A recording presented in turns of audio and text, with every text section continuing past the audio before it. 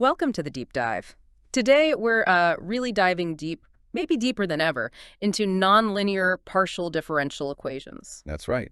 We're tackling a specific paper by Başakoğlu and Wang. It's a significant piece of work on, well, what they call hyperbolic nonlinear Schrödinger equations. Yeah, a real breakthrough, apparently. Right. And our mission today, following our, let's say, strict protocol, is to go through it line by line. Exactly. We want to show you how they proved stability and existence for solutions, what we call well-posedness, in a really tough setting. We're talking about the torus here. High-dimensional, compact.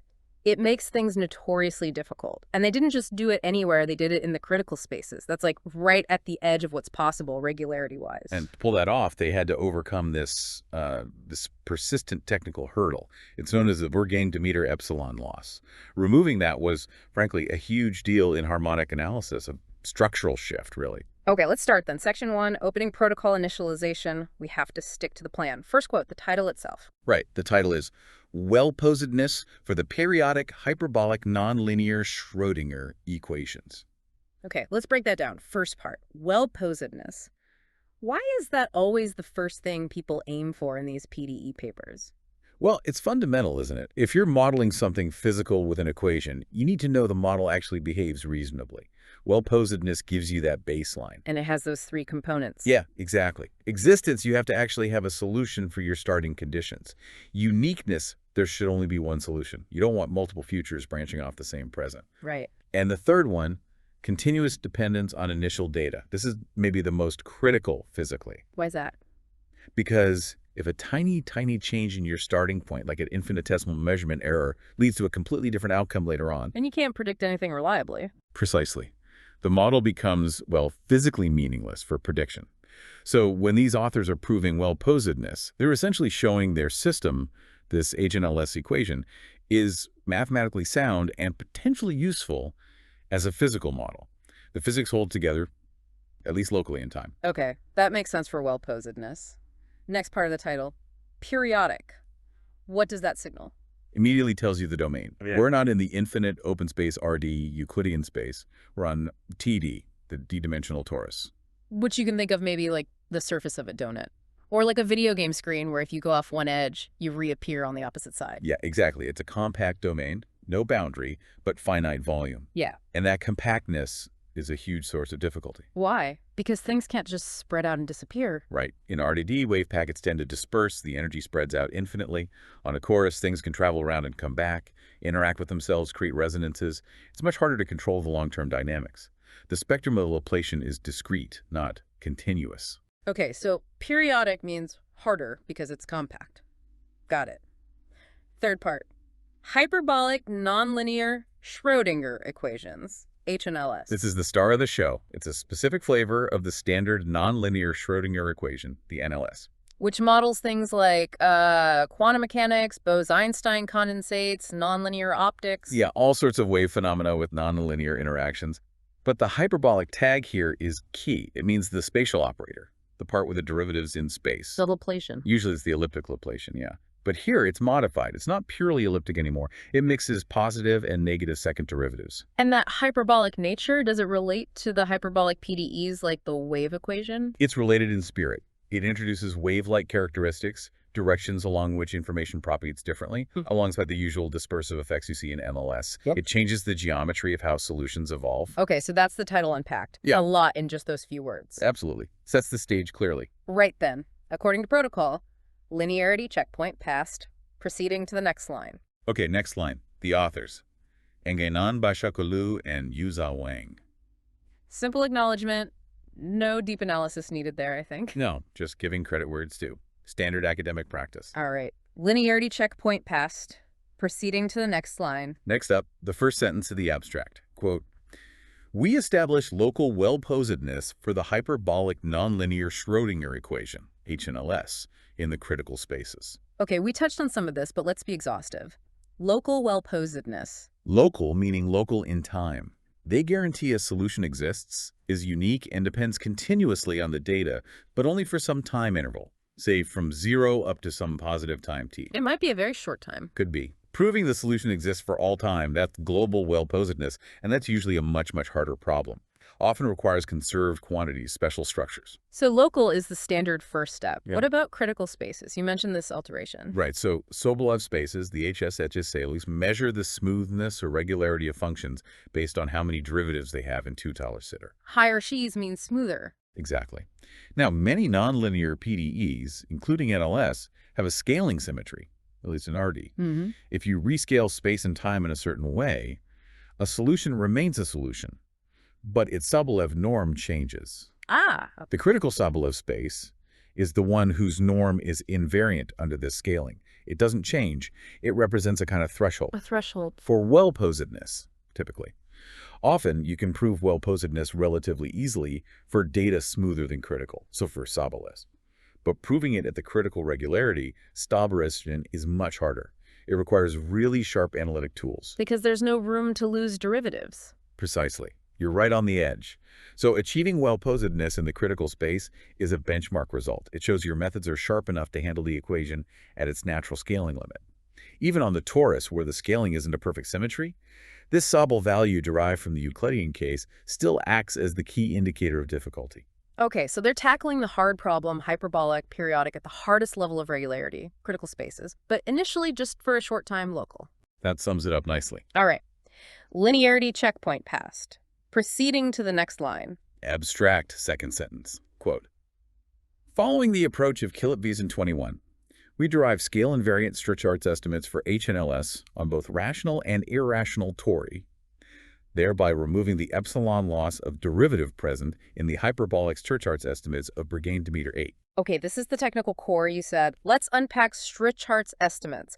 What are they fundamentally doing? Strichhartz estimates are indispensable tools for studying dispersive equations, like Schrödinger or wave equations. They relate different ways of measuring the size of the solution. Measuring size how? They connect the size of the initial data, usually measured in a Sobolev space like H's, which captures smoothness, to the size of the solution as it evolves in time, measured in mixed space-time norms like LUQP, Lyric spiral. That's the norm, where you take a Noller norm in space first, then a Noller norm of the result in time. Exactly.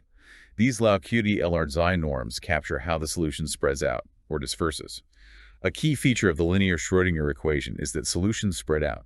Their amplitude decays locally. Strichhartz estimates quantify this decay or spreading by showing the solution is bounded in these space-time norms, even if the 2L2 norm energy is conserved. And why is that useful for the nonlinear problem? Because the nonlinear term usually involves products of the solution. If delta 2 itself stays bounded in these low Q2 size spaces, you can often use Holder's inequality and other tools to show that the nonlinear term is smaller than the linear part, at least for short times or small data. This allows you to control the nonlinearity and build a solution using techniques like contraction mapping arguments. Okay, so Strichhartz estimates quantify the dispersion of the linear part, which helps control the nonlinear part. What about scale invariant? That relates back to the critical Sobolev exponent exponent. A Strichhartz estimate is scale invariant if it holds exactly at the critical regularity level and respects the equation's natural scaling symmetry. Essentially, the constants in the estimate don't blow up or vanish undesirably when you consider the scaling. These are the sharpest possible estimates you can hope for, the ones needed for critical well-posedness. And the big achievement here is removing the epsilon loss from the previous state-of-the-art, the Borg and Demeter estimates. Yes, Borg and Demeter did foundational work providing Strichhartz estimates for NLS on the torus, including the hyperbolic case, but their estimates for HNLS had this extra factor, often written like nullsalon, where the Nollers is a frequency scale. Epsilon is just some small positive number. Right, arbitrarily small, but positive. Now, you might think an arbitrarily small loss, who cares? But in critical well-posedness problems, any loss of derivative, even an infinitesimal one represented by nullsalon, is often fatal. Because when you try to close the argument, say using a fixed point theorem, you need your estimates to work uniformly across all frequency scales, none dollars. If your estimate constant grows with none dollar, even as slowly as none epsilon, the estimates typically fail at high frequencies. You can't prove the mapping is a contraction in the critical space. So removing that epsilon factor, making the estimate truly scale invariant, is the key that unlocks the critical well-posedness result. Precisely. That's the technical linchpin of the entire paper. They followed the strategy developed by Kilip and Wiesen in the elliptic setting to achieve this epsilon removal for the hyperbolic case on the torus. Okay, a very dense abstract. We've covered the core claims and strategy. Yes, that's the whole narrative. Okay then. Linearity checkpoint passed. Proceeding to the next line. Now we move into the introduction proper, section 1. Right, paragraph 1, sentence 1. Quote, we consider the hyperbolic nonlinear Schrödinger equations, curly brackets start, I partial derivative of u with respect to t plus delta plus minus x on u plus or minus the absolute value of u to the power 2m times u equals 0, u of t x at t equals 0 equals u naught of x, t x is an element of 0 to open interval times m curly brackets end 1.1. Okay, this is the equation itself, formally written out. Let's break down 1.1. Sure. It's an evolution equation. The first term, I partial derivative of u with respect to t, tells us how the solution to word changes in time. The I makes it Schrödinger-like, related to quantum mechanics and wave dispersion. Then the spatial part, delta plus minus acting on u. This is that special hyperbolic Laplacian we discussed. It involves second derivatives in space, but with mixed signs, potentially. Correct. Those two terms together, I partial derivative of u with respect to t plus delta plus minus acting on u, form the linear part of the equation. If the rest were 0, it would be a linear PDE. But it's not 0. We have the nonlinear term, plus or minus the absolute value of u to the power 2m times u. Right. This is the nonlinearity. $2 is the unknown function, often complex valued. $2 is its magnitude. $2 is a positive integer, usually in $1. So the magnitude raised to an even power. Multiplying by $2, again, gives the full term. The power $2 plus a1 is the overall degree of the nonlinearity. So $m gives the cubic nonlinearity, m-metodi gives quintic, and so on. The plus-minus sign determines if it's focusing or defocusing. Exactly. This term couples different frequencies and makes the equation much harder to solve than its linear counterpart. It models interactions, like light beam self-focusing in a medium or particle interactions. And the equation is set equal to 0. Below that, u of t x at t equals 0 equals u naught of x. That's the initial condition. We need to specify the state of the system, $2 at the starting time 2 so.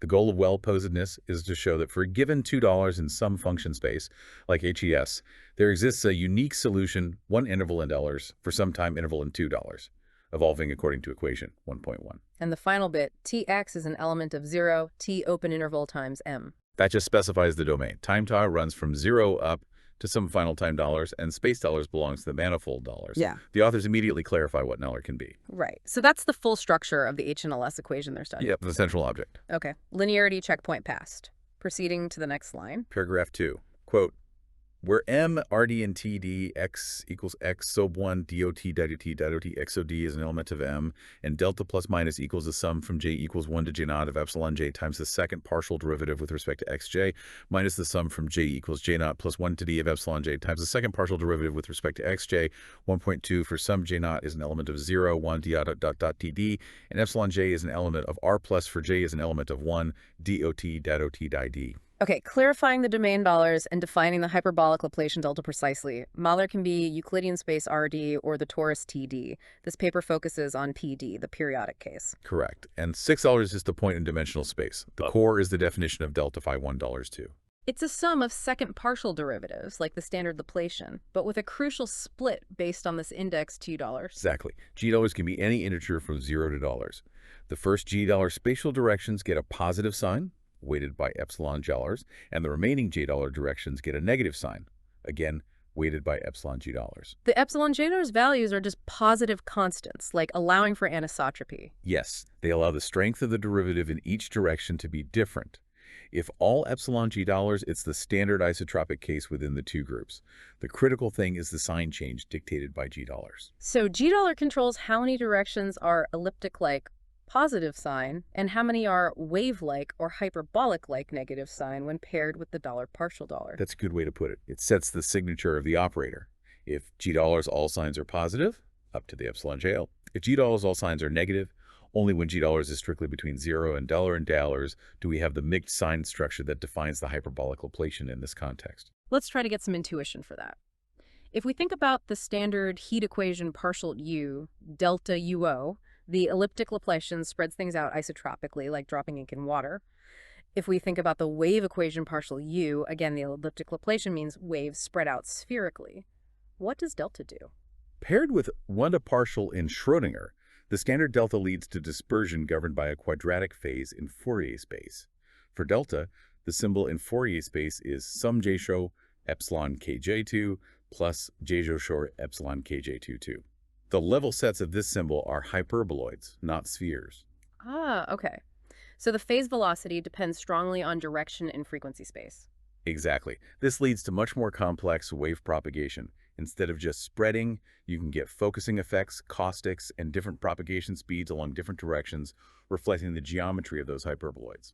It's fundamentally different from the purely elliptic case. Okay, that clarifies the structure of delta and the role of $. It's the heart of the hyperbolic nature here. Right. Linearity checkpoint passed. Proceeding to the next line. Paragraph 3, quote, when J naught 0, we write delta plus minus minus delta. When J naught d, we write delta plus minus to delta, where delta is the standard elliptic Laplacian operator given by delta equals the sum from j equals 1 to d of epsilon j, times the second partial derivative with respect to xj, with epsilon j is an element of R+. This just formalizes the boundary cases we mentioned. If J in dollars, all terms are negative, so delta is just a delta, the negative of the standard elliptic Laplacian delta. And if J in all terms are positive, so delta is exactly the standard elliptic Laplacian delta. The formula for delta is given here too, just the sum of second derivatives with positive weights, epsilon j. So these are the familiar cases, the standard NLS up to an overall sign on the Laplacian, which often doesn't drastically change the analysis for well-posedness itself. Correct. When $G hits the ends, 0 or DL, we're back in the well-studied world of elliptic NLS. The operator delta, or delta, paired with $1 per Korsel leads to the dispersive behavior characteristic of standard Schrödinger equations. Think of it as primarily spreading or diffusion-like in a probabilistic sense, though it's unitary evolution. Okay, clarifies the standard elliptic endpoints. Yep, sets them aside. Linearity checkpoint passed. Proceeding to the next line. Paragraph 4. Quote, when J in A is not an element of 0, D, and 1.2, we refer to delta plus minus as the hyperbolic Laplacian operator and the corresponding Schrödinger equation, 1.1, as a hyperbolic nonlinear Schrödinger equation, HNLS, which will be the main concern of this paper. And here's the explicit statement. They are only interested in the cases where G$ is strictly between 0 and $. Exactly. This is where the operator truly has mixed signs, where the hyperbolic nature manifests. The paper is focused exclusively on this regime. $1, GHL, and $. So all the results to follow the Strouchart's estimates, the well-posedness theorems apply specifically under this condition of mixed signs. That's the core scope. They are tackling the less understood, more geometrically complex scenario. Got it. Main concern established. Linearity checkpoint passed. Proceeding to the next line. Paragraph 5. Quote, as a model, HNLS appears in the dynamics of deep water gravity waves. 1. It also appears in the study of self-focusing wave packets in plasma or nonlinear optics. See, for instance, 4, 5, 6. Brief mention of physical motivation. Why would these mixed sign Laplacians show up in physics? Well, think about waves in complex media. In deep water, gravity waves can have different dispersion relations depending on direction relative to propagation or depth gradients. In plasmas or certain optical materials, the response of the medium to a wave packet might be anisotropic. It might affect propagation differently along different axes. So the mixed signs in delta could model that kind of directional dependence in the medium's response. Exactly. The different signs for different spatial derivatives can capture situations where the medium might be, say, focusing in one direction, but defocusing in another, or where the effective mass or diffraction coefficient changes sign depending on the direction of propagation in frequency space. These references point to specific derivations where HNLS-type equations emerge from physical principles in these contexts. Provide some grounding that this isn't just a purely mathematical curiosity. Right, there's physical relevance driving the interest, at least partially. Okay. Linearity checkpoint passed. Proceeding to the next line. Paragraph 6. Quote, over the last decades, hyperbolic nonlinear Schrödinger equations have been studied extensively in different settings. We refer to 13, 12, 31, 25, 29, 8, 8, 11, 27, 2, 3, 18. Just contextualizing their work within the existing literature, they're acknowledging that this isn't the first paper on HNLS. Right, it's a field with history. They're building on previous work, particularly the Borg and Demeter estimates mentioned in reference 8, and likely positioning their contribution relative to these other studies. Standard practice to show awareness of the field. Okay, context provided. Linearity checkpoint passed. Proceeding to the next line. That seems to conclude the general introduction part. Now, section 1.1, Strouchart's estimates. Yep, diving into the main tool, paragraph 1, sentence 1. Quote, in this paper, we focus on the local well-posedness theory of 1.1. Reiterating the main goal we discussed from the abstract. Local well-posedness for equation 1.1, the HNLS. Just refocusing the reader after background. Keep the main objective in sight. Okay. Linearity checkpoint passed. Proceeding to the next line. Sentence 2. Quote, for this purpose, we view the nonlinear problem, 1.1, as the nonlinear perturbation of the following linear equation, curly bracket start. Partial derivative of u with respect to t plus delta plus minus u equals 0. U of t, equals 0 equals u naught. Curly brackets end, 1.3. Okay, standard strategy for nonlinear PDEs. You first understand the linear version. Right. Equation 1.3 is just 1.1 with the nonlinear term removed. It's the linear HNLS equation. The idea is if the nonlinearity is small in some sense, either because the initial data u dollars is small or because we only look for a short time dollars, maybe the solution to the full nonlinear problem, 1.1, looks similar to the solution of the linear problem, 1.3. So you solve the linear problem first, and then figure out how the nonlinear term modifies that solution. Precisely. This often leads to using Duhamel's principle, or formulating the problem as a fixed-point equation, where the linear evolution is the base case, and the nonlinearity acts as a forcing term or perturbation. Understanding the properties of linear evolution is paramount. Okay, setting up the core analytical strategy. Linearize first. Foundational step. Linearity checkpoint passed.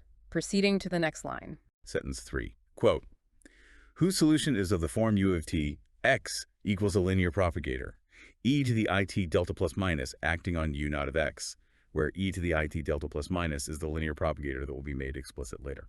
Right. The solution to the linear initial value problem, 1.3, is given by applying a linear operator, e delta, to the initial data, $2. This operator, e delta put, is called the linear propagator or the solution operator for the linear equation. Formally, it's defined using functional calculus, often via the Fourier transform. How does that work? In Fourier space, doesn't partial break become multiplication by Fourier delta? Exactly. So the operator delta becomes multiplication by a symbol, which is that quadratic form in K we discussed. Yeah. Some epsilon kg2 Conti by r 2 delta. Let's call this symbol math bhe turbulent constants. Then 1 partial plus delta becomes 1 partial math bhe acting on the Fourier transform part. Ah, so for each fixed dollars, that's just an ODE in time for Right. Partial math BVP is level FD. And the E delta operator corresponds to taking the Fourier transform of $2, multiplying by the space factor E at BF2, and then taking the inverse Fourier transform. Precisely. That's how the linear propagator EA delta acts. It evolves each frequency component decol independently according to the dispersion relation given by the symbol math BF2. Okay, so the linear solution is formally defined via Fourier analysis. Yes, that's the standard way. All right. Linearity checkpoint passed. Proceeding to the next line. Sentences 4 and 5 together. Quote, therefore, in the study of 1.1, it is crucial to estimate solutions to 1.3 for given initial data, u naught. From the Plantrel identity, we see that e to the it delta plus minus is unitary in the Sobolev space, the L2 norm in x over m of the linear propagator, e to the it delta plus minus f equals the L2 norm in x over m of f. Okay, so step 1 is understanding the linear solution operator AI delta. And the first fundamental property is its behavior in $12 too. Right. Plancherel's theorem, or Parseval's theorem on the torus, connects the 22 norm of a function to the 22 norm, or the 22 sum of its Fourier transform. Since any delta just multiplies the Fourier transform by a phase factor E at math BF2, which has magnitude 1. The magnitude doesn't change. Exactly. So the Toltu norm of Pascal is preserved. By Plancherel, this means the Toltu norm of the function face itself is preserved under the evolution ALIC. So the operator is an isometry, or unitary, on Toltu norm, often related to conservation of mass or probability in physical applications. Correct. It's a fundamental property stemming from the fact that delta is self-adjoint, or skew-adjoint, when paired with the dollar. This Toltu conservation is essential, but as we said, it's not enough for the nonlinear analysis. We need more refined estimates. Okay, established Toltu unitarity. Foundational property checked. Linearity checkpoint passed. Proceeding to the next line. Paragraph 2, start of the street charts discussion. Quote, street charts estimates of the following form are of particular importance. The mixed LQ in time, LR in space norm over R cross M of the linear solution e to the it delta plus minus f is bounded by the HS norm in x over m of f, 1.4. Here it is, the general form of the street charts estimate, 1.4. It bounds a space-time norm of the solution by a Sobolev norm of the initial data of F-stum. Yes. The left side measures the size of the evolved solution 1 delta over both space sexagons in m's and time t in math key, or often a finite time interval. The right side measures the size or regularity of the initial condition mass using the GHS-M-F norm. We need to be really clear on that left-hand side norm. It's defined next. Right. The quote continues immediately with the definition. Okay. Linearity checkpoint passed. Proceeding to the next line, which is part of the same sentence, defining the norm. Quote continues. Where the spacetime norm is defined by the mixed LQ in time LR in space norm over R across M of U equals the LQ norm in T over R of the LR norm in X over M of U of TX, and we write LQ in time LR in space as LR in key X when Q is R. Okay, the explicit definition of the mixed norm LQT LRX. You first compute the dollar norm in space for each fixed time 2. That gives you a function of 2. Yeah. Then you compute the ball arm of that function of Diri. Exactly. Right. It captures incurability properties jointly in space and time. The pair is called an admissible pair if the Strittard's estimate 1.4 holds for some zero. And the notation LDTT-LRX is shorthand for when 2PR and 2RX. Correct. Just a common convention. So why these specific norms? Why not just say LR sevels over the whole spacetime domain? These mixed norms are better adapted to the physics of dispersion. The Lear norm captures spatial spread at fixed times, while the LQ2 norm captures the temporal decay or persistence of that spatial spread. Different pairs capture different aspects of the dispersion. For Schrödinger equations, there's typically a scaling condition relating to the valors, the dimension dollar, and the Sobolev index layer. The estimate 1.4 essentially says that if the initial data has the Ziller derivatives in $2,000, then the solution will be in LT2 will be in Euler $2,000. It trades spatial regularity for space-time integrability. That's a perfect way to summarize it. It quantifies the dispersive smoothing effect of the linear Schrödinger evolution. Okay, the structure of the Strittard's estimate and its norm are clear. Good. It's the main quantitative tool. Linearity checkpoint passed. Yeah. Proceeding to the next line and of paragraph 2. Quote, it is known that estimates 1.4 crucially depend on the hyperbolic operator delta plus minus, as well as the underlying manifold M. Right, this is setting up the distinction between RD and TD and between elliptic and hyperbolic. The validity of the estimate, 1.4, and specifically which pairs are admissible for a given Ebel dollar, depends heavily on the geometry. Absolutely. The dispersion properties are fundamentally tied to the symbol of the operator and the global structure of the domain, RD vs TD. The rest of this section digs into those differences. We should expect different results, or at least different proofs for these different settings. Definitely. That's where the main difficulties lie. Okay. Linearity checkpoint passed. Proceeding to the next section, analyzing 1 LA versus 1 Eller ascribes T. This covers pages 2-3. First, the Euclidean case, 1 LA the melody. The paper reviews known results. They state, when 1 LT level melody, Strittard's estimates for ELO delta are known to hold uniformly, and they give estimate 1.5. Let's skip quoting the full estimate for a moment and focus on the key point, uniformity. Uniformly with respect to the signs in delta, so it doesn't matter if it's elliptic or hyperbolic in MathBR, the Strittard's estimates look the same. Largely, yes, for the standard range of admissible pairs, robot or dollar. This uniformity comes from the underlying dispersive estimate, which they give as 1.6. Quote, the L infinity norm in X of the linear solution e to the IT delta plus minus F is bounded by t to the power minus d over 2 times the L1 norm in X of F. Okay, this is the fundamental decay estimate in the MathB. It says the maximum amplitude of the solution decays, like TD2, provided the initial data as L dollars is in $1 Right. This TDTK is a direct consequence of the wave packet spreading out into the infinite volume of mathway is purely a geometric effect of the dimension dollars. And crucially, this decay rate is the same whether you have delta or delta ball. Why is it the same? Doesn't the hyperbolic operator change the propagation? It changes the shape of the propagation. But the fundamental principle of conservation of energy combined with spreading into dollar dimensions still leads to the same overall $dollar to NFT decay rate TEDI. You can prove this using stationary phase methods or related techniques.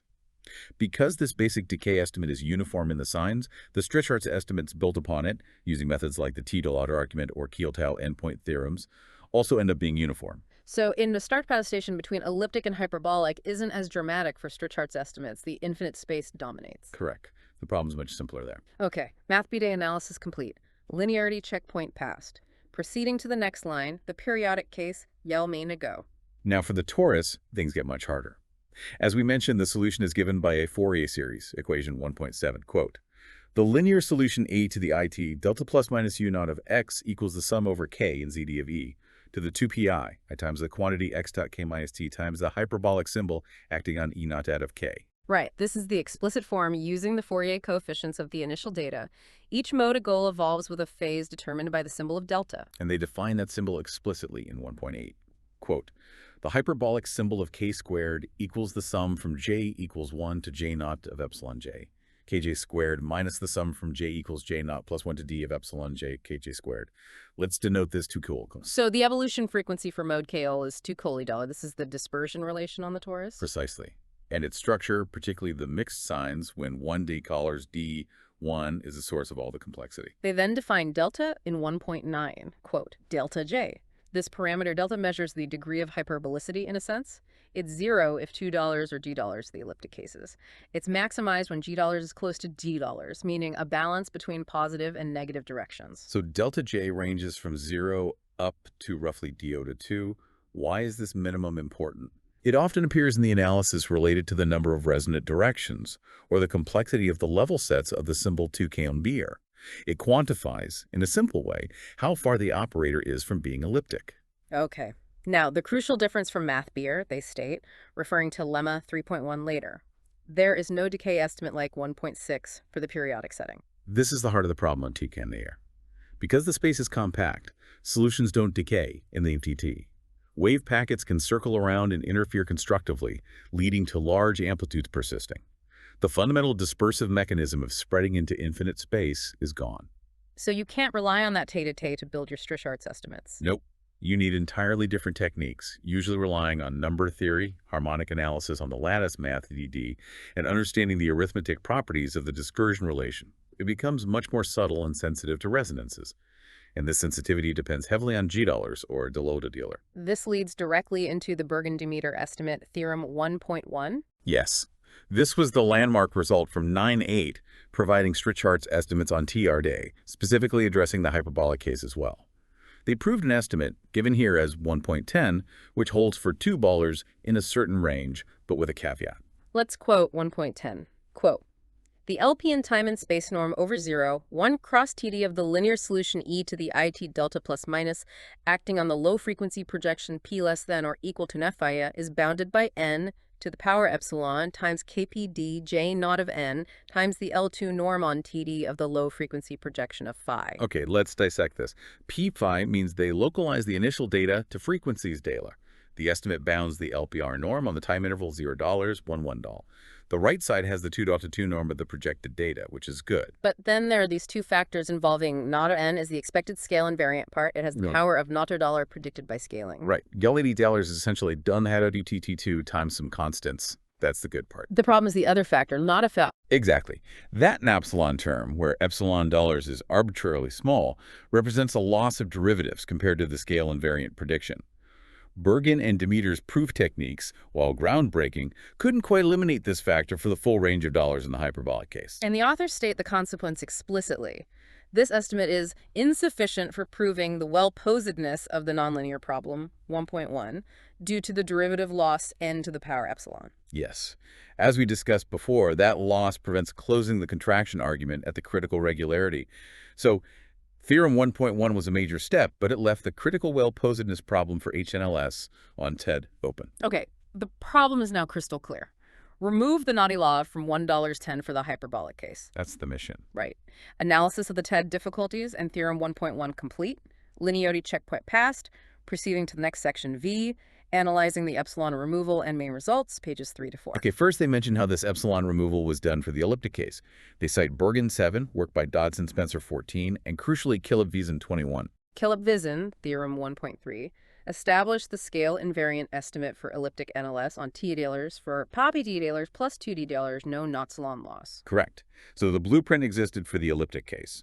The question was, can this Kilop-Wiesen epsilon removal technique be adapted to the more complex hyperbolic setting where delta next dollar? And Başakoğlu and Wang's answer is yes. This brings us to their main technical contribution, Theorem 1.4. Quote, Theorem 1.4 confirms the Bergen and Demeter conjecture that the loss n to the power epsilon can be removed for hyperbolic cases when p is greater than p star, where bl is a critical exponent depending on dollar and d dollars. They provide the resulting scale invariant estimate, 1.11. Let's vocalize 1.11. Quote, The LP in time and space norm over 0, 1 cross to d of the linear solution e to the LET delta plus minus, acting on the low-frequency projection p less than or equal to of phi, is bounded by n to the power d over 2 minus d plus 2 over p times the L2 norm on TD of the low-frequency projection of phi. Compare this directly to 1.10. The problematic epsilon factor is gone. Bam. And the power of no dollars that remains, $2, d del plus 2 bt, is exactly the one required by scaling arguments. This is the sharp, scale invariant Strichard's estimate for HNLS on $2, valid for PP pills. This is the core technical result that enables everything else. It shows the hyperbolic operator on the torus, despite its complexities, still allows for sharp dispersive estimates in this range. It's a major confirmation. The geometric structure didn't fundamentally break the scale invariance, at least for people sufficiently large. Okay, theorem 1.4 established, linearity checkpoint passed. Proceeding to the next line, remarks 1.5 and 1.6. Remark 1.5 discusses sharpness in boundary cases. There's a conjecture, 1.12, related to the endpoint PP2.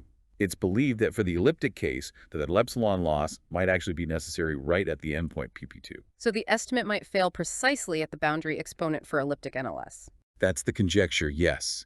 But intriguingly, the conjecture suggests this failure doesn't happen for the hyperbolic case. Theorem 1.4 proves the estimate holds for PPP, and it's expected to hold even at PPP without the loss term in the hyperbolic setting. That's quite a subtle difference. The hyperbolic geometry is more complex, yet potentially better behaved right at the critical Strichard's exponent. It seems counterintuitive, but yes.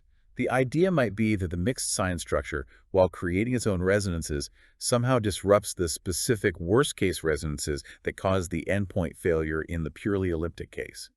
It spreads the interactions out more effectively, perhaps? Fascinating. The remark also mentions unresolved issues for higher dimensions and the subcritical range of PPP, conjecture $1.13. Right. While Theorem 1.4 settles the scale invariant estimate for PPP, the exact behavior at or below dollar remains partially open, especially for higher dimensions. These conjectures map out directions for future research. And then there's remark 1.16, a crucial update added after submission. Yes, they acknowledge that Liu and Zheng 18 resolved one of the open endpoint cases, delta J0, the real L4SOR estimate, using different methods. What methods did Liu and Zheng use? Incidence geometry. This is a completely different approach, relying on geometric measure theory and counting intersections between tubes or plates in phase space. It's often very powerful for specific endpoint estimates, but less easily generalized than the functional analysis approach used by Başakoğlu and Wang. So this highlights two distinct, powerful techniques operating in this field. The Killup-Vezan-style epsilon removal using function spaces, and the Borgen-Guth-style incidence geometry. Exactly. They often tackle similar problems, but from very different perspectives. Başakoğlu and Wang chose the function space route, achieving broad results for PPO, while Liu Zheng sniped a specific endpoint using geometry. Okay, that covers the main Strichard's result and its context. Linearity checkpoint passed. Proceeding to the next section, Shakes, analyzing section 1.2, well-posedness, pages 5 up. Now we connect the sharp Strichard's estimates back to the main goal, well-posedness in the critical space. First step, define street. They explain the scaling symmetry in MathBLake. If UTX is a solution, then lambda U lambda TT is also a solution. Right. This transformation rescales space-time and amplitude. You then calculate how the Sobolev H's norm changes under this scaling. And Setzi's is the specific value of theros for which the homogeneous non-norm remains invariant. The formula is 1.14 SC equals D over 2 minus 1 over M. Correct. This value depends only on the dimension dollars and the power of the nonlinearity dollar. As we said, even though T-Day doesn't have this exact symmetry, SETI remains the critical threshold. Lower from means lower regularity is needed, which is generally harder. Okay, sets defined. Now they review the well-posedness results, starting with the elliptic case, theorem 1.7. For Zales Hesse critical well-posedness was established by Borgen using his earlier Strichard's estimates, the ones that might have had losses, but losses are okay when set as OSG. Why are losses okay in the subcritical case? Because you have room. If your data is in sextus with sectis plus delta for some delta dollars, you can afford to lose a tiny bit of regularity, like delta dollar where epsilon is much smaller than delta in the estimates, and still close the argument. The extra smoothness absorbs the loss. Makes sense, but the real challenge is the critical case. Yes. For elliptic NLS at Sexos Dor, they mentioned two main approaches. Here to target Svetkov 17 used profile decomposition and temporal orthogonality, exploiting how different frequency components separate over time. And the other approach? Kilop 21, whose epsilon removal work we just discussed, they used their scale invariant Strichhartz estimates combined with bilinear estimates to handle the critical nonlinearity. Başakoğlu and Wang explicitly follow this second path. They also highlight the sharp exception again. Demorem, 21 hams, 2 to $11, the cubic NLS on $2 a do, or it's for NHALS. Right. This dual-2 critical case is notoriously pathological. Kishimoto 22 showed the solution map fails to be CT332 smooth, which rules out standard iteration arguments. And there's norm inflation below CT dollars. It's a boundary where things truly break down. Okay, elliptic case reviewed. Linearity checkpoint passed. Proceeding to the next line, subcritical HNLS, theorem 1.8. For HNLS with ZE, previous works had established local well-posedness using the Berganometer estimates, theorem 1.1. The ones with the epsilon loss. Again, the loss is acceptable because... Exactly. This worked for dimensions 2, 2, 3, 2, and get 3, meet 11. But remark 1.9 points out a problem case. Cubic HNLS on 222, that's 2D22, and M-color 1, where CC expected to F literas, is already tricky. For the hyperbolic cubic NLS on 2222, things get much worse. The well-posedness threshold jumps from $2 expected from scaling all the way up to $2. Wow. So the hyperbolic nature significantly degrades the well-posedness properties in that specific low-dimension, low-nonlinearity case. It seems so. The combination of compactness, low regularity, and the hyperbolic operator creates severe resonant interactions that require much more initial smoothness to control, even just locally in time. Okay, subcritical HNLS covered. Linearity checkpoint passed. Proceeding to the main result, theorem 1.11, critical HNLS well-posedness. This is the payoff for theorem 1.4. Using their new scale invariant Strichhartz estimates, 1.11, Başakoğlu and Wang prove local well-posedness for HNLS at the critical regularity, provided delta. And which cases does this cover? It covers a broad range. D2 at 4.3, 4.4 at 4.2.2, a special case D$4 and epthoid 11.2, and all by gay 5.5 from now-to. That's quite comprehensive. It basically says that for most dimensions and nonlinearities, once you have the sharp Strichhartz estimates, critical well-posedness follows for HNLS, just like it did for elliptic NLS. Precisely.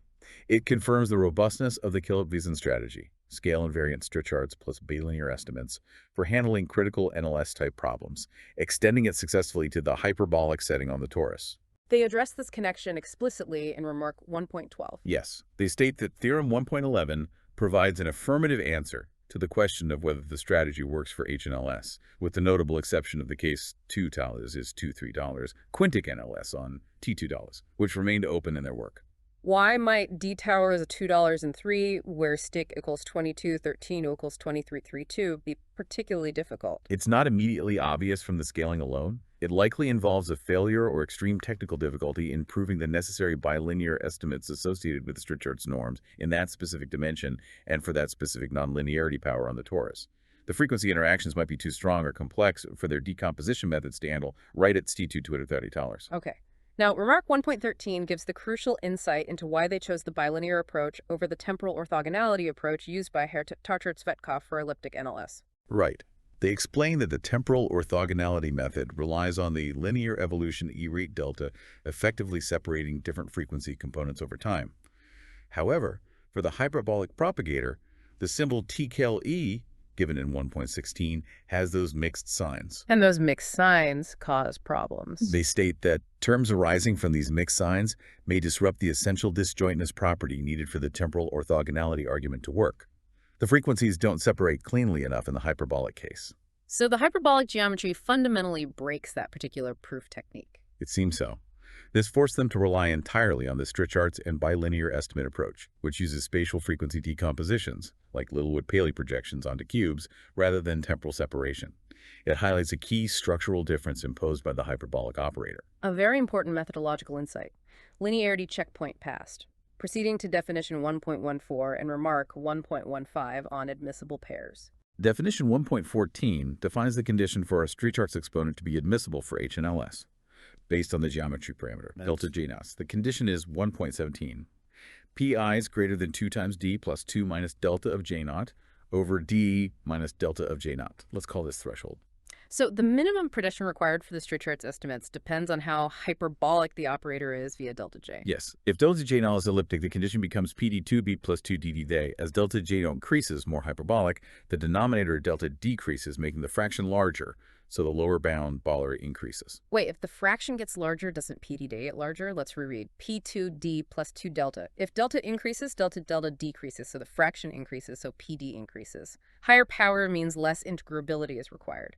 So more hyperbolic means you need stronger street charts estimates, higher power. Ah, good catch. Let me trace that again.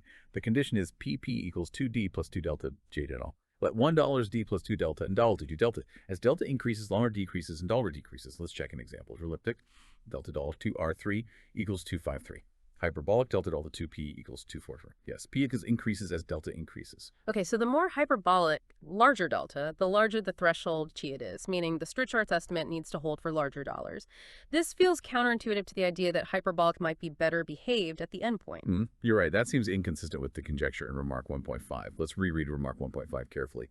It is conjectured that estimate 1.11 fails when PPS and theorem 1.4 proves 1.11 for PPDF. So conjecture is only about the endpoint, the range P where the estimate holds might start higher for hyperbolic cases, larger dollars, but the conjecture is that it includes the endpoint P itself, unlike the elliptic case. Okay, so the range of validity might shrink upwards, but the boundary behavior at that higher threshold really might be better. No loss. That interpretation reconciles the definition of Ballet with the conjecture. Thanks for catching that. Remark 1.15 then calculates the largest possible value of this threshold, the $1 million, which determines the minimum dollars needed to cover all hyperbolic cases. This happens when delta J is maximized, i.e. J is near $2. The value is given in 1.18. So this Peter from 1 to $18 is the crucial exponent they need for their multilinear estimates to work uniformly across all hyperbolic scenarios. Exactly. It sets the target for their street charts analysis. All right, admissibility conditions clarified. Linearity checkpoint passed. Proceeding to section 7, analyzing section 2, preliminaries and function spaces, pages 9-11. First, section 1.3 just outlines the paper structure. We're essentially following that outline. Linearity checkpoint passed. Proceeding to section 2.1, notation. Standard stuff here. Lesson B means lesson BB for some constant seller. Lesson BB means lesson B and lesson BFSK. They define the Fourier transform convention. In TP IKIKIX FSDXC. And crucially, the Littlewood-Paley projection operators. And TPN isolates frequencies where the magnitude Kähler is roughly now $, like tundra KN, includes all frequencies up to $9. These are defined using a smooth radial cutoff function to PKI. These projections are essential for decomposing the problem into different frequency scales, which is standard in harmonic analysis approaches to PDE. Absolutely fundamental. You analyze interactions between different frequency scales, high, low, high, etc. Okay, notation set. Linearity checkpoint passed. Yeah. Proceeding to section 2.2, function spaces. Now we get into the specialized spaces needed for the critical analysis, particularly the up and Foucault spaces, which are alternatives to the older Sexaby spaces. Why these spaces? What's the advantage? GXEs, B spaces, based on Fourier transforms in both space and time, can be very technical, especially at low regularities or when dealing with complex dispersion relations. The up and VPAS spaces, developed by Koch, Tataru, and others, are often more flexible. How are they defined? Definition 2.1 defines up atoms. An up atom is basically a step function in time, taking values in 22lers, with Lauderborn coefficients summing to 1. The up space is the closure of these atomic functions under a norm that sums the coefficients. It's built to handle sums and integrals naturally, like in Duhamel's formula. And VSUS in definition 2.2? VBAL is a space of functions with bounded devariation. The definition, 2.1, involves taking a supremum over all partitions of the time interval of sums of tough powers of differences. It measures the total oscillation or variation of the function over time in a norm sense. VBAL is particularly important. And there are embeddings between them. 2.2. Up hook rate RO VP rho, hook rate RO WIMFT O for hap pip T dollars to picky O is the subspace of rate continuous functions in V pattern pole. Yes, these embeddings show how the spaces relate. Up is contained in VP80, which is contained in UCART for larger dollar, and ultimately, everything is bounded. They provide a hierarchy of control over the solution's temporal behavior. Then definition 2.4 introduces up delta air and VP delta. What's the subscript delta doing? It incorporates the linear flow. A function delta is an up delta nuller, is an up delta ED, is in the base space up delta up. Essentially, you undo the linear evolution first, and then measure the resulting function in the updo key Adel space. It measures the solution relative to its free evolution. Ah, okay. So it's adapted to the specific linear operator delta. Precisely. And this leads to the final critical spaces 6 dollars in definition 2.5. These are built using Littlewood-Paley projections, PA, isolating frequency K in MathBT, and the 282 and V2Ln norms applied to the Fourier components. Let's vocalize the 6's norm. Quote, the x's norm squared equals the sum over K and ZD of angle brackets K angle brackets to the power 2s times the U2 norm and T squared of U hat of K. Right. So you take the Fourier transform where each color is a function of time. You measure this function using the 2 norm, measuring its atomic structure and time. Then you weight this by Langle, K-Wrangle, which is like $1 plus K2, measuring spatial regularity, and some overall frequencies. And yours is similar, but uses the $V instead of $U too. Correct. Yours uses the bounded variation norm V2. Since $2 hook radar V2R, we have the continuous embedding sexes hook radar YSC mentioned in 2.3. Sexes is often used as the solution space, where the contraction mapping works, and URIS, or related norms, often appear on the right side of estimates. Okay, these are the precise function spaces tailored for the critical analysis using the AOVP DAL framework. Exactly. They provide the right topology to make the estimates work. Then we have Lemmas 2.6, 2.7, and 2.8, providing key technical estimates relating these spaces to standard norms and the Duhamel integral. Lemma 2.8 seems crucial. Extremely crucial. Lemma 2.8 connects the LPPX-Sturcher's estimates, theorem 1.4, to these abstract function spaces. It essentially says that the ability to control the LPTX norm, what theorem 1.4 gives you, implies control in norms related to up delta L2, 2, and US days. And it leads to estimate 2.4. Quote, the LPT norm on 0, 1 cross TD of the low frequency projection P less than or equal to n of U is bounded by n to the power d over 2 minus the quantity d plus 2 over P times the Y0 norm of the low frequency projection P less than or equal to n of U. This is the payoff. It translates the Sharp-Strichert's estimate, theorem 1.4, whose RHS involves the $2 norm of initial data, into an estimate involving the $Y norm of the solution $2 itself. All right. Since they beds into $Y after frequency localization, this allows them to use the dollar norm to control the LP-GO norms needed in the nonlinear estimates. It's the bridge from the linear analysis, theorem 1.4, to the nonlinear analysis framework, SO's Y spaces. Okay, the function space machinery and its connection to Strit charts are laid out. Yep, the technical foundation is set. Linearity checkpoint passed. Proceeding to Section 8. Analyzing Section 3. Scale and variance Strit charts estimates. Pages 11-15. Okay, Section 3 dives into the proof of the main technical result, theorem 1.4, the epsilon removal for the Strit charts estimate when PP2. Section 3.1 details the argument. It starts with the convolution kernel defined in 3.11.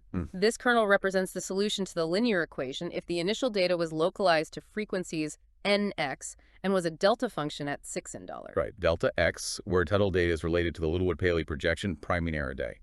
Understanding the decay properties of this kernel is key. And Lemma 3.1 provides a dispersive estimate for this kernel. Quote, 3.1. The absolute value of k plus minus n of tx is bounded by the product from j equals 1 to d of n over the square root of qj times the quantity 1 plus n times the absolute value of epsilon j minus aj over qj to the power 1/2. This seems like a complex bound related to rational approximations of t. It is a technical bound derived from understanding the oscillatory integral defining the kernel. However, the authors immediately point out a crucial simplification via the symmetry argument. 3.2. What's the symmetry argument again? It's that KNTX and TS number where Taros is the kernel for the elliptic Laplacian delta.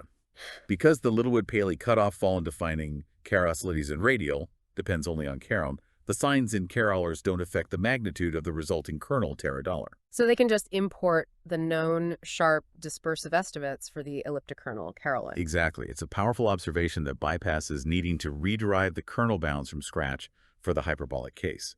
They leverage the existing elliptic theory. Okay. Kernel estimate established via symmetry.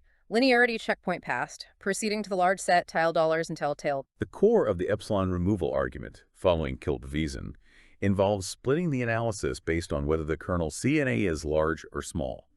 They define a set $3.03 of times to the nowr and spatial point $6 where the kernel exceeds some threshold, nin d go sigma. This is the bad set where dispersion is weak. And the kernel restriction to this bad set is called tilde dera. They show that the contribution from the good set, where the kernel is small, can be easily bounded, see estimate 3.4, by NT-kernel. Right. The main difficulty lies in controlling the convolution with the bad part of the kernel. This is handled by proposition 3.2. Proposition 3.2 gives a convolution estimate, 3.5, specifically for this large part of the kernel. It essentially bounds its effect in L-powers. This proposition captures the core geometric or number-theoretic information about the resonance structure. Its proof, likely relying on techniques from the elliptic case via the symmetry, is the technical heart of the epsilon removal.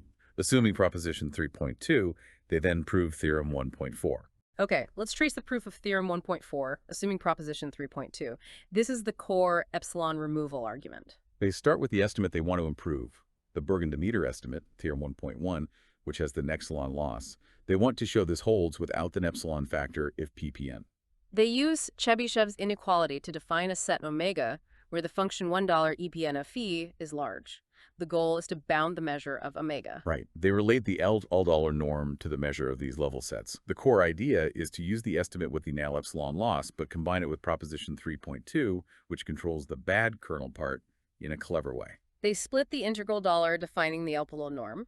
They use Cauchy-Schwarz 3.7, and then separate the kernel KNP into the small part, controlled by 3.4, and the large part, tilde more, controlled by proposition 3.2, estimate 3.9.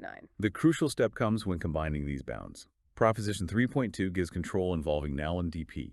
Since they assume kpn to p, the term dual is smaller than null and dp. Ah, so there's a power saving because pp2. Exactly. The final condition boils down to ensuring that this power-saving 9p is enough to absorb the initial non-epsilon loss from the Bergen-de-Meter estimate. This leads to the requirement that epsilon must be sufficiently small compared to the gap pp, specifically epsilon delta, where delta comes from proposition 3.2. So if you have any margin pp2, you can choose the original epsilon in the weaker estimate small enough such that the argument closes, effectively removing the epsilon dependence and yielding the scale invariant bound of theorem 1.4. That's the essence of the Kilip-Wiesen epsilon removal argument. It's a bootstrapping or interpolation-like idea that leverages the gap above the critical exponent boundary to cancel the derivative loss. A very elegant, if technical, argument. Theorem 1.4 is proven. Linearity checkpoint passed, proceeding to section 3.2, hyperbolic Galilean boost. This section introduces a technical tool needed later for the nonlinear estimates, lemma 3.3, the hyperbolic Galilean boost. What's the goal here? Shifting frequency. Yes. Often in nonlinear analysis, you decompose functions using Littlewood-Paley projections, P and AR. But sometimes you need estimates centered not around frequency 0, but around some other frequency k dollars. The Galilean transformation is a way to relate estimates centered at k dollars back to estimates centered at 0. Lemma 3.3 gives the result at 3.10 for frequency cubes Lottle within the larger scale nullers. It essentially says the Strichard's estimate holds uniformly even when localized to these cubes away from the origin. The proof involves applying a specific transformation, the hyperbolic Galilean transform mentioned on page 14. This transform involves multiplying the function u chaos by a carefully chosen exponential factor, ETO dish. What does this factor do? It effectively shifts the frequency center. If Toulouse was localized near frequency k dollars, the transformed function is localized near 0. Crucially, this transformation preserves the LPTO norm. So you can apply the known Strichard's estimate, theorem 1.4, centered at frequency 0, to the transform function, and then transform back to get the desired estimate for the original function localized near k dollars. Exactly. It's a standard technique to extend frequency 0 estimates to frequency localized estimates. They define the parameter epsilon related to the transformation and show the L-Bolar norm is invariant. Okay, Galilean boost established, linearity checkpoint passed, proceeding to corollary 3.4. Corollary 3.4 combines the main Strichard's estimate, theorem 1.4, with the function space machinery, lemma 2.8, and the Galilean boost, lemma 3.3, to get the final crucial scale invariant estimate, 3.11, needed for the nonlinear analysis. Quote 3.11, this links the LPE term directly to the $y norm uniformly for functions supported on frequency cubes. The LP norm of u is bounded by n to the power d over 2 minus d plus 2 over p times the y0 norm of u. This is the ready-to-use version of the Strichard's estimate, phrased in terms of the SSYZ function space framework. It incorporates the scale invariant constant and is localized in frequency. This is what will be plugged into the nonlinear estimates in the next section. Okay, all the linear tools are now sharpened and ready. The groundwork is complete. Linearity checkpoint passed. Proceeding to section 9. Analyzing section 4. Nonlinear estimates, pages 15-22. All right, Section 4 gets into the heart of controlling the nonlinear term using the tools we've just developed. Section 4.1 starts with some subcritical estimates first. Lemma 4.1 tackles the cubic case amido into $10, but for Varsami is 12.2, it was 12.2. This is subcritical. They prove a trilinear estimate, 4.1. Why start subcritical? It often serves as a warm-up, and sometimes subcritical estimates are needed as intermediate steps in the critical proofs. Also, it demonstrates how the methods work when you have that extra smoothness, that HNLS. The estimate 4.1 bounds the norm of the trilinear term by products of URVs of the inputs. Lemma 4.2 provides a related bilinear estimate, 4.2. But looking at the proof sketch for Lemma 4.1, there seems to be a derivative loss appearing again, like an ln 12 plus epsilon. Ah, yes. In the subcritical bilinear estimate, 4.2, which is used to prove the trilinear estimate, 4.1, a loss factor can appear. However, because we are in the subcritical regimes, e is 12.2, this loss can be absorbed. Oh. When you sum over frequencies in the final step, like in estimates 4.4 and 4.5, the negative powers of dollars coming from the HNLS norms, whereas 12.2, are strong enough to overcome the positive power, n-fall plus epsilon, from the bilinear estimate, ensuring the sums converge. You use the room provided by size lake. So losses that are fatal at the critical level can sometimes be tolerated in the subcritical regime. Exactly. It illustrates the difference clearly. Okay, subcritical warm-up, done. Linearity checkpoint passed. Proceeding to section 4.2, critical estimates. This is the main event. Lemma 4.3 handles the general critical multilinear estimate for $1.22 and $2.22. The goal is to bound the dollar norm of the full nonlinear term, which involves $2 plus error 1 factors of dollars by the product of these norms. The estimate is on the top of page 17. This is the estimate needed for the contraction mapping argument, proposition 5.1. The proof relies heavily on the sharp Strichard's estimate, corollary 3.4, and careful frequency analysis. They need to choose the Strichard's exponent bills very carefully. Yes, D has to satisfy two conditions simultaneously, as listed in 4.6. First, it must be admissible in the sense of definition 1-14, PRP, depending on the delta. Second, it must satisfy the critical condition, 4.7. D minus 2 times the quantity D plus 2 divided by P minus SC of D mi is less than 0. Let's break down 4.7. CDCal equals D2 1 millidalton relates to Strichard's. What does this inequality ensure? It ensures that when you combine the scaling factor nevi D plus 2 from the Strichard's estimate, corollary 3.4, with the Sobolev scaling $1 from the norms, the resulting power of Nollier after summing over all frequency interactions is negative, guaranteeing convergence. It's the precise algebraic condition needed for the estimate to close at the critical regularity. So finding a paler that satisfies both the admissibility condition from geometry and this critical condition from scaling and linearity is necessary. Yes, and the existence of such a dollars is what limits the range of D for which their proof works. They then proceed with the proof, decomposing to frequency interactions using Littlewood-Paley projections. They consider case A, Lane-Dollar sim N11 high-high interaction, and case B, 100 sim N212 high-low interaction, assuming they're LN1. They use Holder's inequality strategically, applying the Lausser-Strichard's estimate, corollary 3.4, to some factors and Sobolev embeddings or simpler bounds to others. A key technique is the use of almost orthogonality of the frequency cube decompositions and the bilinear Strichard's estimates derived from theorem 1.4. The crucial outcome is that the sums over intermediate frequencies converge due to factors like non-dollars where delta is strictly positive, defined in 4 tells in 10, coming from satisfying condition 4.7. This leads to the final bound. The y minus SC norm of the nonlinear term is bounded by the product from j equals 1 to 2m plus 1 of the xc norm of uj. This is exactly the form needed for the contraction argument. Correct. That improves the main multilinear estimate for $1.22. Okay. Linearity checkpoint passed. Proceeding to lemma 4.4. Trilinear estimate for Laub-Von-Dahls, Mn1. This handles the cubic case, but only in high dimensions, ton volume 5.5. Here C equals D2 in Moyant. The strategy is similar, but the specific exponents used in Holder's inequality and the resulting conditions are different because Unperdeus and Dullers is different. They used, for instance, an Alteller norm, where a priori is 3 plus epsilon, and also Sobolev embedding. Again, the goal is to show convergence by getting negative powers of frequency ratios. Yes, the logic is the same. Decompose, apply Strichard-Sobolev via Holder, sum over frequencies, ensure convergence using the critical condition derived for this specific delta case. Right. Linearity checkpoint passed. Proceeding to lemma 4.5, trilinear estimate for 2 Alder-Dollar is unwanted. This is the energy critical case for cubic HNLS equals 42 tes when equals a 1,1s. it requires its own specific analysis. They need BP order, which depends on G dollars, but they mention needing P232, which comes to the delta jet low-end case. The proof again uses Holder, but with specific endpoint-like Strickhart's norms that are known to hold in all viors like WOLF72TX and $7.07TX. Right. These specific exponents are chosen carefully to match the scaling CCT1 and ensure the final frequency summation converges, yielding a factor like N3 and CC17, which is less than 1 for 3 and $1. So each critical case requires a tailored application of the general strategy, sometimes needing specific known Strickhart's pairs for that dimension. Exactly. The core idea, sharp Strickhart's plus frequency decomposition plus Holder, is consistent, but the implementation details vary.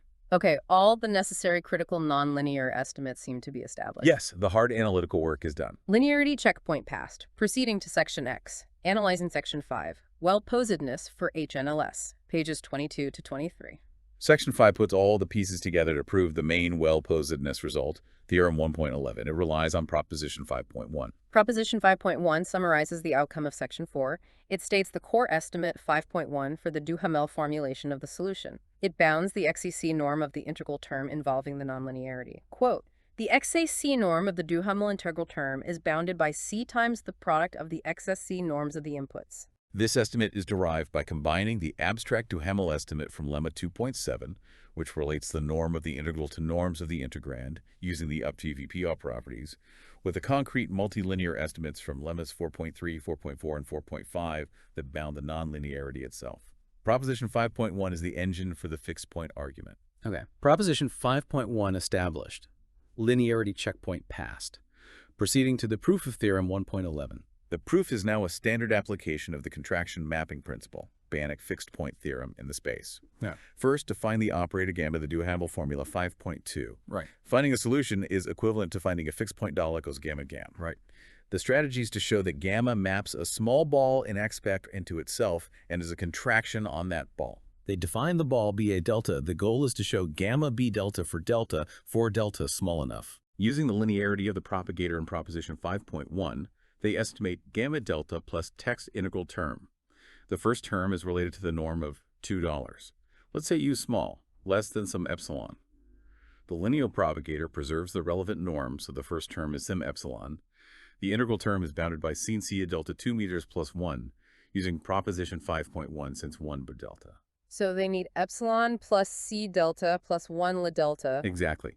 By choosing the initial data size epsilon sufficiently small, here G epsilon la delta, and the ball radius delta sufficiently small, so C delta 2 meters plus 1 delta, which holds M to delta, they ensure the image gamma lands back inside the ball the linear parts can. Next, show it's a contraction. They estimate the norm of the difference, gamma viet. The linear parts cancel.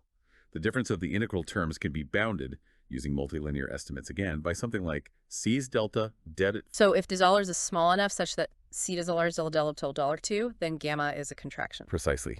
The Banach fixed point theorem then guarantees the existence and uniqueness of a fixed point $1 in B delta, which is the unique local solution to the HNLS equation 1.1, with initial data $2.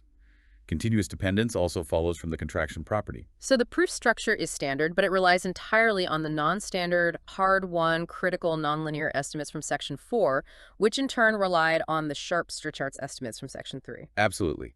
The fixed point framework is general. The power lies in proving the specific estimates needed to make it work in the critical space for this specific HNLS problem. Theorem 1.11 is proven. Linearity checkpoint passed. Proceeding to Section 8 Gnaya, analyzing Appendix A, on the cubic NLS, pages 23-25. The appendix ties up a loose end from the existing literature on the elliptic cubic NLS deltas on T33. This is the case where 2, 3, 3 times m times, so the critical index is 6 equals 32, 11, 6 equals 12, 2. The authors note that local well-posedness in H12.3 was stated as part of Theorem 1.7, citing Tatarut-Svetkov and Kilip-Bieson, but perhaps a direct proof using the Kilip-Bieson bilinear approach wasn't fully detailed elsewhere. So Appendix A provides that proof for completeness. Theorem A1 claims local well-posedness and small data global well-posedness for the cubic elliptic NLS A1 in HST3 for 6 to 12, 2. They use the established elliptic straight charts estimates from Killet v. Sun 21, cited here as lemma A.2. And the core is lemma A.3, which provides the necessary trilinear estimate for the cubic term in d equaling $3 at or above to the $2. Quote, the L1 norm in time space of the product u tilde 1, u tilde 2, u tilde 3 bar v equal d is bounded by the y minus s norm of v times the ys norm of u1 times the y1/2 norm of u2 times the y1/2 norm of u3, assuming stairway. Notice the norms. One input $1 is at H Satherber, but the other two, $2 U33, only need to be at the critical level H12. This structure is typical in these estimates. The proof of lemma A.3 follows the same pattern we saw in section 4. Decomposed into frequency cases, A, $n into 2, B, $2 n through 3. Use Holder's inequality, applying specific known LPG straight charts norms for DL street like perceiven, and $7 to $80, which appear again related to Strickhoff-2 scaling. And the outcome is convergence due to factors like N3, N2s in case B, which is less than 1. Exactly. It shows the bilinear straight charts approach works cleanly for this remaining critical elliptic case as well.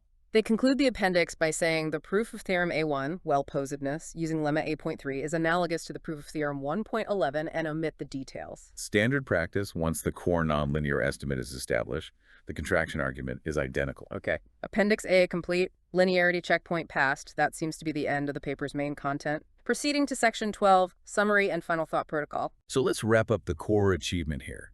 We should quote the paper again, perhaps from remark 1.4's summary. Quote, Theorem 1.4 confirms the Bourgain and Demeter conjecture that the loss n to the power epsilon can be removed for hyperbolic cases when p is greater than p star. Right. That removal, that seemingly small technical fix of getting rid of null epsilon, was profound. It fundamentally changed the nature of the estimate. It transformed it from insufficient for critical well-posedness into a sharp scale invariant tool.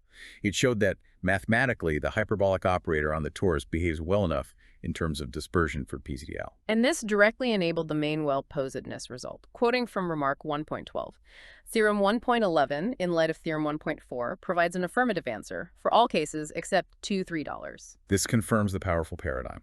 Scale invariant straight charts estimates are the key ingredient for proving critical local well-posedness via the bilinear approach, and this paradigm holds true for HNLS just as it did for elliptic NLS, mostly. But acknowledging the boundaries is crucial too. That dm equals $2-3, the quintic NLS on T22. Why is it so resistant? It suggests that the specific interplay between dimension 2D2, nonlinearity 1L32, the critical index CT233, and the torus geometry creates frequency interactions that are too strong or complex for the bilinear estimates based purely on spatial frequency decomposition to handle effectively. It likely requires even more refined techniques, perhaps incorporating temporal aspects more subtly, or maybe even incidence geometry. Which brings us to the final provocative thought. We saw Başakoğlu and Wang succeed using the generalized epsilon removal technique across many dimensions, even where sharp endpoint straight charts, like those sometimes found via incidence geometry, recently Zhang's result for $2-3, aren't known or maybe don't even hold. Right. The bilinear method proved remarkably robust, but it didn't solve everything, like $2.3. This highlights a fundamental tension in the field. So the question becomes, when is the robustness of the functional analysis epsilon removal sufficient for these critical problems on compact manifolds like the torus, especially in higher dimensions or complex hyperbolic settings? And when do we absolutely need the fine-grained, often dimension-specific geometric insights from tools like incidence geometry to capture the sharpest endpoint behaviors or handle the most stubborn cases? It's about the interplay between the algebraic structure captured by function spaces and the underlying geometric structure of resonances and phase space intersections. Can we always translate the geometric constraints into robust functional analysis tools? Or are there fundamental barriers where only geometric counting arguments will prevail? That $2-3 case might be a test bed for developing hybrid methods that bridge this gap. A really interesting question about the limits and synergies of different mathematical approaches to these incredibly complex systems. A great place to leave it. Thanks for joining us for this very deep dive into Başakoğlu and Wang. Thank you. It was indeed deep.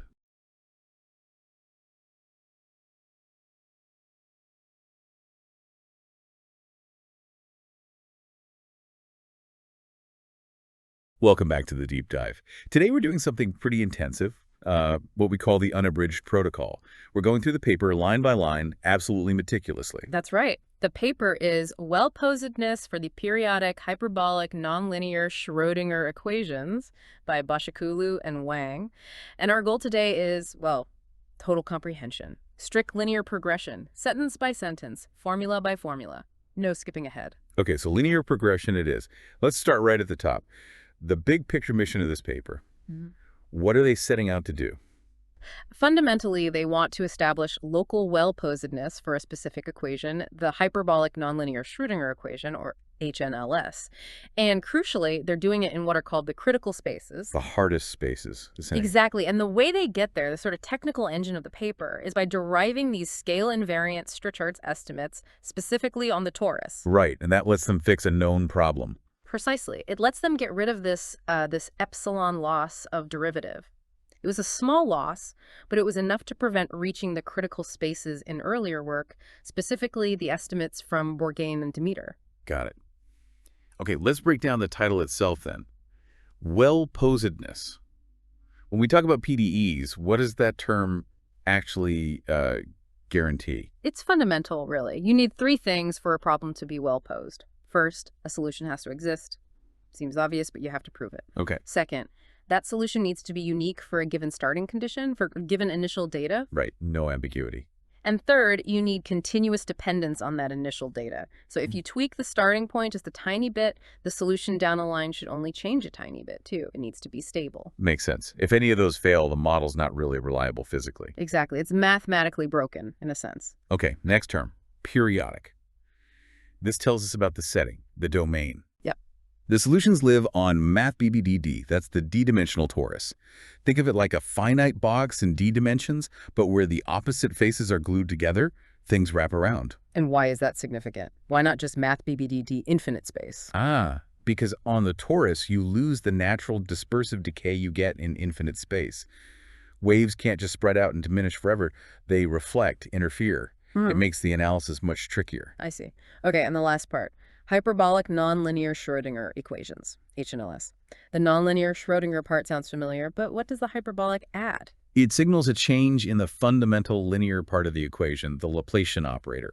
Instead of the standard elliptic Laplacian, which treats all spatial directions the same, the hyperbolic version has different signs for different directions. It introduces anisotropy. Anisotropy. So the way waves spread out depends on the direction. Precisely, which complicates things again. Right. And completing the title info, the authors. Engin Başakoğlu from Shanghai Tech University and Yuzhao Wang from the University of Birmingham. Okay, mandatory checkpoint time. That covers the title, the authors, the core terms like well-posedness, periodic, and HNLS. Have we missed any nuances there? I think we've thoroughly unpacked the title. Let's move on to the abstract, paragraph 1. Okay, the abstract. First sentence sounds like the main takeaway. It does. It says, we establish local well-posedness for the hyperbolic nonlinear Schrödinger equation, HNLS, in the critical spaces. Straightforward. They're claiming success in those difficult critical function spaces. And the next sentence tells us how. Yes. Following the approach of Kilip-Vichan 21, we derive scale invariant Strichart's estimates for HNLS on both rational and irrational tori. Okay, so they're borrowing a successful strategy from the elliptic NLS world, the Kilip-Vichan method. Right. They're adapting that powerful machinery, and the sentence continues, thereby removing the epsilon loss of derivative present in the hyperbolic Strichart's estimates of Bourgain-Demeter 8. So, confirming the goal, get rid of that epsilon loss using the Kilip-Vichan ideas, which then allows them to nail the well-posedness in the critical space. That's the logical chain. Sharp linear estimates unlock the critical nonlinear problem. Okay, mandatory checkpoint. That covers the title, authors, and the abstract. Have we missed any nuances in the abstract's core message? I think we've got the essence of it. It clearly states the goal, the method, and the key outcome. Let's proceed to the table of contents to see the paper's structure. Right, the contents gives us the roadmap. Section 1 is the introduction we're in. Section 2 is preliminaries. Standard stuff. That'll be definitions, notation, maybe function spaces they need, setting the stage. Then section 3, scale invariant Strichart's estimates. Sounds like the heart of the linear analysis. That's where they'll prove their main technical result, theorem 1.4, the sharp estimates without the epsilon loss. That's the engine. And that engine powers section 4, nonlinear estimates. Yep. Once you have the linear control from string charts, you use it to tackle the nonlinear term, usually involving multilinear estimates, controlling the interactions. And then section 5, well-posedness, brings it all home. Exactly. Using the estimates from sections 3 and 4, they'll likely run a contraction mapping argument to prove existence and uniqueness, the main theorem. Followed by an Appendix A and references. Seems like a very logical flow. It is. Define tools, prove linear control, prove nonlinear control, conclude well-posedness. Classic structure for these kinds of papers. Okay, mandatory checkpoint. That covers the logical structure laid out in the table of contents. Any nuances missed in the flow? I think we've thoroughly unpacked the structure. Let's dive back into section 1, the introduction proper, starting with the equation itself. All right, the authors start simply. We consider the hyperbolic nonlinear Schrödinger equations, and then, boom, equation 1.1, the system definition. Let's apply the pronunciation protocol here, starting with the PDE part. Absolutely. First line. The expression type is the HNLS equation. The latex is I partial ip plus delta PM utem u2 e billiards 1. Phonetically, I times the partial derivative of f with respect to t, plus the hyperbolic Laplacian of u, plus or minus the magnitude of u to the power of 2 meters times u equals 0. Okay, let's break that down. The I partial a u term. That's standard Schrödinger equation stuff. Governs the time evolution, makes it wave-like. Then the delta v, that's the hyperbolic Laplacian we mentioned, the anisotropic spatial part. Correct. That's the linear dispersion term, but with that directional dependence. And the Tillia u term. That's the nonlinearity, how the wave interacts with itself. The power 2 nullity dictates the strength and type of interaction. If n dollars is cubic, $1 is quintic, and so on. The sign per u determines if it's focusing or defocusing. Got it.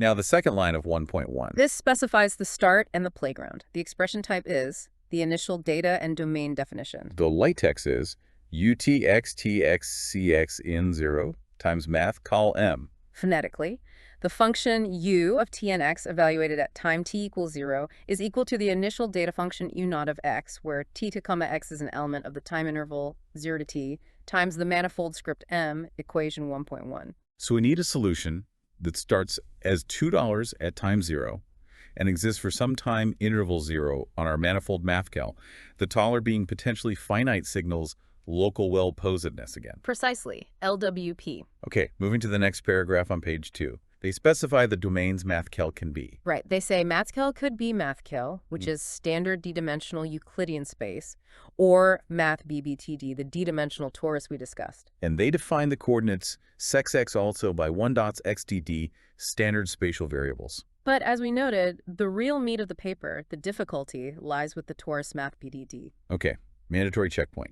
That covers the first paragraph of the introduction, defining the HNLS system 1.1 fully. Its terms, the initial data, and the possible domains. Have we missed any nuances there? I think we've thoroughly unpacked the equation setup. Let's proceed immediately to the definition of that crucial operator, the hyperbolic Laplacian delta p. Right. This is equation 1.2, defining delta p.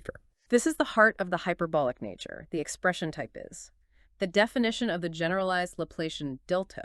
The latex is sum j1 epsilon plus 1 epsilon partial j2. Phonetically, capital delta plus minus is the sum from j equals 1 to j naught of epsilon j times the second partial derivative with respect to xj, minus the sum from j equals j naught plus 1 to d of epsilon j times the second partial derivative with respect to xj. Okay, so it's a sum of second derivatives like the normal Laplacian, but look at the signs.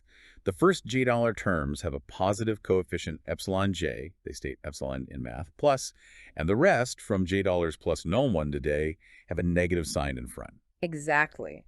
The integer j dollars, which can be anywhere from 0 to $, dictates this split.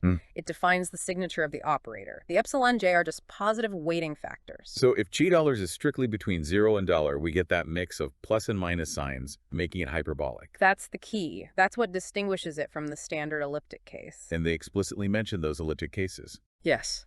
If j dollar is the first sum vanishes, and you get delta m sum j1 partial delta 2, which they just call deltas, the standard negative Laplacian. And if j dollars? Then the second sum vanishes, and you get delta of sum j1 partial j2, which they call delta, the standard positive Laplacian. In both these cases, delta is just the sum of all the weighted second derivatives. So the paper focuses on the interesting bit. When j dollars is not 0 and not dealer, That's when they call delta t the hyperbolic Laplacian operator Yep. and 1.1 the HNLS equation. Correct. They're tackling the anisotropic mixed signature case head-on. They briefly mentioned physical relevance, too. Just a quick nod, deep-water gravity waves, self-focusing wave packets in plasma or nonlinear optics, justifies studying this specific mathematical structure. And they cite a lot of previous work here. Yes, acknowledging the field. Shows this builds on a significant body of research in dispersive PDEs, particularly related to non-elliptic operators and Strichhart's estimates. Okay, mandatory checkpoint. That covers the definition of the hyperbolic Laplacian, 1.2, the elliptic exceptions Jetty dollars and G-eagle dollars, and the physical motivation. Any nuances missed? I think we've thoroughly unpacked the operator definition. Let's proceed to section 1.1, which gets into the crucial Strichhart's estimates, the linear core. Right, section 1.1, Strichhart's estimates.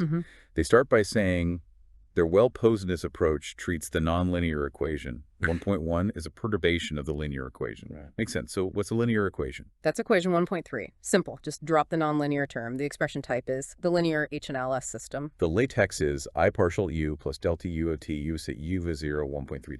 Phonetically, the system starts with I times the partial derivative of u with respect to t, plus capital delta plus minus of u equals 0, and the initial condition of t evaluated at time t equals 0 is equal to u naught, equation 1.3. And the solution to this is just given by applying a linear operator to the initial data. Yeah, the solution operator or propagator. 1x, x as x. Understanding how this L-dot operator acts on functions is step 1. The most basic property they mention is conservation of two-Hod Lormam. Right, it's unitary on 2 law 2. The expression type is 2 all 2 unitarity. Latex, vert L2x. Phonetically, the L2 and x norm of the linear propagator applied to f on the manifold script m is equal to the L2 and x norm of f on the manifold script m. So total energy or mass is conserved. But you said that's not enough for the nonlinear problem. Not nearly enough, especially for critical problems. 2L22 tells you nothing about whether the solution might be concentrating or spiking somewhere. You need finer control over its space-time distribution. That's where Strichhart's estimates come in. Okay, so that brings us to the general form, equation 1.4. This is the template for Strichhart's estimates. The expression type is the general form of Strichhart's estimate. Latex, her and fert L-co-t. Phonetically, the mixed L-keen time LR in space norm of the linear propagator applied to f on the domain R times script m is bounded by the Sobolev norm of f in x on the manifold script m, equation 1.4. Okay, let's unpack that norm on the left, LQT LRX. What does that mean? It's a mixed norm. You first take the dollar norm in the spatial variable $6 at a fixed time dollar.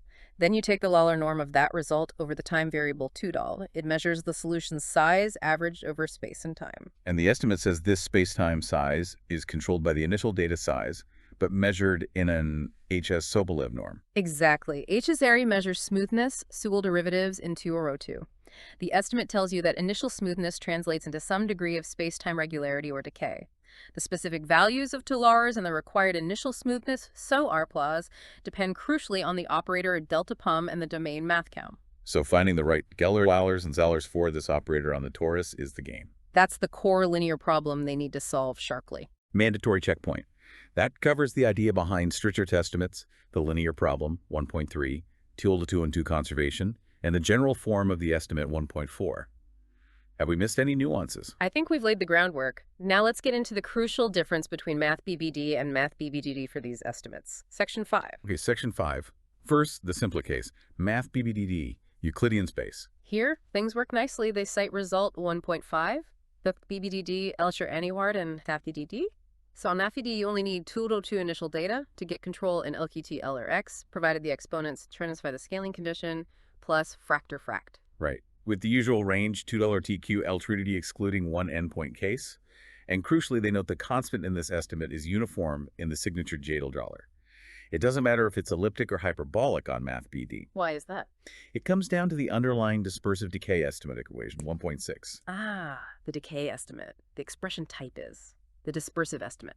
Letix, smastit lesum Tifert L1x 1040s, 1.6s. Phonetically, the L infinity and X norm of the linear propagator applied to F on RD is bounded by magnitude of T to the power minus D over 2 times the L1 and X norm of F on RD, equation 1.6. This shows that the peak amplitude, lefty norm of the solution, decays like TD2 as time goes on. This spreading out happens regardless of the signature $G$, and it's this decay that fundamentally drives the Strichhart's estimates on Math Booty. Okay, so Math Goody dollars is relatively well behaved because of dispersion. Now the hard part, Math BD Day, the torus. And they stated immediately, no decay estimate like 1.6 exists on the torus. They cite lemma 3.1, waves just bounce around. So proving Strichhart's is much more involved. How do you analyze it then without decay? You have to go to Fourier analysis. Look at the solution's representation as a sum over frequencies. That's equation 1.7. Okay, the expression type is spectral decomposition on the torus.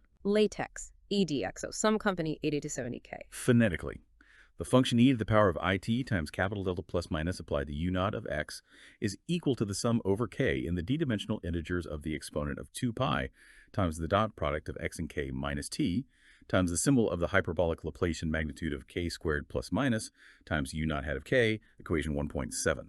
So the solution is a sum of waves, et times ux, each evolving with a phase determined by as times k dot c. Here is a Taft-Fourier coefficient of the initial data, and etac runs over all integer vectors, math muon. And the symbol k tie dog carries the information about the hyperbolic Laplacian, defined in 1.8. Exactly. The expression type is. The symbol definition. Latex. Epsilon kj2 at t typhon t2 1.8 ser. Phonetically, the symbol magnitude of k squared plus minus is the sum from j equals 1 to j naught of epsilon j kj squared minus the sum from j equals j naught plus 1 to d of epsilon j tac kj squared, equation 1.8. So the phase velocity of each frequency mode calorie depends on this hyperbolic quadratic form of its components. Precisely. And the interactions and cancellations between these phases are what determine the Strichhart's estimates on the torus.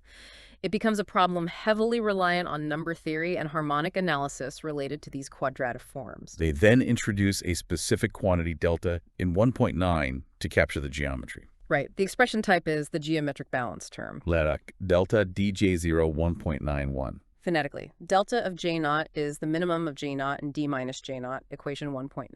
What does this delta j represent intuitively? It measures how balanced the hyperbolicity is. Delta just corresponds to the elliptic cases j deers in. The maximum value occurs when j dollars is close to do 2's, meaning you have roughly equal numbers of positive and negative signs in the Laplacian. A larger delta generally makes the analysis harder. It corresponds to a more degenerate geometry of the level sets of the symbol Tades Pium. Okay, so this delta will likely appear in the conditions for the torus-Strichhart's estimate. It certainly will. It quantifies the essential hyperbolic nature of the problem on Math BCD. Mandatory checkpoint. That covers the comparison between Math BBD or 2R2, uniform estimates via decay, and no decay, reliance on a Fourier analysis, symbol K2RQ, and the balanced term delta. Have we missed any nuances? I think we've thoroughly unpacked the domain differences. Let's proceed to section 6, which states the Burgain-Demeter result for the torus, the one with the epsilon loss. Section 6, theorem 1.1. This is the result they're improving upon. It applies for delta to 1, positive weights epsilon j, and frequency cutoff in $y. What are the key conditions? The most important condition is on the time-space exponent today. It has to satisfy PTGD plus 2 delta G. This is the critical threshold dictated by the geometry involving that delta J-dollar term. Okay, and the estimate itself, equation 1.10. This is where we see the problem they want to fix. The expression type is the Burgain-Demeter Strichhart's estimate with epsilon loss. Ratex. Lesties. Vert MP DLC. Art on 1. Set your thetro for her PDG MPD. On the last. Fill M4MLV 1 ad. Phonetically, the LP in time and space norm of the linear propagator applied to the Littlewood-Paley projection onto frequencies less than or equal to n of phi on the unit time interval times the d-dimensional torus is bounded by epsilon times n to the power epsilon times key PG node of n times the L2 norm of the Littlewood-Paley projection onto frequencies less than or equal to n of phi on the d-dimensional torus, equation 1.10. Right, there it is. That epsilon factor. What does it mean practically? P-lens is just the part of the function phi with frequencies up to size, non-dollars. It means the estimate is not scale invariant. To control the L-polar norm of high-frequency components, large dollar, you need slightly more than $2.08 to control. On the initial data specifically, you need nonsilon times the $2.02 norm, which corresponds to needing epsilon smoothness. Even though epsilon x can be arbitrarily small, it's not zero. And that tiny bit of extra required smoothness, epsilon, prevents you from working directly in the true critical Sobolev space.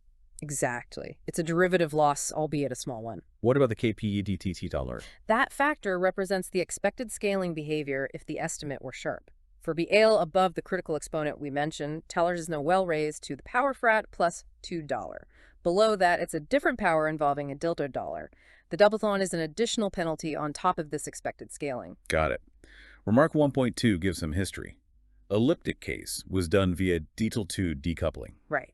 Decoupling techniques became very powerful, breaking down the interactions based on frequency localization. And the hyperbolic case first used things like lattice counting for T-2, then also moved to AL2 decoupling for more general curved hypersurfaces. Yeah, so decoupling was the state of the art, but it still yielded this epsilon loss in the hyperbolic setting on the torus. Okay. Mandatory checkpoint. That covers theorem 1.1, the Bergen-Demeter results showing the epsilon loss, its dependence on delta J-Daler, and the historical context using decoupling. Any nuances missed? I think we've thoroughly unpacked the problem they set out to solve. Let's move to Section 7, where they state their solution removing the epsilon loss. Section 7. They state clearly the problem. The epsilon loss is insufficient for proving well-posedness for the nonlinear equation 1.1 right at the critical regularity installed. Makes sense. If your linear estimate requires 6z plus epsilon smoothness, you can't close the argument at Seller. They mention the precedent again. Kilb-Vishan, theorem 1.3, removed the epsilon loss in the elliptic case using their approach. Setting the stage for their adaptation. And Borgen and Demeter had actually conjectured that this loss could be removed in the hyperbolic case too, for above that critical threshold. Right. It was believed to be a technical artifact rather than a fundamental limitation. And this paper confirms that conjecture. That's theorem 1.4, their main street charts result. This is the key linear achievement. Equation 1.11 gives the sharp estimate. Okay. The expression type is the scale invariant street charts estimate sharp. Lessem n phi L2 1.11 L2 plus 2 hal phonetically. Phonetically, the LP in time and space norm of the linear propagator applied to the Littlewood-Paley projection onto frequencies less than or equal to NFI on the unit time interval times the d-dimensional torus is bounded by n to the power d over 2 minus d plus 2 over p times the L2 norm of the Littlewood-Paley projection onto frequencies less than or equal to NFI on the d-dimensional torus. Look closely. The epsilon factor is gone. The bound is just $1 raised to that power frac plus 2, which is exactly what scaling arguments predict. It only depends on the 2 little titer 2 norm of the initial data piece. This is scale invariant. Huge difference. And the proof is coming in section 3.1 for the hyperbolic cases delta J nectos. Yes. Now, the linear theory is sharp enough for the critical nonlinear problem. Remark 1.5 discusses what happens at the critical exponent PC frac day plus 2 delta J0 equation 1.12. They mention that for the elliptic case, n1 epsilon loss, or maybe a logarithmic loss like log n14 in Toodle, is actually thought to be necessary right at that critical endpoint PTT. But for the hyperbolic case, It's still an open question. The behavior exactly at the critical exponent PC12 for hyperbolic operators is largely unresolved. and remark 1.6 looks at the subcritical range between 2 and 2PE2, equation 1, 2013. Can the epsilon 2 be removed there too? They conjecture, yes, it should be possible. Some partial results exist for low dimensions, $2 to a 90, but it's generally open for AV forces. So this paper focuses squarely on the supercritical range, PPC doles, where they successfully remove the loss. That's their main contribution on the Strachart's front. Okay, mandatory checkpoint. That covers the crucial epsilon removal result, theorem 1.4, estimate 1.11, its significance for scale invariance, and the context regarding conjectures about the critical and subcritical endpoint exponents. Have we missed any nuances? I think we've thoroughly unpacked their main Strachart's result and its context. Let's proceed to Section 8, linking this back to well-posedness theory and the definition of critical spaces. Section 8, well-posedness theory. They start by reminding us of the scaling symmetry on standard ec OL. If U is a solution, then a rescaled version of the lambda OAU, lambda X, lambda sigma T, is also a solution with rescaled initial data. This symmetry is the key to defining criticality. You look for a quantity that doesn't change under this rescaling. And that quantity is the homogeneous Sobolev norm, vert-not, vert-not, vert-not, equation 1.14. You're right. The expression type is definition of the critical Sobolev index. Vertex NSI-ASEDMM 1.14 phonetically. SC equals SC of D comma M, which is D divided by 2 minus 1 divided by M, equation 1.14. So the specific index depends only on the dimension dollars and the nonlinearity power dollar. And at this exact regularity, the strength of the dispersion, related to TDT day, perfectly balances the strength of the nonlinearity, related to $1. They note that even though strict scaling invariance is lost on the torus math BDD, this sumpty value remains the crucial benchmark. Proving well-posedness in the Sobolev space, this mathity is the goal. It's the natural threshold based on the underlying physics, even if the torus breaks the pure symmetry. Okay, then theorem 1.7 summarizes the known results for the elliptic NLS on the torus. Basically, local well-posedness, LWP, holds if your initial data is smoother than critical, and it even holds it critical, except for one specific bad case, love it NM equals $2. Right. The 2D cubic elliptic NLS is notoriously tricky at its critical regularity $. They trace the history. Subcritical LWP was known earlier, Borgen. Critical LWP came later, using techniques like multilinear estimates, temporal orthogonality, Hertz-Svetkov, and finally the scale invariant Strichhartz approach, Kilip-Vichon, showing the progression of techniques needed to reach the critical threshold, and highlighting again that Kilip-Vichon, which this paper builds on, was key for the elliptic critical case. Let's look closer at that exceptional case, $2. So the critical space is 2 under $2. Map BD22. And it's known to be ill-posed in some ways. The solution map isn't smooth, C3 $1 and $2. And even worse, below critical dollars, you get norm inflation. Right, norm inflation. They define it carefully. Yes. For any epsilon dollars, you can find small, smooth initial data sire and a short time dollar such that the solution blows up in the H's norm. There's 1 epsilon.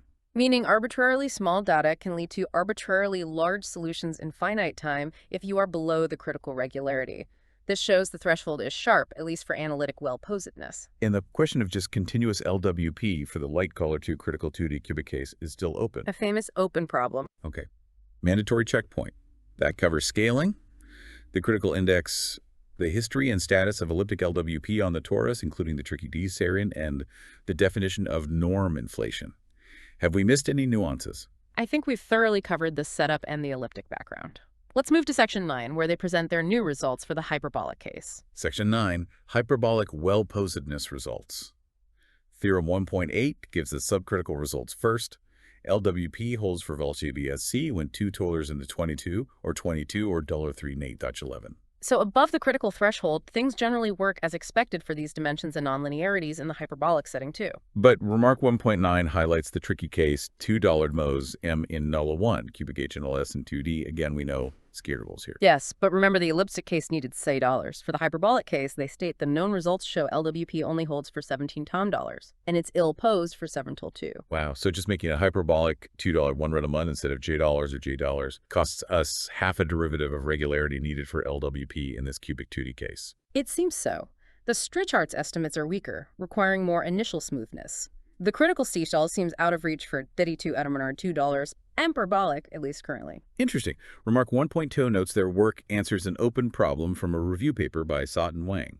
Good contact. Acknowledging connection to established questions. Now for the main event. Theorem 1.11, the critical hyperbolic results.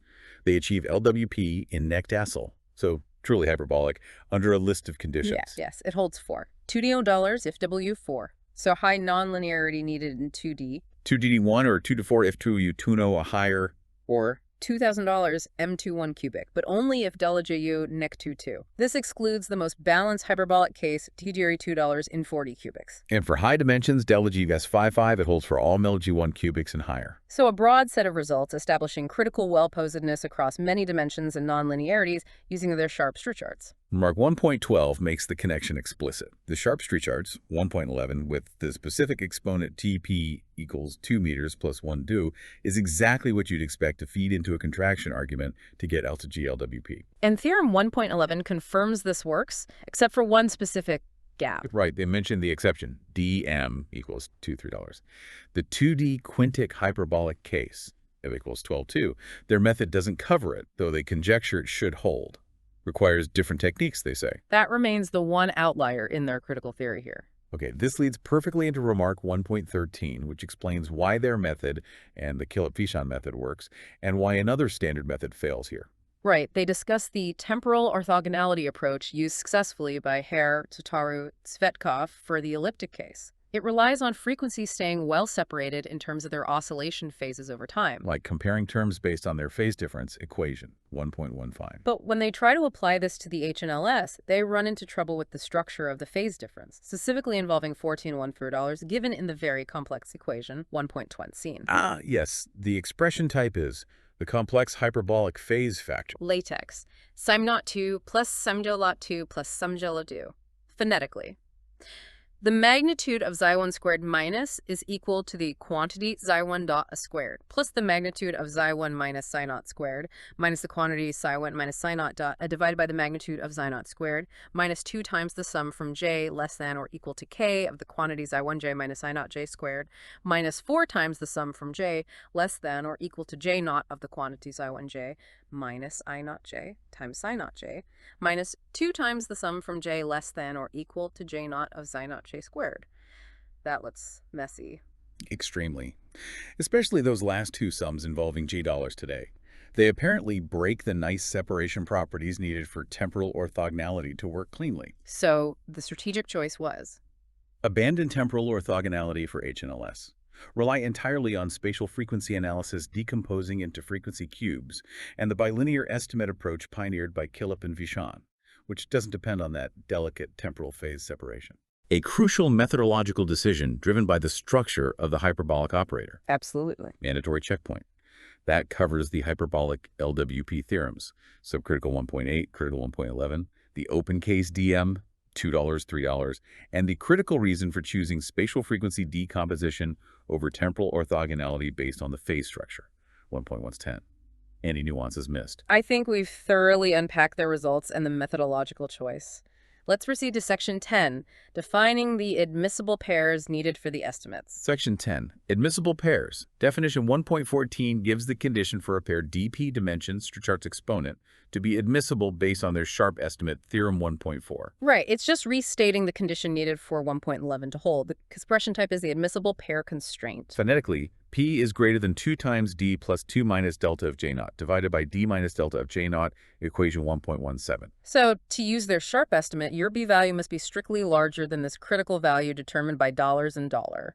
That's the entry requirement. Remark 1.15 then looks at how this condition behaves depending on delta J lower. Yeah. It notes delta dj dollar via a symmetry. And it points out that the condition on $T is worst, requires the largest P dual, when delta J is maximized, which happens when J dollar is near 2. Right. The most balanced hyperbolic case is the hardest. This leads to a simplified condition, 1.18, that works generally by considering the worst case delta J roll. Okay. The expression type is simplified admissible condition, even dimension.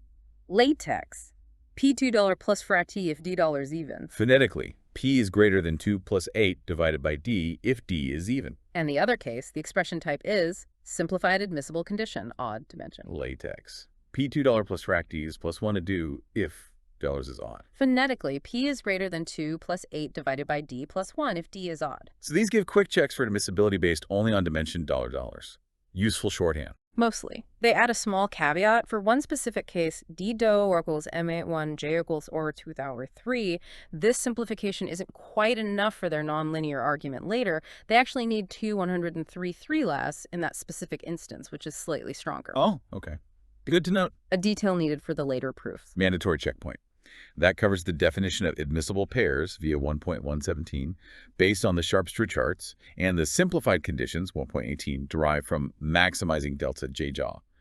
Any nuances missed? I think we thoroughly unpacked admissibility. Let's look at the final remarks in Section 11 before they start the main proofs. Section 11. Remark 1.16 is interesting, a very timely update. They acknowledge another paper posted today on Arkhadov by Liu and Zheng 18. academic publishing moves fast. What does the other paper claim? He claims to resolve some open cases like Didelitriar and Long-1-1 using a different method involving incidence geometry to get a sharp all-of-our source Trichard's estimate. All four sort of outliers. That's often a difficult endpoint. So a different technique achieving sharpness where maybe Başakoğlu and Wang didn't focus. Seems so. Başakoğlu and Wang state their own Sulfata-Fortier estimate, used implicitly later, still has an epsilon loss. So a trade-off. Lüd and Zhang get sharp L4-3s via specialized geometry. Başakoğlu and Wang's method, while not sharp at L44, is perhaps more robust. That's what they argue.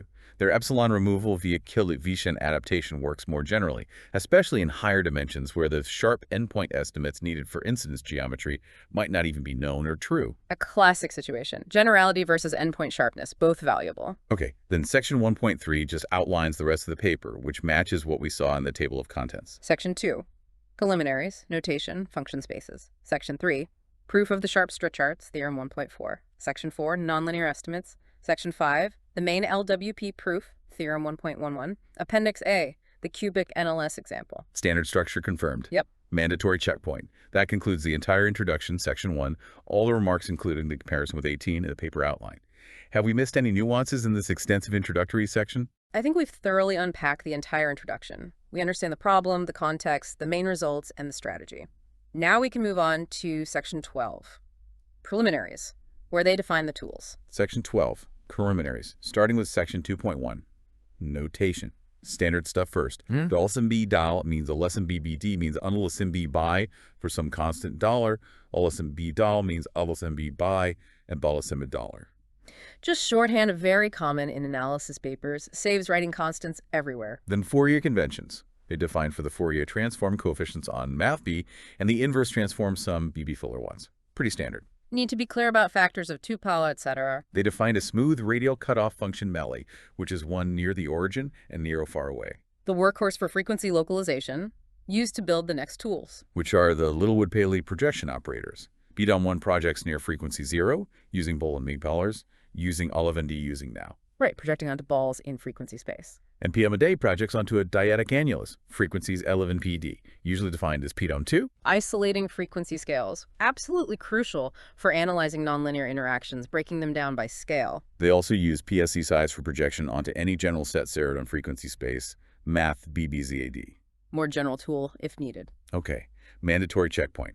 That covers the basic notation, Fourier conventions, and the definition of the Littlewood-Paley operators p-nuller, PN, PSS. Any nuances missed? I think we've thoroughly unpacked the notation. Let's move on to the specialized function spaces in section 2.2. These look complicated. Section 2.2, function spaces.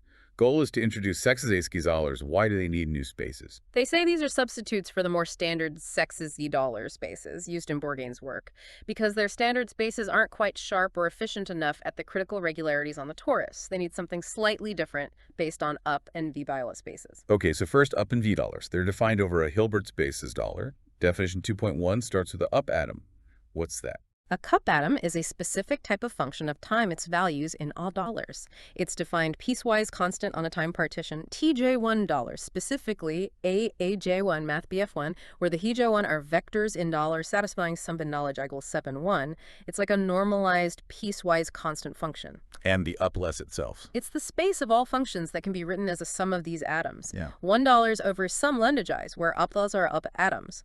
The norm vert is the infimum of some lambda over all such representations. It measures how efficiently you can build the function from these atoms. Okay, seems abstract. What about VP, definition 2.2? VP2 measures the total Paul variation of a function. The expression type is the VP a norm definition. The VP left filler one back sum from aren't about right for. Phonetically, the VP norm of V on the time interval 0 to t is defined as the supremum over all partitions Tk of the sum from k equals 1 to k of the H norm of the difference V at Tk minus 1 raised to the power P, all taken to the 1 over P power, equation 2.1. So it measures how much the function jumps around in the dollar norm, summed up in a Pth power sense over the whole interval. V pairs is just the subspace of right continuous functions with V dollar. Right. Up captures structure, V pair captures variation. Now mark 2.3 gives the relationship. Up hook right arrow, U key, hook right arrow, ln 50 for $1 lit in DK. So ALNT is the strongest space.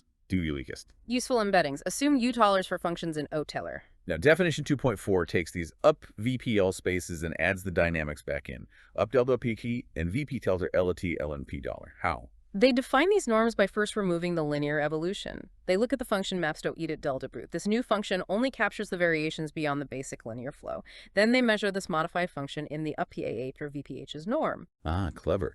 So these spaces measure the purely nonlinear part of the evolution, in a sense. That's the idea. Factor out the fast linear oscillation. Okay, finally, definition 2.5 gets us to the target spaces, sexes and YLIers built using U2 and V6s too. Right. Sexes first. The expression type is definition of the sexes space norm. Lexis will attracts vert white hetus. Verte. Phonetically. The x's norm of u on the time interval 0 to t is a square root of the sum over k in the d-dimensional integers of the bracket k to the power 2s times the square of the u2 in t norm of the Fourier transform of the time-evolved function e to the power minus it capital delta plus minus u of t at k. Okay, whoa. Let's break that down.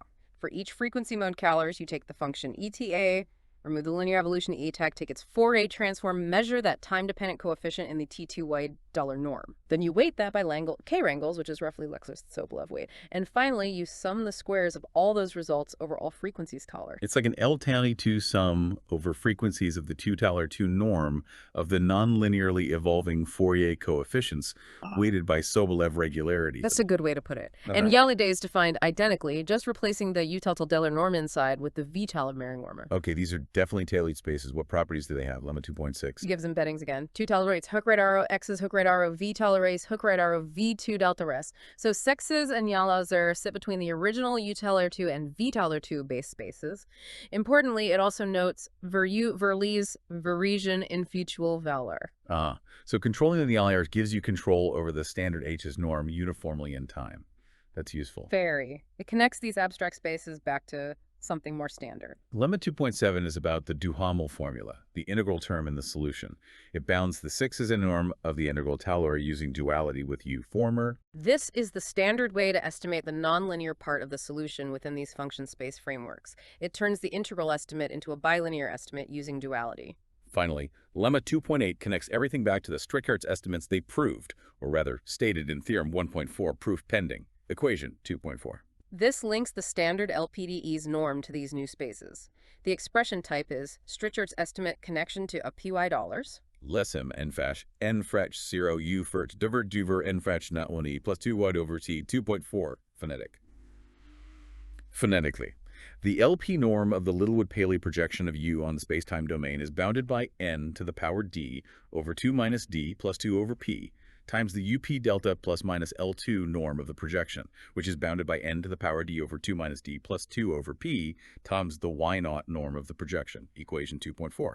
So the Sharp-Strickhart's estimate factor non-fract plus 2p also controls the up delta L22 norm and the y dollar norm, which corresponds to SU dollars. Yes. This shows that their sharp linear estimate translates directly into control within these specialized up and Korzal spaces, at least for Sevenal. This is the final piece of the puzzle needed before they can tackle the nonlinear estimates in Section 4 using these spaces. Okay, mandatory checkpoint. That concludes the preliminary section, covering notation, the up V-Poirier spaces, the crucial six spaces, and the key lemmas, linking them to standard norms, the Duhamel integral, and crucially, the Sharp-Strickhart's estimate, 2.4. Have we missed any nuances in this dense setup? I think we've thoroughly unpacked the toolkit. It's complex, but we see how the pieces fit together, leading up to using Sixes and Lyler with the Sharp-Strickhart's. Let's move to Section 13, Scale Invariant Strickhart's estimates, where they actually prove Theorem 1.4. Section 13, the proofs. Section 3.1 details the epsilon removal argument following Killet-Bichon to prove Theorem 1.4 for the hyperbolic case deltas not tollers. Okay, how does it work? They start by defining the kernel KPMNT associated with the propagator tensors. Lemma 3.1 is a dispersive estimate for this kernel. It gives decay in space, little Fierberry's time, but it depends on number-theoretic properties of time, how well Tillov can be approximated by rationals HQ Jaser, estimate 3.1. Right, typical for torus estimates, the decay depends on arithmetic properties of time. But how do they prove it for the hyperbolic kernel? They use a neat trick. A symmetry argument, equation 3.2, shows that the magnitude of the hyperbolic kernel CNN x day is actually equal to the magnitude of the standard elliptic kernel del X. Oh, that's very convenient. So they can just borrow the known dispersive estimate for the elliptic kernel from Bourgain's 7? Exactly. It sidesteps having to redo the difficult number of theoretic estimates for the hyperbolic case directly. Just use the known elliptic bound. Clever. Okay, so they have kernel decay. What next? They defined a bad set of times, equation 3.3, where the kernel is large, meaning kill is well approximated by rationals with small denominators. Then they define tiltionoti as the kernel restricted to these bad times tollers. Splitting time into good, decaying, and bad, potentially large kernel parts. Standard technique. Estimate 3.4 shows the difference. TLTNN is small outside dollars. Then proposition 3.2 gives a convolution estimate just for the bad part. TLTNN, it bounds the literaturely norm of the convolution. Sure. Equation 3.5, provided $50 is large enough. Okay, so they have control over the kernel on average, and specific control over the part concentrated on the bad times. How does this remove the epsilon? The final proof of theorem 1.4 combines these pieces. They use Chebyshev's inequality to split the integral based on the magnitude of the function e delta tilde phi. Okay, splitting into small and large value regions. But the small value region, they can use the old Bergen-Demeter estimate, 3.6, which has an epsilon loss. But because the function is small there, this term gets absorbed eventually. The loss doesn't hurt if the function itself is small enough. Exactly. For the large value region, they use duality and the convolution estimates they just proved, 3.7, 3.8, 3.9, involving the large kernel tilde subpertending 8, carefully balancing all the exponents and using the properties of the bad time set dollars, they managed to show that the epsilon factor disappears in the final overall bound. It's a sophisticated argument, essentially showing that epsilon only came from parts of the integral that were actually small anyway, and the dominant parts can be controlled sharply using the kernel estimates, resulting in the sharp estimate 1.11. Okay, that covers the epsilon removal. Section 3.2 then introduces something called the hyperbolic Galilean boost. This is about making the Strichhartz estimate work uniformly across different frequency locations. They use Sithenellers to denote cubes in frequency space, math rebusy of side length nullers, possibly centered anywhere. Lemma 3.3 gives the localized Strichhartz estimate, 3.10, for functions whose frequency is supported in such a cube, $2. The expression type is localized Strichhartz estimate. Letex, Verweltum, en Frograde Deslament Helsera 3.10 plus delta. Phonetically, the LP in time and space norm of the linear propagator applied to the projection onto the cube CFI on the unit time interval times the d-dimensional torus is bounded by n to the power d over 2 minus d plus 2 over p times the L2 norm of the projection onto the cube CFI on the d-dimensional torus, equation 3.10. So the same sharp bound holds even if the frequency is localized away from the origin. How do they prove that? Using a change of variables, a Galilean transformation adapted to the hyperbolic structure. It shifts the frequency set of the cube scalars back to the origin, but introduces a phase factor in physical space. This phase factor doesn't affect the L-polar norm, so the estimate follows directly from the main theorem 1.4, which was implicitly for centered at origin. Neat.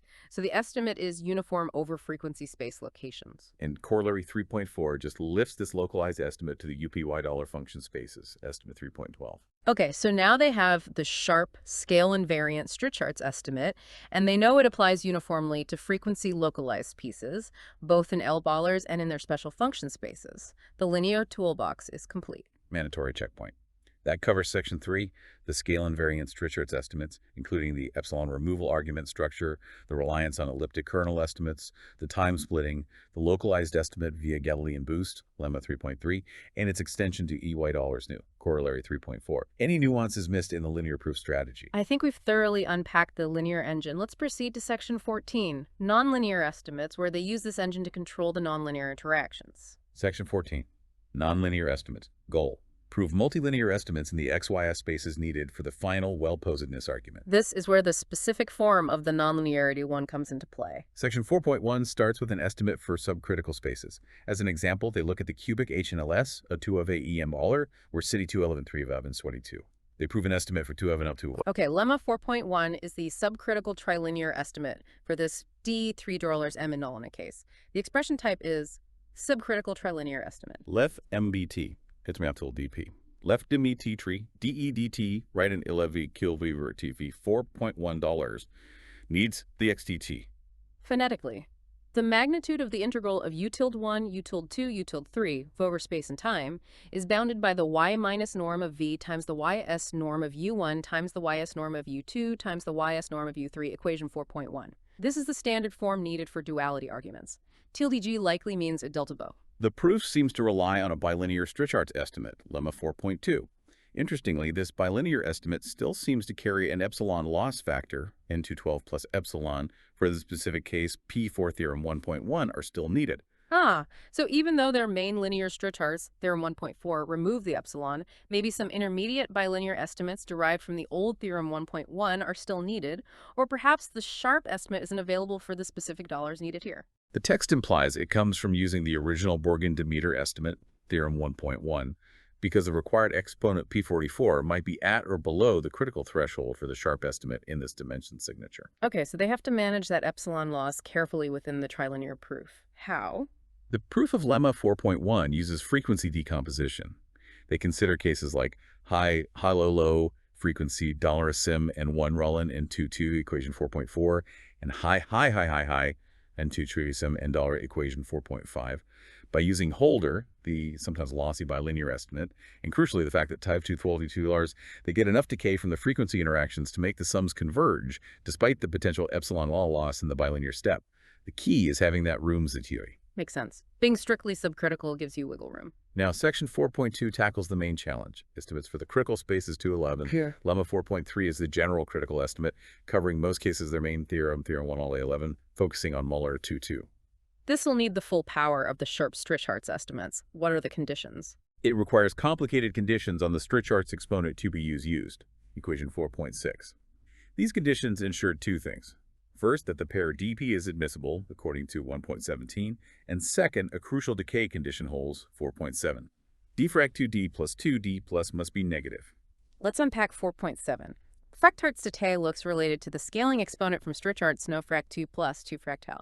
So this condition essentially requires that the Strichhartz decay power is strong enough to overcome the growth from the critical Sobolev dimension in the multilinear interactions. Exactly.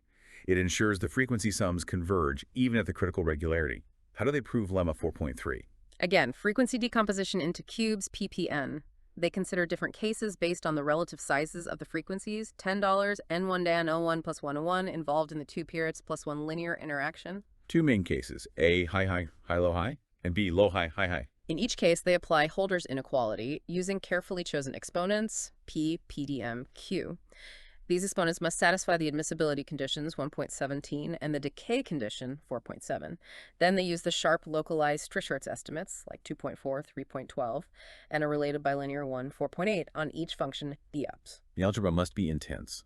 They need to show the products of the Strichhartz bounds, multiplied by the volume factors from summing over frequency cubes, results in a convergent sum, ultimately bounded by the product of the excessa norms. Yes. The core is showing that the spatial frequency cube decomposition combined with the sharp Strichhartz provides just enough decay via the negative exponent in 4.7 to handle the critical irregularity. Okay, that covers dollars in 22. What about the energy critical case, $1 Z? Lemma 4.4 handles high dimensions, $55. Similar strategy. Frequency decomposition, cases A, B, Holder, localized Strichhartz. But here they need specific LPA spaces like lol frac D plus 2 plus 1 plus epsilon T. Then it's dual lol frac plus 2, 1 epsilon T is X. Again, chosen carefully to ensure the frequency sums converge using this XD to A2 $1 regularity. And Lemma 4.5 handles the 4D energy critical case, DT $4, D $24, and brittles. This required that special condition P 103.3. And uses specific Strichhartz spaces like L72TX and 70TX, and the algebra for cases A and B must work out here too, showing sufficient decay. Finally, remark 4.6 notes that all these multilinear estimates are symmetric. You can put the Wang dollars on any of the functions 5 or Zhao. Useful for the contraction mapping means you don't have to worry about which function is which in the product of clever tool. Okay, mandatory checkpoint. That covers the structure of the nonlinear estimates in section 4.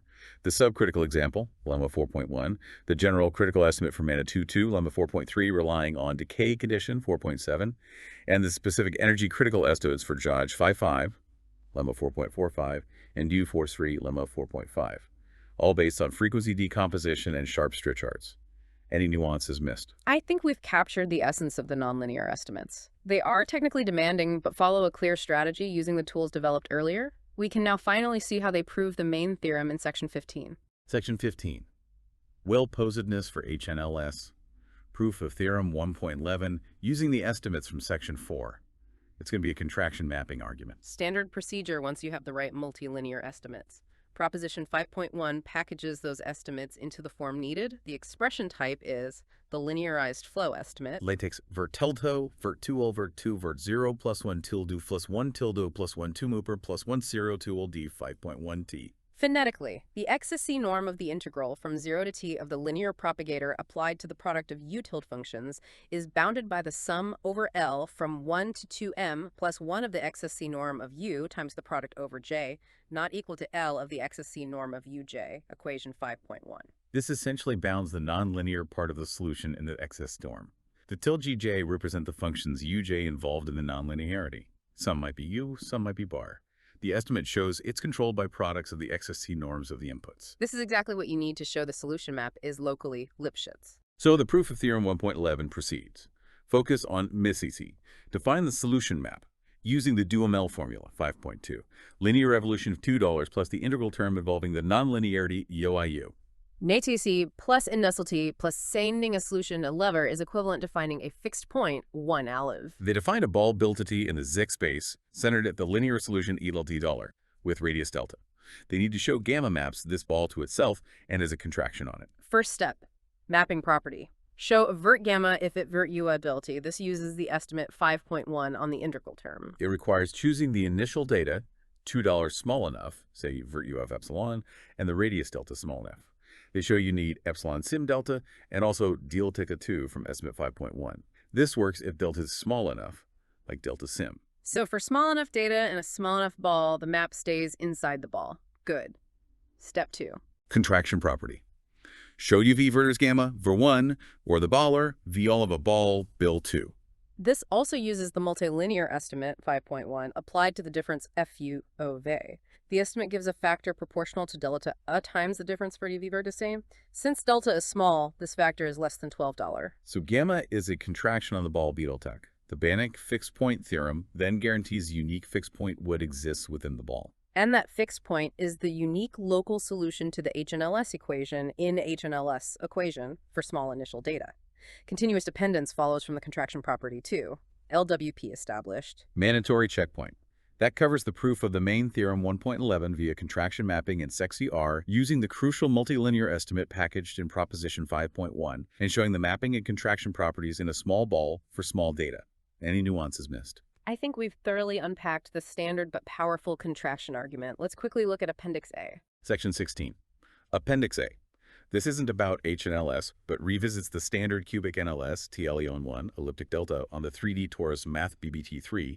The critical space is H12. They say this case was left open in a previous work 30. Ah, so they're using their machinery to close a gap in the elliptic literature too. Equation A1 is just the standard cubic NLS on math BBT3. Theorem 8.1 states LWP for 7DT2, so including the critical case, and GWP for small HNL1 data. The proof should be analogous to the HNLS proof, but simpler because it's elliptic. Lemma A.2 just restates the known sharp elliptic Stritthartz estimates for 200 and Thorild. Lemma A.3 is the key trilinear estimate needed for the cubic nonlinearity in HJ3. The expression type is cubic NLS trilinear estimate. Late text, lefting post detection, late hay C5 AT2D and DNMC AT3. Right, listen for cubic NLS trilinear estimate. Phonetically, the magnitude of the integral of U-1, U-2, U-3 V over space and time is bounded by the y-1/2 norm of V times the y-1/2 norm of U1 times the y-1/2 norm of U2 times the y-1/2 norm of U3. Here at Sikitel. The proof strategy uses frequency decomposition, cases A, B, and the known sharp elliptic Stritthartz estimates LTX and 770x, similar exponents as needed in lemma 4.5 for D400.2 HNLS. Yep. The algebra works out to give convergence. And then theorem A1 follows from this lemma via the same contraction mapping argument they used for theorem 1.11. Details omitted. Makes sense. A nice application of the function space framework to an elliptic problem. Mandatory checkpoint. That concludes the analysis of Appendix A, addressing the cubic NLS on Math BBT 33 in the critical H12 space. Have we missed any nuances? I think we've thoroughly unpacked the appendix. It serves as a good consistency check for their methods. We can proceed to the final references and author details, Section 17. Section 17. Just the reference list and author info. We see citations to the big names. Ablowitz, Bourgain, Killip, Tau, Tataru, Tsvetkov, Vishen, Wang, confirms the high level of harmonic analysis and PDE theory involved. Deep roots in the field. And the author details. Engin Başakoğlu at Shanghai Tech University, email provided, and Yuzhao Wang at University of Birmingham, email provided. Right. Final mandatory checkpoint. That covers the entire document, from title page through abstract, introduction, all technical sections, preliminaries, Strichard's proofs, nonlinear estimates, well-posedness proof, the appendix, references, and final author details. We have analyzed every section, formula, and remark according to the Unabridged protocol. Have we missed any nuances anywhere in the entire paper? I think we have definitively completed the required linear progression and thorough analysis. Every stone has been turned. Okay, so let's recap this deep dive. We set out to understand how Başakoğlu and Wang established local well-posedness for the hyperbolic NLS in those challenging critical spaces on the torus. And the key, really, was twofold. First, successfully adapting the Killup-Vishen strategy to remove the epsilon loss from the Bergen-Demeter hyperbolic Strichard's estimates. That gave them the sharp, scale-invariant linear control in Theorem 1.4. And second, the crucial choice to not use temporal orthogonality methods, which apparently fail for HNLS due to its complex phase structure, but instead relying purely on spatial frequency decomposition via cubes using their specialized X-Filler and Dizzle function spaces. Exactly. That combination allowed them to prove the multilinear estimates needed to run the contraction mapping argument right at the critical regularity sexties equals D2 1 meters, achieving their main result, Theorem 1.11, for a wide range of dimensions and nonlinearities. But, as the Unabridged protocol demands we note, there is one specific case left open by their method. Yes. The critical hyperbolic NLS for Dipper ballers $2-3, that's the quintic nonlinearity in 2 dimensions, where Czen equals 12-2, the proof doesn't quite cover that single point. So that remains a challenge. What might it take to solve that case? The paper hinted their techniques might not be enough. It's hard to say for sure. Maybe it requires even more specialized harmonic analysis tools. Perhaps something like the incidence geometry mentioned for the L44 estimate by Liu and Zhang, but adapted to this specific 2HNO-M33 critical setting. Or perhaps a completely different variant of bilinear or multilinear estimates is needed. It's often these specific low-dimensional critical cases that require the most bespoke arguments. A final frontier for this line of inquiry, then. Something for you listeners to ponder. Indeed. The search for sharp results in PDE never quite ends. Thank you for joining us on this extremely detailed deep dive into HNLS well-posedness. It was a journey. Until next time.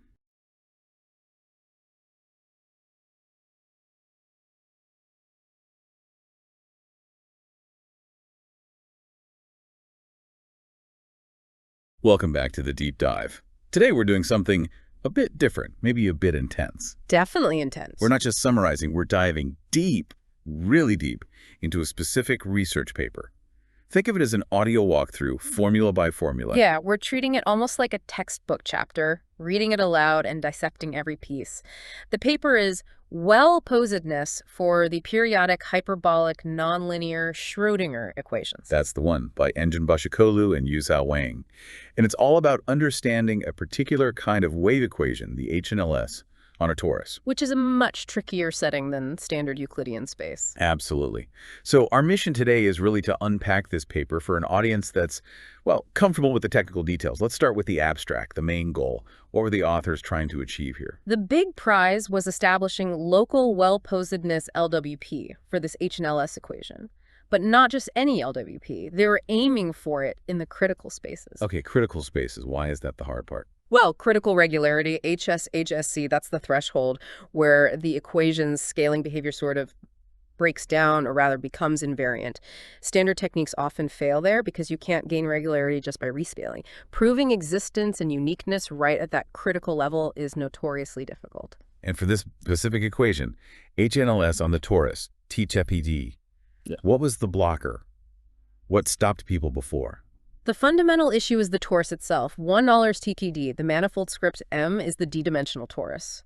Unlike math BDRD, where solutions tend to spread out nicely at what we call dispersive decay, the torus, being compact, doesn't have that property. Waves just kind of propagate around. Right, they don't really decay in amplitude over time just by spreading out. Exactly. And the tools we use to prove well-posedness, these things called Strichard's estimates, they measure that spreading. Previous attempts to get these estimates for HNLS on TTD, building on work by people like Bourgain and Demeter, Well, they worked, but they came with a catch. The infamous epsilon dollars to the power epsilon factor. That's the one. A tiny, seemingly harmless factor of no epsilon dollars to the power epsilon, where notional capital N is like a frequency cutoff. It represents a small loss of derivative. And why is that a deal breaker for critical well posedness?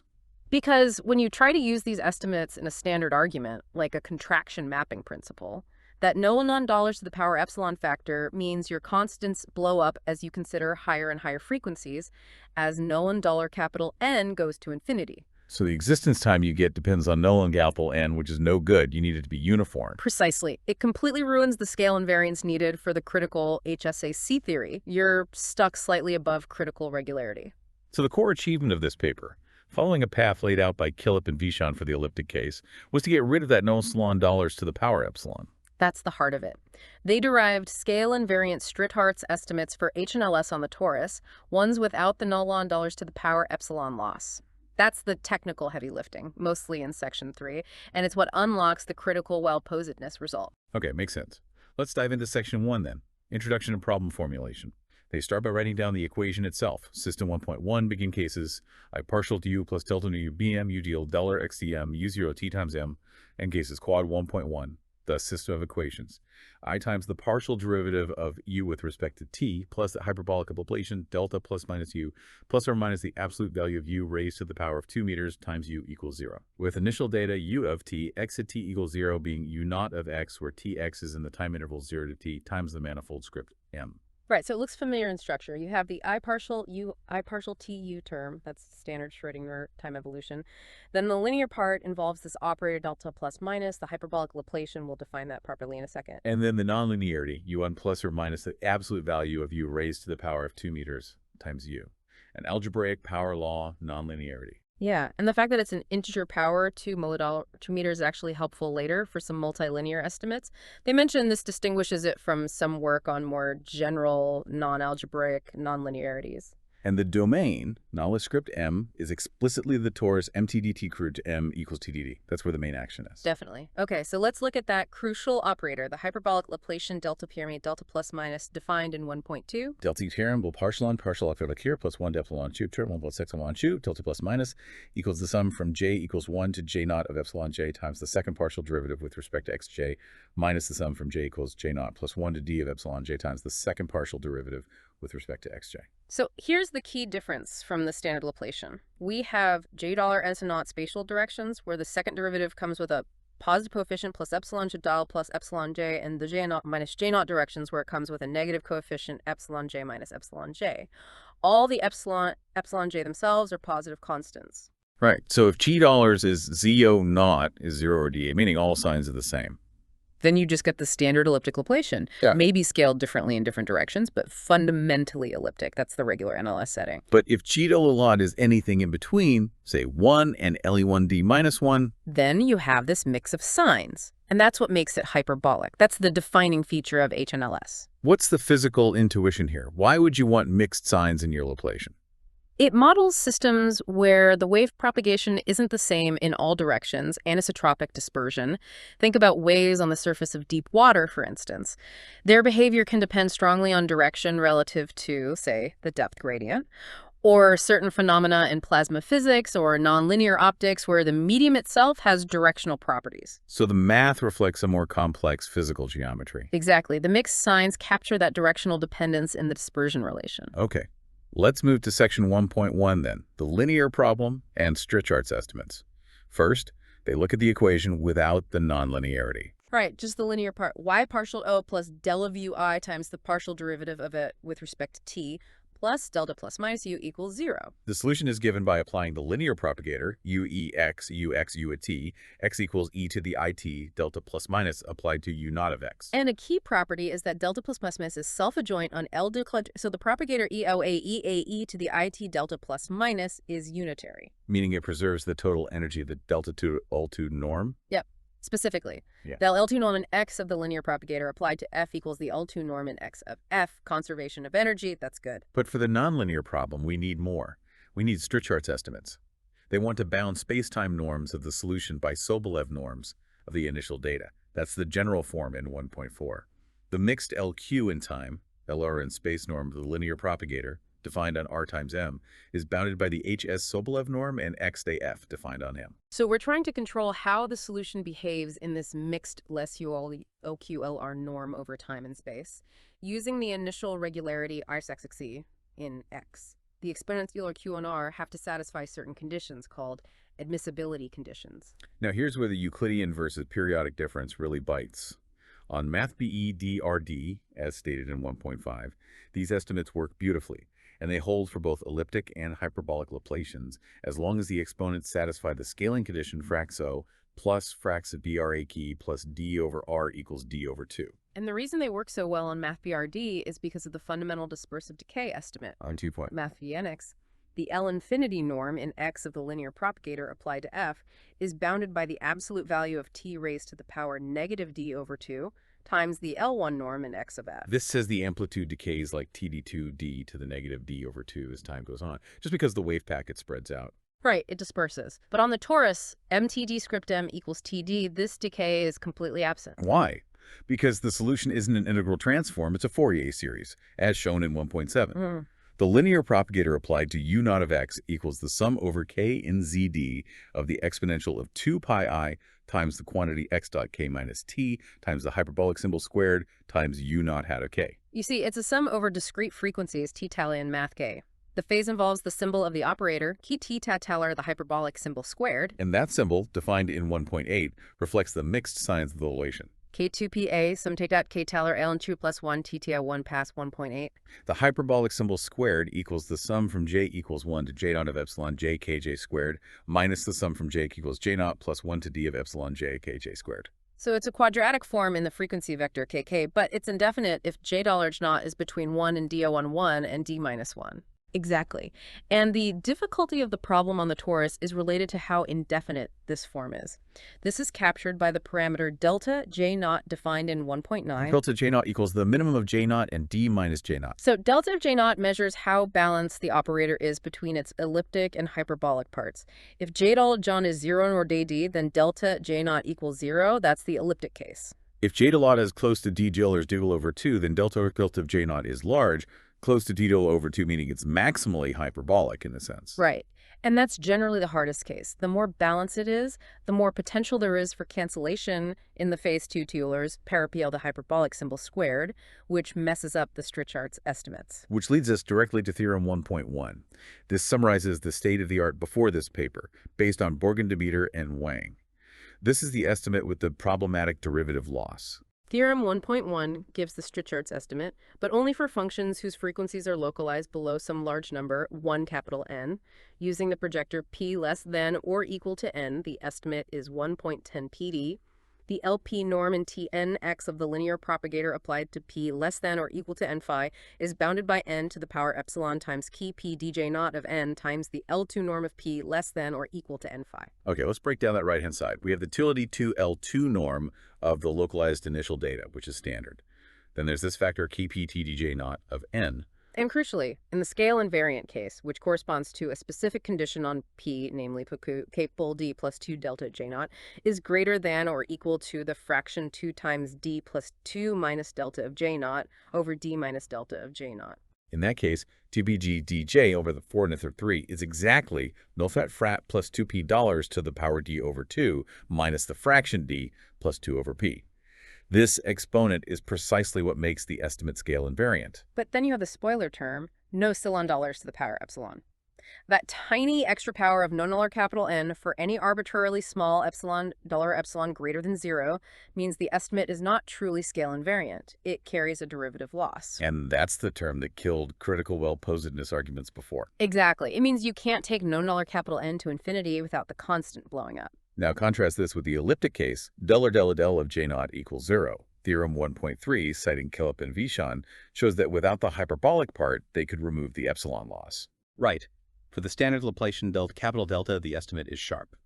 The LP norm of e to the plus minus it capital delta p less than or equal to n phi is bounded by n to the scale invariant power times the L2 norm of p less than or equal to n phi. Now 1 epsilon the letter to the power epsilon there for p fracta t d plus 2 greater than 2 times d plus 2 over d.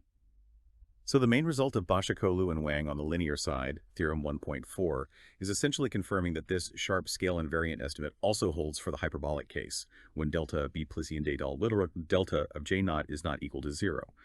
The LP norm of the linear propagator p less than or equal to n phi is bounded by n to the scale invariant power times the L2 norm of p less than or equal to n phi.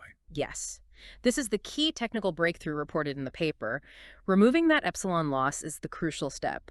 The proof of this is the main content of Section 3. Okay, huge result. But before we get to how they proved that, we need the right tools. Section 2 introduces the function spaces they use, and they're not the old x is b spaces. No, they use these up UP and VP spaces, which have become quite popular in low regularity PDE theory, especially around critical settings. Think Kataru, Herrer. Right. These spaces are often better adapted than x is b when you're right at the critical index CT. Let's define them. Definition 2.1 gives the up UP atomic space. What's an atom? Up UP atom, let's call it a sum, is basically a piecewise constant function in time. It's written as 1k, 1tk, 1a equals the sum from k equals 1 to k of the indicator function on the interval tk minus 1 to tk times 5k minus 1. So it's equal to the Hilbert space vector of phi naught on the first time interval, phi off phi 1 on the second, and so on. Okay, and there's a normalization condition on these vectors, phi below phi go. Yes, the sum of the teeth powers of their Hilbert space norms has to be 1. Sum tkh, the sum from k equals 0 to k minus 1 of the h norm of phi, raised to the power p equals 1. This just sets the scale. Then the space of PPH itself is made of functions, $1 that are potentially infinite sums of these atoms. $1 ETT lambda JAJ equals the infinite sum over EJJ of lambda JAJ. Right. And the norm, the UP norm of us, is the infimum of the t-take1 small script of 6, one sum of the absolute values of the coefficients, sum lambda, sum of absolute value lambda j, over all possible representations. It's essentially the cheapest way to build the function from atoms. What's the intuition? Why use these? They handle step-like behavior and discontinuities well, which is useful for dealing with Duhamel integrals and initial data terms. They capture a sort of atomic time structure. Okay, then there's the VP or Vi variation space in definition 2.2. This looks different. Yeah, VP-BP measures the total variation of the function over time. The norm, defined into 2.1, involves looking at all possible ways to partition the time interval $0 a quad, 0 to t. Sum p1 left, the VP norm of v is the supremum over partition z of the quantity. The sum from k equals 1 to k of the h norm of the difference v of tk minus v of tk minus 1 raised to the power p, all raised to the power 1 over p. So you take the p-th power of the change in the function in the Hilbert space norm $H Yeah. between successive partition points, sum those up, take the 1 power 1 over p root, and then take the supremum over all possible partitions. It measures how much the function jumps around in total. And they use VPRC right continuous, the right continuous function starting at 0. Right. And the important relationship mentioned in remark 2.3 is the embedding, 2.2. Up click right arrow, VPR, UQ. Huck right UP embeds into VP rate continuous, which embeds into UQ, which embeds into L infinity as long as PPPB is less than Q. VPPP controls up UP. You said these are better than x is b here. Can you elaborate slightly? The issue with X is BP to B spaces often comes down to needing a certain amount of time regularity, typically 12 two-bands greater than 1/2 to close estimates. At the critical spatial regularity, UPS is C. Forcing this time regularity can sometimes implicitly require more spatial regularity than you have, effectively reintroducing a loss. Up UP, BP spaces are structured differently. They sort of decouple the time and space aspects in a way that works better right at CSE. Got it. So the actual spaces used for the main analysis are sexes, x's, and UPT does, defined in definition 2.5. How are these built from T2U2 and B2V2? They combine the U2V2 U2V2 structure in time with Sobolev regularity in space. Frequency. Look at the sexes, x's norm definition. Right. Ranake wrangle T dole right, Langle's right to D. The x's norm of u equals the square root of the sum over k in z ab of bracket k to the power 2s times the squared u2 norm in t of the k4a mode of the d-evolved function. Okay, let's unpack that. We're summing over all frequencies kk. For each kk, we take the kth Fourier coefficient of the solution. Then we apply the inverse linear propagator, E delta d toll, to the minus IT delta plus minus to sort of undo the linear evolution. Right, we look at the function in the interaction picture. Then we take the $2 to U2 norm in time of that d-evolved coefficient, square it. multiply by the Sobolev weight Olbers bracket k to the power 2s, where the Langle k wrangle 1 plus k2 tool bracket k equals square root of 1 plus mod k squared. And finally, sum over all kk and take the square root. Exactly. It's an L2 tilde L2 sum in frequency weighted by Leger's derivatives, where the quantity being measured at each frequency is the U-tail-Euro norm of the interaction picture solution component. The Leger's norm is identical. Just replace the U2 null and U2 norm with the V-tail U norm. These seem tailor-made for Picard iteration, where you want to separate the linear flow from the nonlinear interaction. Precisely. Now, a few key lemmas make these spaces work. Lemma 2.6 is basic sanity check. It shows these norms control the initial data in H-etas H-etas and also the standard energy norm, Lito ED6 in time H's in space. So legal E RECH and EH8HE's norm is bounded by the XE's norm. But lemma 2.7 is the workhorse for the nonlinearity, right? Oh, yeah. The Duhamel term estimate. Leffen FCS. Lessen Leffe XDT each D, right? Lessen sub P. The X's norm of the Duhamel integral from 0 to T of the linear propagator applied to f of SDS is bounded by the supremum over V in the unit ball of the Y negative S space of the absolute value of the spacetime integral of f times V dx dt. This is really powerful. It says we can bound the Sexazella's norm of the solution part generated by the forcing term of 50t, which will be our nonlinearity, by testing 50 dollars against functions 50 dollars in the dual space, UYY negative S. So it transforms the problem of bounding the Duhamel integral into a problem of bounding a bilinear or multilinear once we plug in the nonlinearity for Pfeft as a spacetime integral. Exactly. It sets up the multilinear estimates we'll need in section 4. And the final piece of setup is lemma 2.8. This connects the Schrödinger estimates we discussed, specifically the hoped-for scale invariant version from theorem 1.4, back to these new function spaces. Right. Equation 2.4 makes that link explicit. Yeah. The LP norm of P less than or equal to NU is bounded by N to the power D over 2 minus the fraction D plus 2 over P times the Y naught norm of P less than or equal to NU. So if we can prove theorem 1.4, the scale invariant Stircharts, this lemma guarantees that our $Y naught space, which is related to sex naught, controls the necessary LP norms with the correct scaling factor. Yep. This justifies using YALS and XSXs in the contraction mapping argument, knowing that they implicitly contain the sharp Stircharts information once theorem 1.4 is proven. Okay, the stage is set. Let's get into the main event. Section 3, the proof of theorem 1.4, the epsilon removal argument for the hyperbolic case. This is where the magic happens, adapting the Killet-Bichon strategy. The core idea is to combine the bad estimate, theorem 1.1, with no epsilon dollars to the power epsilon, with a good dispersive estimate that holds locally in time, and then use a clever measure-theoretic argument to show the bad parts are actually small enough to be controlled. It starts with lemma 3.1, a dispersive estimate for the kernel of the propagator, kpm endin tpes plus minus n of tagx. This kernel represents the solution at time and position $6, starting from a delta function at the origin, localized to frequency dollars. Right, and the bound 3.1 tells us how this kernel decays, or rather how large it can be depending on time call-out quad. 3.1. The absolute value of k plus minus n of tx is less than or approximately equal to the product from j equals 1 to d of the fraction.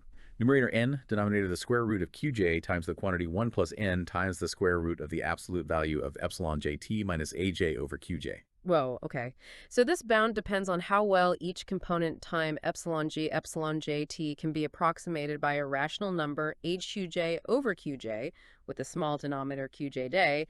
If the d is very close to such a rational time for some jj, the denominator involving epsilon t haj absolute value epsilon jt minus aj over qj gets small, and the kernel can be large. That's the idea.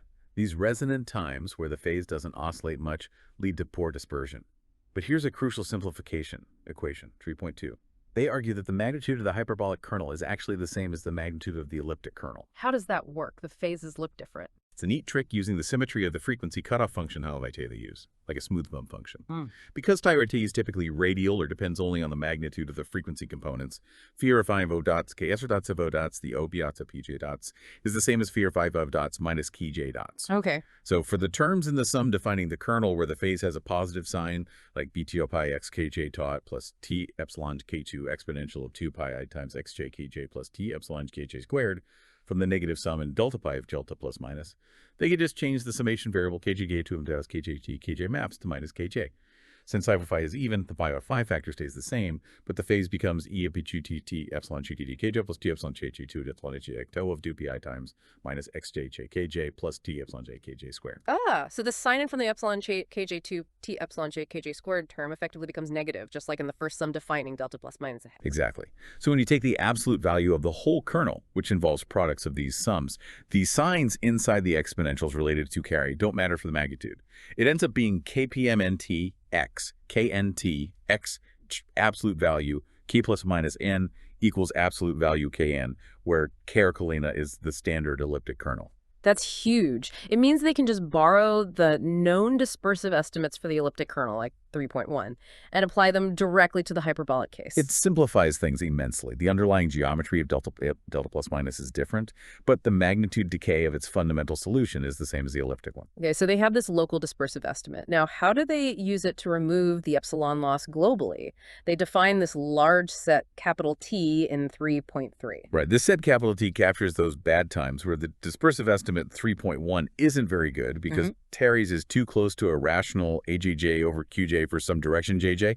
The definition is a bit technical. Sigma 1 QJ, epsilon J N2 sigma, text for some AJQJ N2 sigma, text for some AJQ23 3.3.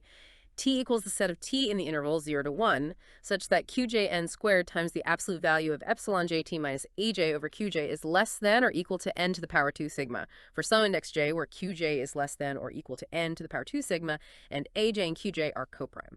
So sigma is some small positive parameter we get to choose later. Yes. This set capital T essentially contains neighborhoods around rational times, where the size of the neighborhood depends on $none capital N and this parameter sigma. The key point, derived from number story, Dirichlet approximation, is that the total measure of this set capital T is small, roughly like tildesim N2 sigma, till less a measure of T is bounded by n to the power 2 sigma minus 2. If we choose sigma 1 or sigma less than 1, this measure goes to 0 as $1 increases. Okay, so most times they're not in TO. The strategy is then to split the analysis. Exactly. It's often called a Chebyshev argument or high-low frequency split, but here it's a split in time based on 2x_t. They defined the large kernel 1t k key amen tiro plus minus n equals indicator function of t times k plus minus n, which is the kernel restricted to the bad times together, and the small kernel, which is the rest, kpm n netto k plus minus n minus k tilde plus minus n. Proposition 3.2 gives a crucial estimate for convolutions involving this large kernel, tilde m k tilde plus minus n, equation 3.5. The LR norm in Tnx of k tilde plus minus n star f is bounded by n to the power d minus the fraction 2 times d plus 2 over r times the LR prime norm in Tnx of f. This looks like a form of the Thomas-Stein restriction theorem estimate, but adapted for this large kernel part. Notice the scaling factor, none d frag 2 d plus 2 to the power d minus fraction 2 times d plus 2 over r that looks scale invariant. It is. This proposition essentially says that even though the kernel is large on tact T, the convolution with it still behaves well in terms of scale invariant little r bounds, provided time is large enough. This is a key ingredient. Okay, now how do they put lemma 3.1 and proposition 3.2 together to prove theorem 1.4? They look at the LP norm they want to estimate, LT norm of u, where 1 delta phi u equals the propagator applied to phi. Let's assume delta LT norm of phi is 1. They use the layer cake representation, integrating against the measure of level sets. Omega mu d mu LT norm of u to the power p equals the integral from 0 to infinity of p mu to the p minus 1 times measure of omega mu d mu, where omega mu is the set where mod u is greater than mu. And they split this integral into two parts, small mu mu and large mu mu. For small mu mu, say you do delta less than or equal to n to the power d over 2 minus delta for some small delta delta greater than 0. They use the old lossy estimate from theorem 1.1. Chebyshev's inequality gives omega mu less a measure of omega mu bounded by mu to the minus p star times LP star norm of u to the power p star, where p key star is the exponent from theorem 1.1. Plugging in the lossy bound epsilon nd2 d plus 2 norm bounded by n epsilon times n to the power d over 2 minus fraction d plus 2 over p star. Leads to the estimate in 3.6 for the integral over small. Homie d LA2 fraction u1 plus epsilon p delta. Integral from 0 to n to the d over 2 minus delta is roughly bounded by n to the power p times d over 2 minus d plus 2 over p plus epsilon p star minus delta times p minus p star. Okay, now look at that exponent. We have the desired scale invariant part, p frag tt p times d over 2 minus d plus 2 over p. Yeah. But we also have this extra bit epsilon p p bar a minus delta times p minus p star. We want that extra bit to be negative or 0. Exactly.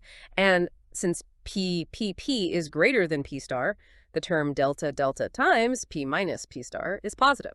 So if we choose our initial margin delta first, we can then choose epsilon from the lossy estimate to be small enough such that epsilon frac delta less than delta times p minus p star over p star.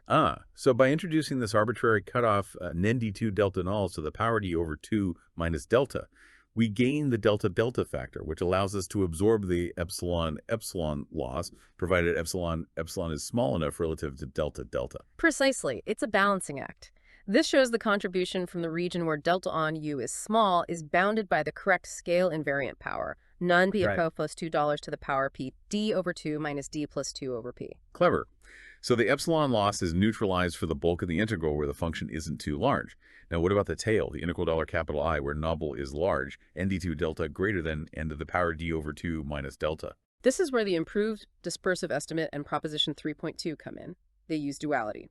Omega mu can be related to the inner product Langle u, 1 or omega u indicator omega mu. Writing $1 kpmn phi u equals k plus minus n star phi, and using Cauchy-Schwarz and duality again leads to bounding the contribution by something like Langle 1 omega mu, Wrangle inner product indicator omega mu, k plus minus n star indicator omega mu. Okay, and now they split kpmn k plus minus n into the large part tilde plus minus n supported on the bad time set t sup and the non-large part. The non-large part is handled using the improved dispersive estimate, lemma 3.1, which works well outside t-set, combined with the small measure of t-site complement. It turns out this part is easily bounded. The main challenge is the term involving tilde t tilde plus minus n, the kernel on the bad time set. This is where proposition 3.2 is used. Yes. They use Holder's inequality and then proposition 3.2, the dollar bound for convolution, with tilde plus minus n to get the bound 3.9. Leggies, Compet Muller's 5080 and Olvu 72 Connor, Fractizing $2, $3.9. The absolute value of the L2 inner product of indicator omega mu with k tilde plus minus n star indicator omega mu is bounded by measure of omega mu to the power 2 over r prime times n to the power d minus the fraction 2 times d plus 2 over r. Now it's a matter of careful bookkeeping, relating omega mu measure omega mu back to the integral $I and choosing the parameter $3 appropriately related to pp and pp star, and the parameter sigma from the definition of time small enough. They managed to show that this term is also bounded by the desired scale invariant quantity fractarian to the power p times d over 2 minus d plus 2 over p. So both the small meter mu part and the large meter nu part are controlled by the scale invariant estimate. Putting them together proves theorem 1.4. It's a really elegant argument, borrowing the structure from Kilip-Vishan, but crucially showing that the hyperbolic kernel's magnitude behaves like the elliptic one, and then carefully balancing the contributions from good and bad times, using the parameters delta, and sigma to swallow the epsilon. Masterful. Okay, so the epsilon loss is gone. Now, section 3.2 quickly deals with a technical point. The hyperbolic Galilean boost. Why do they need this? The Strouchert's estimate we just proved, theorem 1.4, was for pi wep p less than or equal to n phi, which localizes frequencies to a ball around the origin. For the nonlinear estimates, we need to decompose the solution into frequency cubes, PCC, that might be centered anywhere, say at frequency Lordan, math BBZ abor, and ZD. We need the estimate to work just as well for these off-center cubes. Right. The Galilean boost is essentially a change of variables that recenters the frequency cube. Lemma 3.3 uses this identity. X, th, x, t dot r plus t dot r plus th t epsilon plus t k k r plus t h epsilon dash k plus t epsilon k plus t h epsilon of r plus t h epsilon of r plus t h epsilon of r plus t h epsilon of r plus bracket epsilon of bracket k minus r plus t h epsilon of k minus r. Here's epsilon of k, just another way to write the symbol pt ac minus mod k squared plus minus. The point is, if you look at the phase for a frequency call k near Dröller, you can rewrite it. The term 6 plus t jot r plus ttr plus th epsilon of r is just a phase factor depending on the center, which doesn't affect LP norms.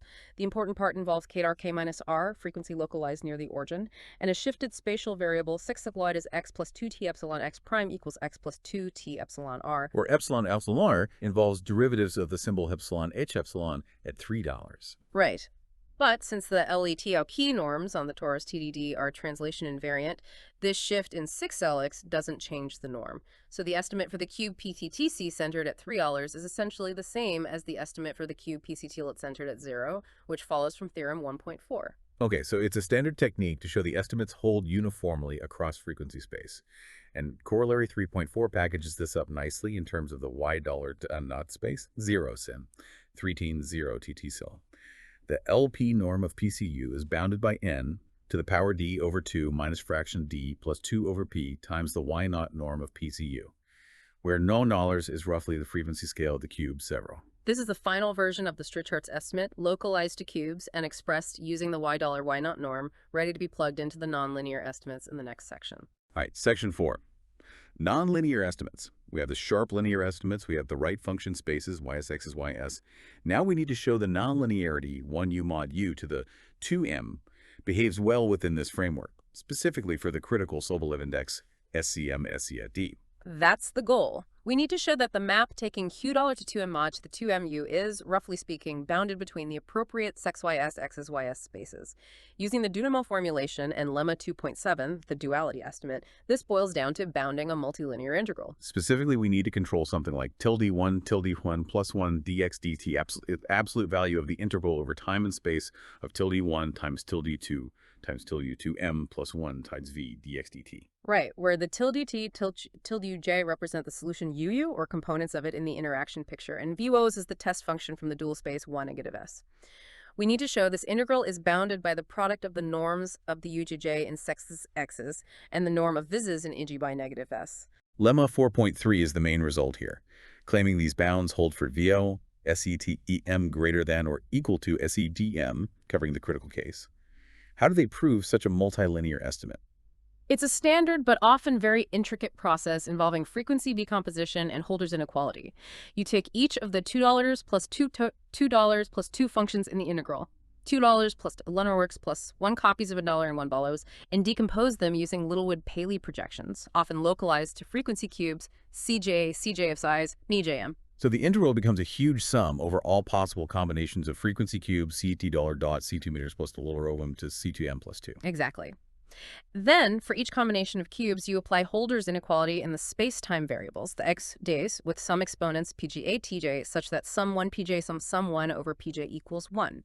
This gives you a product of LPJ norms, like PCJ norm of PCJ tilde uj. And now we use the Strichhartz estimate, corollary 3.4, to bound each of these Lemaitre norms by the corresponding y dollar y naught norm times the scaling factor, Prectin-Frat plus 2 pj, to the power d over 2 minus fraction d plus 2 over pj. Right. So now you have a bound involving products of y dot y naught norms and these scaling factors nun j dot and j to the power dots. The final step is to carefully sum over all frequency cubes nun j dot and j. This is where the Sobolev weights Wangle k, Rambles bracket k to the x come back in because the Whitehouse norm involves them. The goal is to show that after summing over all frequencies, the powers of nj balance out correctly, leaving you with the product of the y-ros norms or sex's norms you started with. It's all about making sure the decay provided by the Strichhartz estimates via the nun j dots and j to the power dots terms is strong enough to make the sum over frequencies converge while respecting the distribution of the Sobolev derivatives among the different factors. They mention specific conditions involving the critical index SCMD and D and the Holder exponents PQ needed for this to work. Yes, those inequalities like frac 2 plus 2p 0 over 2 minus d plus 2 over p minus sc less than 0 are the result of this frequency summation analysis. They represent the precise conditions needed for the scaling factors and Sobolev weights to combine correctly and yield a convergent sum. It crucially relies on the Strichhartz estimate being scale invariant, no 1 epsilon dollars to the power epsilon. If there were an epsilon dollars to the power epsilon, this delicate balancing act would fail at JCC SE equals SE. Absolutely. That's why removing it was so critical. Assuming it holds, the end result is the desired multilinear estimate. Grow J2 plus 1, TSE D2 right less than V1 O to V plus 1, 3. Absolute value of the integral is bounded by norm Vy minus S times norm U1YS times product J equals 2 to 2M plus 1 of norm UJYSC, or variations depending on how you distribute the derivatives. And they also handle some specific cases, like the cubic case him to 1 meter equals 1 in dimensions dollar, 4 deal is greater than or equal to 4, in lemmas 4.4 and 4.5, where the critical index might require careful choice of Strichhart's pairs, depending on delta of J naught. Yeah, those are just ensuring the argument works across all the different parameter regimes, accounting for the specific constraints imposed by the admissible Strichhart's exponents P ear related to DD and delta J, delta of J naught. It shows the thoroughness needed. Okay, so with these multilinear estimates in hand, Section 5 wraps it all up. Well-posedness for HNLS. This part is relatively standard once you have the crucial estimates. Proposition 5.1 translates the multilinear integral bound into a bound for the Duhamel term itself, using the XSC norm. For Lessling to quote Dilogo, Peckel XD norm of the Duhamel integral of the nonlinearity is bounded by the XSC norm of u to the power 2 meters plus 1. So the nonlinear part of the solution map is bounded, and it maps functions with small XCCC norm to functions with even smaller XCCC norm, since it's like 2nan plus 1 norm to the 2n plus 1. Right. Then the proof of theorem 1.11, which should probably be theorem 1.5 or similar, the main well-posedness theorem, uses the standard contraction mapping principle. Define the solution map, capital gamma, of u via the Duhamel formula, 5.2. Yeah. Capital gamma of u equals the linear part plus or minus I times the Duhamel integral of the nonlinearity. We want to show this map. Capital gamma takes a small ball in the XAC back into itself and is a contraction there. Lemma 2.6 bounds the linear part XAC norm of linear part bounded by HSC norm of initial data. Proposition 5.1 bounds the nonlinear part. If the initial data HSC norm of u naught is small enough, then gamma, capital gamma, maps a small ball B delta in XSECTC2 to itself. And the same estimates show that the difference gamma GSE norm of gamma, u minus gamma v, is bounded by something like delta to the 2 norm times XSE norm of u minus v. If delta is small, delta to the 2 norms is much smaller, making it a contraction.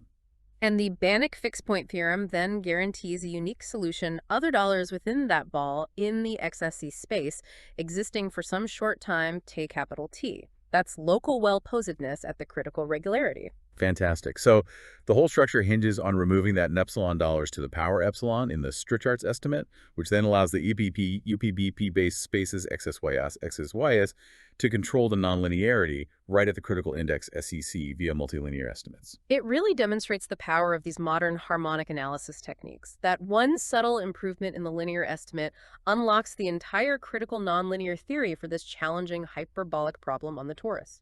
A real testament to the depth of analysis needed for these dispersive equations, especially on compact domains.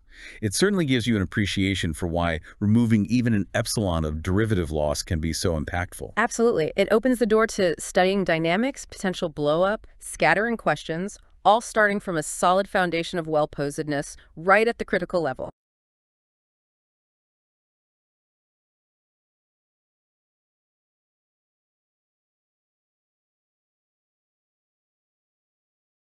Welcome to the Deep Dive. Today, we're really getting into the weeds on a significant challenge in dispersive PDEs. We're looking at the hyperbolic nonlinear Schrödinger equation, the HNLS. Specifically on the periodic domain, the dollar-dimensional torus, Math B BTD. And the focus is this landmark paper by Başakoğlu and Wang.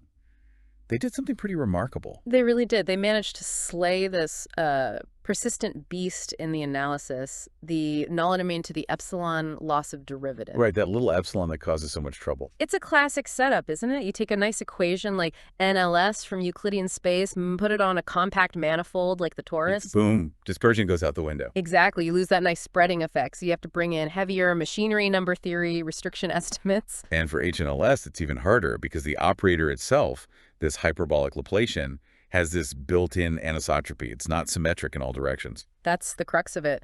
And this paper, well-posedness for the periodic hyperbolic nonlinear Schrödinger equations, gives us the tool we needed. The scale invariant Strichhart's estimate, that's the key. It is. It's the sharp analytic tool that lets them finally prove local well-posedness, but crucially, in the critical Sobolev spaces. That's the holy grail here. So, our mission today is to understand exactly how they pulled this off. How did they get rid of that epsilon loss when previous estimates for the hyperbolic case couldn't? It's a deep dive for sure. And we're assuming you, listening, are already comfortable with the basics, Sobolev spaces, inches overall, Fourier analysis, maybe even things like Edela spaces, though we'll see they use something slightly different here. Right. This is for the specialists, the aficionados. Okay, let's dive in. Part 1. defining the problem, where do we start? We start with the equation itself, equation 1.1 in the paper. Okay. It's written as times the partial derivative of dollars with respect to dol plus delta plus or minus the magnitude of tau to the power times dol equals 0. Standard NLS form mostly. Dollars are a complex valued function of time and space $6. And the domain is time $2 in some interval, say 0 to dollars, and space $6 on the dimensional torus math BBD. The periodic setting, that's key. And the nonlinearity, that plus or minus UDA term. That's fairly standard too, right? Dollars is just a positive integer, algebraic nonlinearity. Yes, it's not some general function. This algebraic structure is what determines the critical scaling later. But the real star of the show, or maybe the villain, is that delta operator, the hyperbolic Laplacian. That's where all the technical difficulty stems from. Equation 1.2 defines it. Let's unpack that. Delta is? It's a sum of second partial derivatives, but with mixed signs. You sum up positive constants, var epsilon j times the second partial derivative with respect to 6g dollars from 1 up to some index g dollars. Okay, so far so good, like a weighted Laplacian. But then you subtract a similar sum for the remaining dimensions. So minus the sum from $2 plus underbarrier to $2 of other positive constants, var epsilon j times the second partial derivative with respect to 6g dollars. Ah, the mixed signs, that's the hyperbolic part. Exactly. The index of dollar controls the structure. It can range from DL leather to DLR. So if $T is $G, the first sum is empty, and we just have minus the sum of positive terms times second derivatives. Yeah. That's just minus the standard weighted Laplacian, right? The elliptic case. Correct. Or if $2 equals D dollar, the second sum is empty, and we have plus the standard weighted Laplacian. Also elliptic. Yeah. But if $T is anything strictly between $dollars and dollars, say from $1 to $, then you have this mix of positive and negative signs. That's the hyperbolic Laplacian operator, and that's when equation 1.1 becomes the hyperbolic NLS, the HNLS. That's the regime this paper tackles. That mix, the anisotropic structure, is why it's called hyperbolic. Does this come up in physics? Is there an intuition here? Oh, definitely. The authors mention it. HNLS models physical systems where the wave dispersion isn't the same in all directions. Think about dynamics of deep water gravity waves, maybe, or self-focusing wave packets in certain plasmas or nonlinear optical materials. Where the medium itself has some kind of directional preference. Precisely. The medium might stretch or compress waves differently along different axes. The math has to capture that anisotropy. Okay, so that's the equation. Before the nonlinearity bites us, what about the linear part? Just the Argyll partial plus delta. A linear problem, yes. Equation 1.3.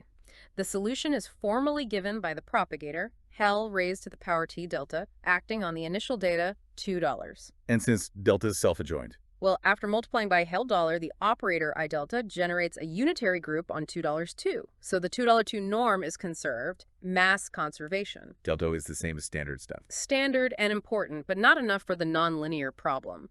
We need control over how the solution spreads out in space and time simultaneously. We need Strichhart's estimates. Right. These are the estimates that typically bound some kind of space-time norm of the solution by a Sobolev norm of the initial data. Exactly. The general form, like in 1.4, is something like the norm of AFE, where a math B phi r over math of EB is bounded by some constant times the ASS norm of 5. Here, nullity is our spatial domain, either math BATEO or the math BDs, and that LQT LIX norm means. You take the dollar norm in space first for each fixed time, $2, and then you take the dollar to norm of the resulting function of time. And like you hinted, we should be careful. This is different from the mixed LPDS norm that Bergain and others use in the periodic setting, where you integrate over space and time together. Yes, the distinction matters, especially when you start using tools like interpolation or duality. The geometry of the norms is different. Okay, good distinction.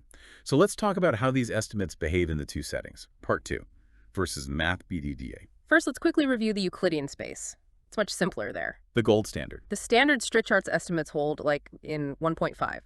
The norm of LT Della in LQT EXE is bounded by the dilatory norm of $5. Provided the exponents to satisfy the scaling condition, right? The sharp condition is $2Q plus DR11 D to no 2, with del rolls between 2 and infinity, but excluding the endpoint QRLS, 2 and out of 50, 0 lower scholar. Correct. That condition comes from scaling arguments. But the amazing thing the authors highlight is the constant in this estimate. What about it? It's uniform with respect to the operator delta pair. It doesn't matter how many plus signs or minus signs you have in the Laplacian, meaning it doesn't depend on J log or 60.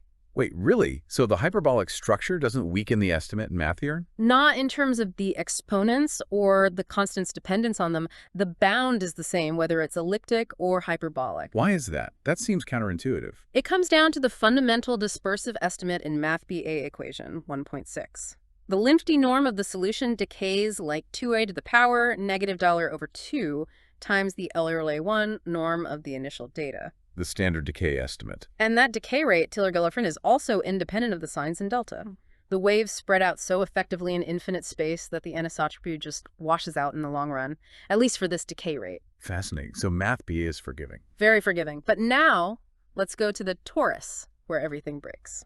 Pretty much. The first casualty is that dispersive decay. On the torus, the solution is given by a Fourier series, equation 1.7. Right. EL at delta is the sum over wave vectors is in the integer lattice mathor. D dt obs d2, del dot isot. The terms are ELA raised to the power 2a times 6c dt t k2p, all multiplied by the Fourier coefficient at. And that tk to phase is the symbol of our operator delta in Fourier space. Exactly. Equation 1.8 defines it. 2pt is the sum from J11, now evelo $2 over epsilon J22, minus the sum from GJ dollars plus $2 to dollars over epsilon J22. It's the discrete version of the operator, acting on the frequency vector too. And here the anisotropy really matters. The authors introduced this parameter delta JL2 in 1.9. Yes, delta J is defined as the minimum of JJ dot and G dollars. So it measures how far G dollars is from the ends 0 negative. All right. It's 0 if G dollar or G do, the elliptic cases, and it's positive if G dollars is strictly in between the hyperbolic case. It quantifies the degree of hyperbolicity or anisotropy. Okay. So we have this Fourier series solution. Yeah. What's the crucial difference from math BA-ish? The crucial difference is there is no equivalent of the lifty dispersive decay estimate, 1.6, for this periodic solution, 1.7. Not at all. None. Because the space is compact, waves eventually interfere with themselves. Energy doesn't spread out to infinity. Think of echoes in a room versus shouting in an open field. Okay, so no simple decay estimate. What do we do for Strich arts on the torus then? We have to rely on different techniques rooted in harmonic analysis and number theory. This leads to the Borgen-Demeter type estimates, stated here as theorem 1.1. Right. These are estimates for functions projected onto frequencies up to some scale. Let powers be that projection. Theorem 1.1 looks at the norm of A L to phi in the mixed space-time norm, ALPS over the time interval, Tedel dollars, Cyril Reller, and the torus math pattern. Okay, the LPS DOM integrating space and time together.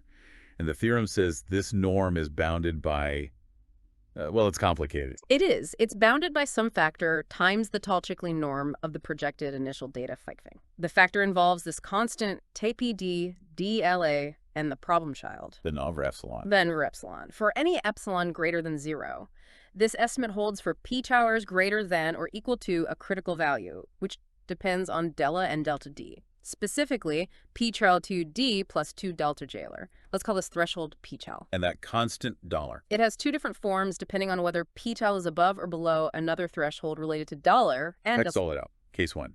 If p thalers is greater than or equal to p chal 2d plus 2 zegal, then dollars is not raised to the power talter jail plus 2 te. That exponent looks familiar. It does. We'll come back to that case here. If Taylor is between 2 and Peller, then Baylor's is Noller raised to the power fracker Gelda Jailer. So the behavior changes depending on the range of tail Jailer. But the critical issue, the one that motivated this entire paper, is that Nover epsilon factor sitting outside $2. Why is it so bad? That's just an arbitrarily small loss of derivative rent. Just arbitrarily small is devastating in nonlinear PDE theory, especially near criticality. When you try to run a fixed point argument, like a contraction mapping, you typically iterate. You plug the solution back into the nonlinearity. Okay. Each iteration involves estimating the nonlinear term. These estimates often involve balancing powers of non-dollars from different frequency scales. If your fundamental linear estimate, the Strich-Arts estimate, loses even a non-var epsilon, that loss accumulates or prevents the necessary cancellations. It breaks the scaling. Exactly. You need bounds that depend polynomially on non-dollar, ideally with the exact power predicted by scaling arguments. And on-var epsilon means the estimate is not scale invariant. It's insufficient to close the argument for local well-posedness directly in the critical space. You often end up needing slightly more regularity than SAR, or the argument fails entirely. So getting rid of that null epsilon is paramount for tackling the critical case. Absolutely. That's the whole game here. Which brings us to part 3. The scale invariant Strickhart's estimates. This is where Başakoğlu and Wang make their mark. Yes, but first, context is important. The removal of the non-for-epsilon loss wasn't entirely new territory. It had been done before, but only for the elliptic case. Ah, right. When delta J-doll, meaning Jeta or J-dollars, standard NLS. Correct. Theorem 1.3 summarizes the result by Killip and Vishon. They showed that for the standard Laplacian delta, or minus delta, if you take T-doll strictly greater than the elliptic critical exponent, which is tat frac 2 plus $2, just set delta in the Pale formula, then the non-ver-epsilon can be removed. And what was the resulting estimate? They proved that the LPT dollar and delta subulfite over $1 and posmath delta is bounded by a constant times $0 raised to the power frac plus 2 times the $2 norm of pathphi. There's that exponent again, then say d plus 2 plus. Precisely. This is the scale invariant exponent. It's exactly what scaling arguments predict. Achieving this estimate without the no-ver-epsilon was a major breakthrough for the elliptic NLS on the torus. Because it allowed them to prove well-posedness in the critical spaces using these sharp estimates. Yes, it opened the door to the Killip-Vishon approach to critical well-posedness. Okay, so that was the state of play for the elliptic case. Now, the main result of Başakoğlu and Wang, theorem 1.4. This is their core Strickhart's result for the hyperbolic Laplacian delta. They fixed the dimension a little kata, the constants for epsilon cot, the frequency cutoff dollars, and crucially, they require the exponent polar to be strictly greater than the hyperbolic critical exponents polar. 5z plus 2 deltas. Yes. And under these conditions, they prove. Let me guess. Go on. They prove the LBT norm of mjol talk is bounded by a constant times. $0 raised to the power frac plus 2 times the Tillotson norm of del bar. Bingo. Equation 1.11. They get the exact same scale invariant exponent as in the elliptic case, frap plus 2p. Wow. Okay, that's huge. So even with the anisotropy of the hyperbolic operator, once you are strictly above the relevant critical exponent passy, the scaling behavior of the L-Loader norm is identical to the elliptic case. That's the message. The difficulty introduced by the hyperbolicity is significant. It shifts the critical threshold upwards since delta dollars and makes the proof much harder, but the form of the scale invariant estimate above that threshold remains the same. So this confirms the conjecture Bourgain and Demeter had made, at least for this range, PP. Yes, it settles that part of the conjecture. But what about the endpoint, PP? Yes. And the range below it? The paper discusses this in remarks. All right, remarks 1.5 and 1.6 delve into the subtleties and open questions. Let's start with remark 1.5, the endpoint PP. Is the ver-epsilon loss necessary there? It's complicated and depends on delta case. If delta J Euro elliptic case, then yes, the loss is generally believed to be necessary at the endpoint, PP equals 2 plus 2 du.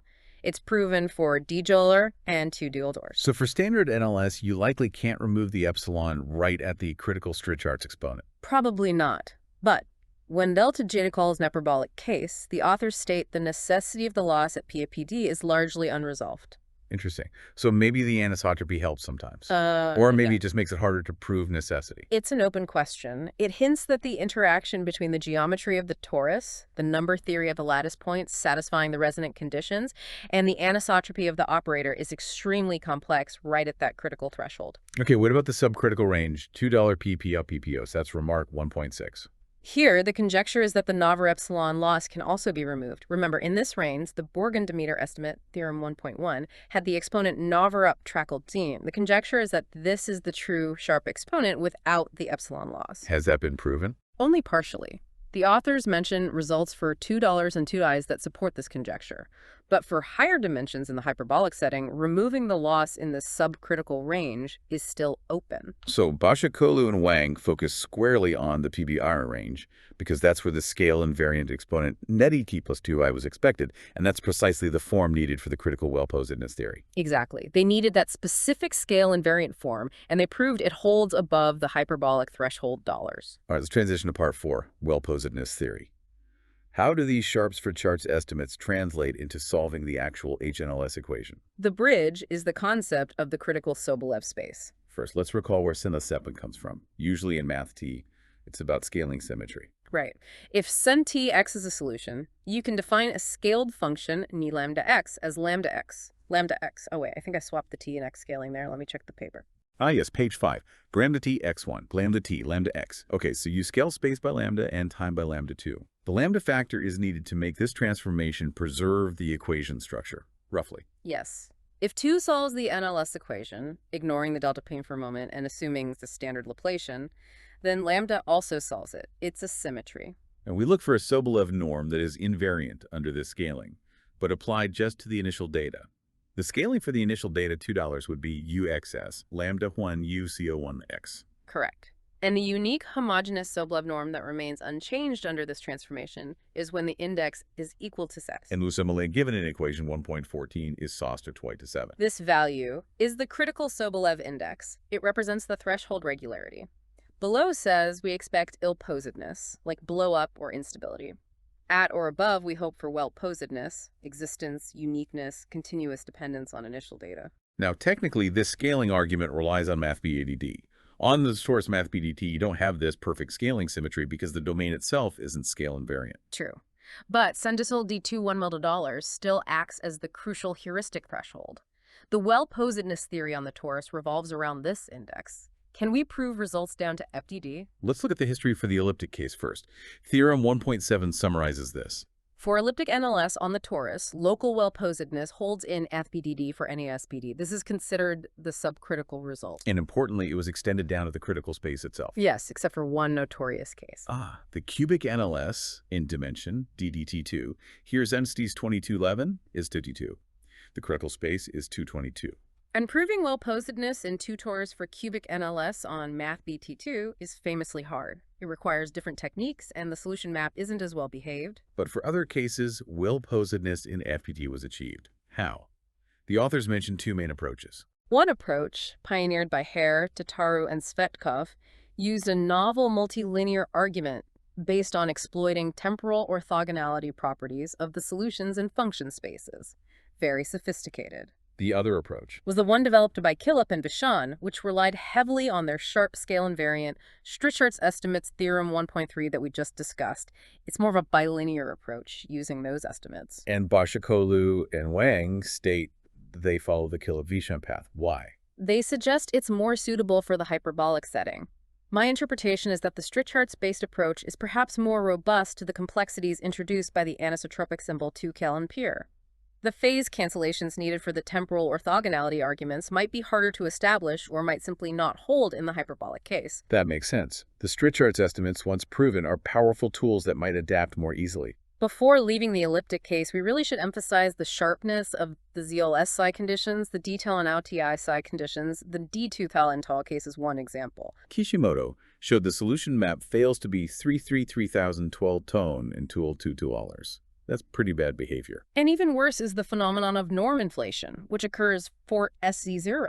You can find initial data arbitrarily close to 0 in the AC0, but the solution blows up extremely quickly in that same norm. So you can't even guarantee the solution stays small for a short time if you start just below the critical regularity. It confirms CCA really is the threshold. It underscores the importance of reaching that critical space. Okay, now for the new results in the hyperbolic case.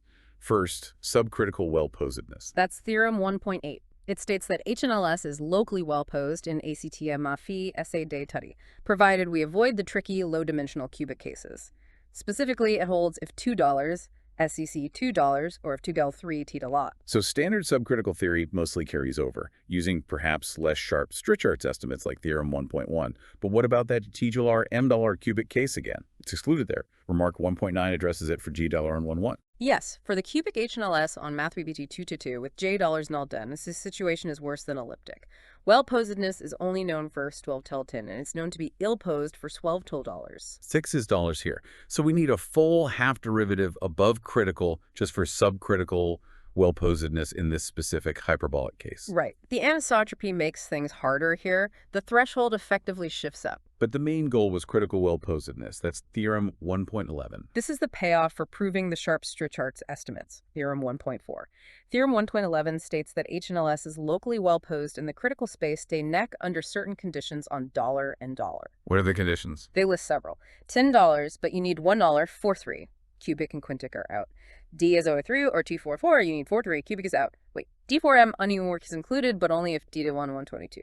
So if D dollars 1 1 or G dollars 4 lives, but not J to 2 2. Interesting exclusion. And for D sum before any dimensional with slope works, High dimensions are more forgiving. So in a fairly wide range of cases, they achieve well-posedness right at the critical threshold, either 1 mil or 1/11. Yes. And remark 1.12 explicitly connects this back to the Strichhart's estimate. That's the connection. It basically says, just as in the elliptic case where theorem 1.3, sharp Strichards, implied critical well-posedness, theorem 1.7, here theorem 1.4, sharp hyperbolic Strichards, implies critical hyperbolic well-posedness, theorem 1.11. It confirms the paradigm. Proving the sharp scale invariant Strichhart's estimate is the key analytical step needed to unlock the critical well-posedness theory via the bilinear-multilinear estimate approach. Precisely. The strategy worked. Okay, that sets the stage and the main results. Now we need to get into the technical machinery used in the proofs. Part 5. Preliminaries and function spaces. This looks dense. It is. Section 2 of the paper lays out the notation and the specific function spaces they use. It's crucial for understanding the actual contraction argument. Let's start with notation. Section 2.1, Fourier transforms, standard definitions. Pretty standard for the Fourier coefficient, 5x the sum over tau in math inhibitions. Normalization seems standard for PDE folks. Then, Littlewood Paley operators, 10p or nullers. Yes, these are essential for decomposing functions into different frequency scales. They define them using a smooth radial cutoff function varphi, Pelletrange onto frequencies teller, where each component Kalachal is less than or equal to $. It's a projection onto a cube in frequency space. Not a ball. No, a cube, defined by the product of cutoffs for each day. And $, is the dyadic version, projecting onto frequencies where the max component Pelletrange is roughly of size $. Standard dyadic decomposition. Impellitar is just a sharp projection onto a set $. In frequency space using the characteristic function Kelachar. Okay. Now the function spaces. This is where they deviate from the maybe more familiar X as B spaces. They use the up and V Beto spaces. Why the switch? These spaces, introduced by Koch and Tataru and developed by others, are often seen as more robust alternatives, especially at critical regularities. They are defined in terms of the time variation of the function, rather than its space-time Fourier transform properties like sec as $. Okay, let's try to unpack definition 2.1, the up space. It's built from atoms. Right. First, you need a Hilbert space dollars, which will later be our Sobolev space H's dollars. You consider functions one time from a time interval, say $0 tk. And a valued function of time. A up atom, 8t, is a specific type of simple function. It's defined by taking a finite partition of the time interval, $0, t into t1, t1 8tk. Okay, a set of time points. And you have a sequence of states in the Hilbert space dollars. The atom is defined as the sum from key dollars to $2 of the indicator function of the interval t dollars times the state dollar. So it's a piecewise constant function. It holds the value of your dollars on the first interval, t ovals on the second, and so on. Exactly. It's a step function taking values in dollars. The key constraint is that the sum of the teeth powers of the norms of these states, e to j, must equal 1. That normalizes the atom. Okay, so an atom is a normalized step function in time with values in dollars. What's the up norm then? The EP norm of a general function dollars is defined as the infimum of the sum of the absolute values of coefficients lambda over all possible ways to decompose dollars as an infinite sum $1, where each etaza is a U up atom. Ah, it's like finding the most efficient way to represent dollars as a sum of these basic step function atoms. The norm is the total mass of the coefficients in that optimal decomposition. Precisely. It captures a certain type of variation or jumpiness in time measured in the yellow player sense via the atom normalization. Okay, that's open. What about V-ballers? Definition 2.2. Git-Pollers may be a bit more intuitive. Its norm, given in 2.1, measures the total variation of the function V$. You take the supremum over all possible finite partitions of the time interval. Supremum over partitions. And for each partition, you sum the pth powers of the norm of the increments, delta vk hp where o hp. Then you take the pth loot of that sum. So it's like summing up the jumps between partition points in an L-polar sense. Yeah. And finding the maximum possible sum you can get by choosing the partition cleverly. Exactly. It measures the total variation. They also define VPR as the subspace of right continuous functions in VPR that start at $V. And how do these spaces relate? They have nice embedding properties given in 2.2. Up embeds into VPR, which embeds into UQuas for PR, and all of these embed into Lie-Mittelschiffstall. So up 2 controls VPR and lower dollar is stronger. Okay, these are general spaces for AL-valued functions. How do they apply them to the Schrödinger equation? This is definition 2.4. They define spaces up delta, ABI, and VP HSS. The norm is simple. The norm of phi neon up delta is just the up delta of the modulated function, or EPII is just the up delta. Ah, so they apply the up to or VPR machinery, not to the solution to R itself, but to TOR with the linear Schrödinger evolution factored out. Exactly. They're measuring the time variation that's not accounted for by the free evolution. This isolates the effect of the nonlinearity or external forces. Very clever, but they don't stop there. Definition 2.5 introduces cases, 6s are and $8. These look different. They are subtly different and crucial for the multilinear estimates. Instead of applying the UP phi norm to the whole h is a valued function e delta u, they apply it coefficient by coefficient in Fourier space. Whoa, so the $2 norm of deal is defined as, let's see, square root of a sum over all Fourier modes 2 easy delta. And the term inside the sum is the Sobolev weight Deling K-wrangle, 1 plus K2, times the squared U2 de norm of the TDF Fourier coefficient of the modulated function ET2. So for each frequency dollar, you look at the time evolution of its coefficient, calculate its 2D2 norm over time, square it, weight it bilingual K-wrangle, and then sum everything up and take the square root. Exactly. And the U2 is defined identically, but using the VD2 norm, the right continuous V222 norm, for each coefficient instead of the 222 norm. Why P222 specifically here? 2 norms and V22. 2222 makes these spaces Hilbert spaces, or related to Hilbert spaces, which is convenient for duality arguments and connections to 2-to-2 based estimates like Strichard's. How do these SXSNs relate back to the up delta HSS spaces? There's an embedding chain, 2.3, 2 delta sense, hook right R, X is hook right R, Y is hook right R OV2, and delta HS. So sexes and LS sit nicely between the 2-teller-2 and V-type-2 versions of the modulated HS spaces. And what are the key properties of sexes N2?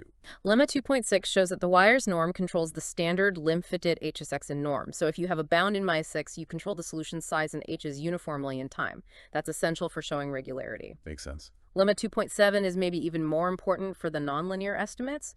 It relates the sexes norm of the Duhamel integral term, the integral of the nonlinearity, to a duality pairing. The lemma deals be the nonlinear term belonging to L delta T HSX dietol.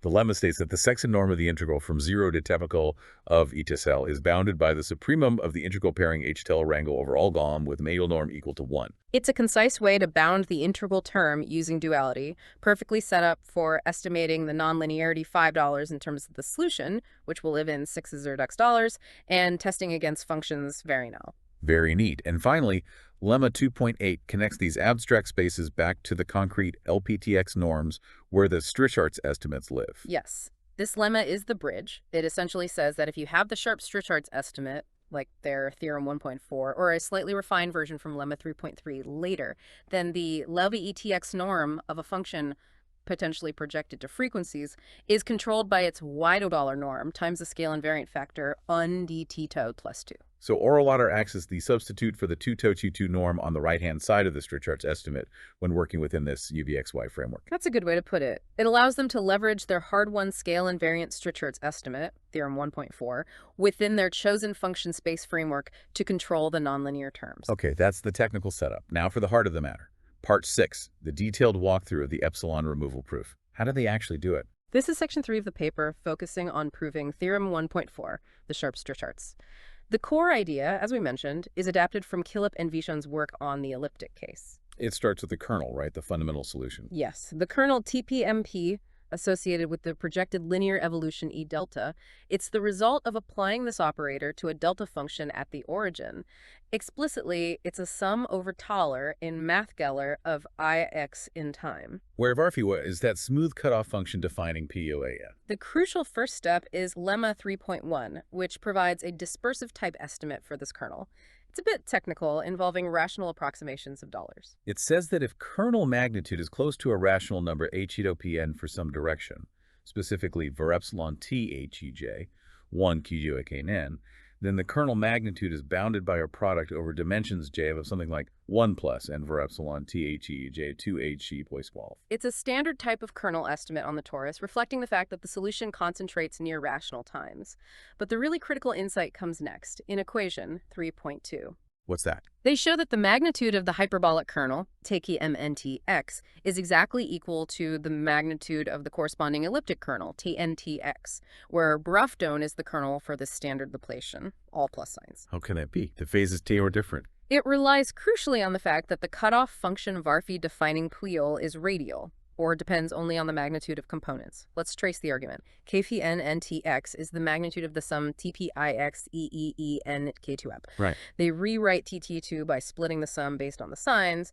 Then they use the identity Garphy magnitude equals magnitude of conjugate. Conjugating flips the sign of the dollars in the exponent. Right. Then they perform a change of variables in the summation index collars, essentially flipping the signs of the component's Kyodel corresponding to the negative terms in KPX. Mm-hmm. Because Varphy is radial or symmetric in each component, Varphy Kn doesn't change. The TD2 term changes, but... wait. Let me reread 3.2 carefully. Take your time. Okay, it's simpler. They use sum sign Ufurpri. The conjugate of U2 pi IT K2 is, then they perform the change of variables, bomb stone K. Since Varphy is even, Varphy K as Varphy K becomes E2 pi ITTI becomes E2 pi IT KTK, so the sum transforms into the sum for Varphy T, but the magnitude is what we care about, and TTA ATK is down M par. Okay, so the key is the symmetry of Varphy, and the fact that TKA is also even in K. The absolute value washes away the sign differences between the hyperbolic and elliptic phases. This is a profound simplification. It means that any estimate on the magnitude of the elliptic kernel immediately applies to the magnitude of the hyperbolic kernel TAM nu. And the elliptic kernel TAA had already been studied extensively, right? For proving theorem 1.3. Precisely. All the hard number theoretic work understanding the concentration and decay properties of K$ can be directly imported to the hyperbolic setting. Okay, so how do they use this? They employ the time decomposition strategy. Yes. Define a large set dollars in the time interval, $0. This set, defined in 3.3, contains times that are diophantically resonant up to scale dollars. Specifically, $2 in indolor if for some direction dollar and some rational injury dollars, with denominator tollers up to $, where sigma is a small positive parameter. Hiller's is very close to IQJ, namely 2 lawyer and 2 grep salon chi, AQJ, and sigma. So $2 is the set of bad times where the kernel might be large due to resonances. Correct. Then they define 2 Tuller as the kernel restricted to this bad set Tuller AE 2 NNT X if 2 N in dollars otherwise. This is the large part of the kernel. And the complement 2 Eden and Tultol is the small part. And they show in 3.4 that this small part decays nicely. Its magnitude is bounded by Nendel-Toll, which is small if sigma is chosen appropriately. The main action is with the large part, Tultman and Delor. What's the key estimate for it? That's proposition 3.2. It's a convolution estimate. It states that the Larraté norm of the convolution tilde phi is bounded by known dollar to the power Frank.2 plus 2 times the lar dollar of $5, where fillers is the Holder conjugate of dollars. And crucially, there's no grub epsilon in this estimate. The exponent Laura TD plus 2R looks related to the scale invariant Strichard's exponent. It is. This sharp convolution estimate for the large part of the kernel is essentially known from the elliptic theory thanks to the kernel magnitude symmetry, and it's the key ingredient for removing the epsilon. Okay, so how does the proof of theorem 1.4, the main Strichard's estimate, proceed using this? It looks like they use Chebyshev's inequality. Yes, it's a standard technique. Let a delta, assume lecture technique. Let measure of the set where one x mut is bounded by one x, integrate this. Or rather, use duality and estimate up Dale. They seem to decompose the integral based on the magnitude meal of the solution. Let Willy Wu and by U, the L-full norm squared is roughly MU. Let's follow their steps. They normalize Gel4. They want to show nilfel NPD2 plus 2. Step 1 seems to handle small values of nu. They use the old Bergen-Demeter estimate, theorem 1.1, with the nulver epsilon. Right. For G up to no E2 or Biller, where delta is small and positive, the contribution to the L-Polen integral can be bounded using theorem 1.1. If they choose for epsilon small enough, depending on how much larger del is than Pierre, this part is acceptable. So the nuller epsilon is okay for the small part of the function. The challenge is the large part. Exactly. Step 2 focuses on the incol dollar for Diller, ranging from n till dollar up to roughly notable. Let nonagomu be the set where melomu. They use Cauchy-Schwarz and duality, equation 3.7, to relate the measure omega mu to an integral involving dollar tested against itself restricted to omega mu. Okay, so omega mu 2 and omega mu 2 on omega mu. So, Yinema Zes gives omega mu 2. They need to bound that 2 in bold norm. Now comes the kernel split. Step 3, 1 to tilde mu, Hostway. So 1 mu min plus tilde plus phi, small part plus large part. Step 4 bounds the contribution from the small part kernel. Using the decay estimate, 3.4 and Holder-Young inequalities, they show this part contributes less than the target bound, equation 3.8. The main event is step 5. Bounding the contribution from the large kernel to omega mu, they test this against 1 to omega mu and use the sharp convolution estimate, proposition 3.2, with some exponent 22. Applying proposition 3.2 leads to the bound, 3.9. Omega mu is less than or equal to a nu sum negative power times none dollar to some power involving duon 2. Specifically, omega mu less than mil 2 plus 2. This gives a bound on the measure of the level set omega mu that crucially lacks the none for epsilon. Finally, step 6. Integrate this bound on omega mu against norpa $1 over the range of large ways. When you perform that integration, the powers of 9 and $1 combine. With the right choice of 3 related to the tower, the final result for the integral dollar comes out to be bounded by nab 2t22. The scale invariant bound. Exactly. The sharp convolution estimate for the large kernel, enabled by the magnitude symmetry, allows them to bypass the naive of epsilon loss for the dominant part of the function, leading to the overall scale invariant Strichhartz estimate. It's a really clever argument structure. It really is. Before we move to the nonlinear estimates, there's one more piece of linear theory, the hyperbolic Galilean boost in section 3.2. Why is this needed? In the nonlinear analysis, especially when using tools like bilinear estimates or decomposing interactions based on frequency localization, you don't just need estimates for functions projected onto frequency cubes centered at the origin, or p and a dull. You need them for cubes centered at arbitrary frequencies in math PUZ day. Like PC phi. Does the estimate still hold? Lemma 3.3 shows that it does, using a change of variables related to a Galilean transformation adapted to the hyperbolic structure. How does that work? They look at the phase function sextex c dot k plus th var epsilon, where hax to chi dos as is kachik 2 is the symbol. They show an algebraic identity relating this phase centered at $10 to the phase centered at $3. The identity is 6 to take k plus th var epsilon equals some terms involving $2 plus sax sauce plus 2t var epsilon plus t var epsilon. Here, telonar is a vector derived from $3 and the constants var epsilon 1, 2 te elos dots, var epsilon r dots, var epsilon rs, var epsilon 1 dots, fire out all of ours. Okay, so the phase for Celli is related to the phase for Cart, but evaluated at a shifted spatial point, 6 tex tes plus 2t epsilon. Exactly. This means the solution E delta phase, where pi dollars is centered at 2, can be written as a phase factor times the solution E delta tau phi tau, where C dollars is centered at the origin, but evaluated at the shifted point $6. And the LP-TIACAC norm is invariant under spatial shifts. Precisely. So the LP-TEX norm of E delta phi is the same as the norm of E delta phi. Since we have the sharp estimate for PCX, which is just Plen for some no, the estimate holds for PC up to. That's crucial for applying these estimates locally in frequency space. Yes, and corollary 3.4 packages this result in the language of the 6SC spaces. It provides the key estimate, 3.12, linking the LPTX norm of PCSU back to the $Y norm of PCSC, scaled by the sharp factor NCD2 all dollars BC way, where N dollars is the scale of the cube dollars. This is the version used repeatedly in the nonlinear estimates. Great. Now we have the sharp linear tools, part 7. Nonlinear estimates, section 4. This is where we use the Strichhartz estimates to control the nonlinear term in the Duhamel formula. Right. The goal is to show that the nonlinearity TCS maps the function space SXSA back into a space that can be controlled by the linear estimates, ultimately allowing a contraction argument. They start with an example, the subcritical case T-pass mummity 2-back NLS, where sexy is a 32 bellas and L of NLS. Lemma 4.1 provides a multilinear estimate for 12 2-ballers. Yes, this is a warm-up.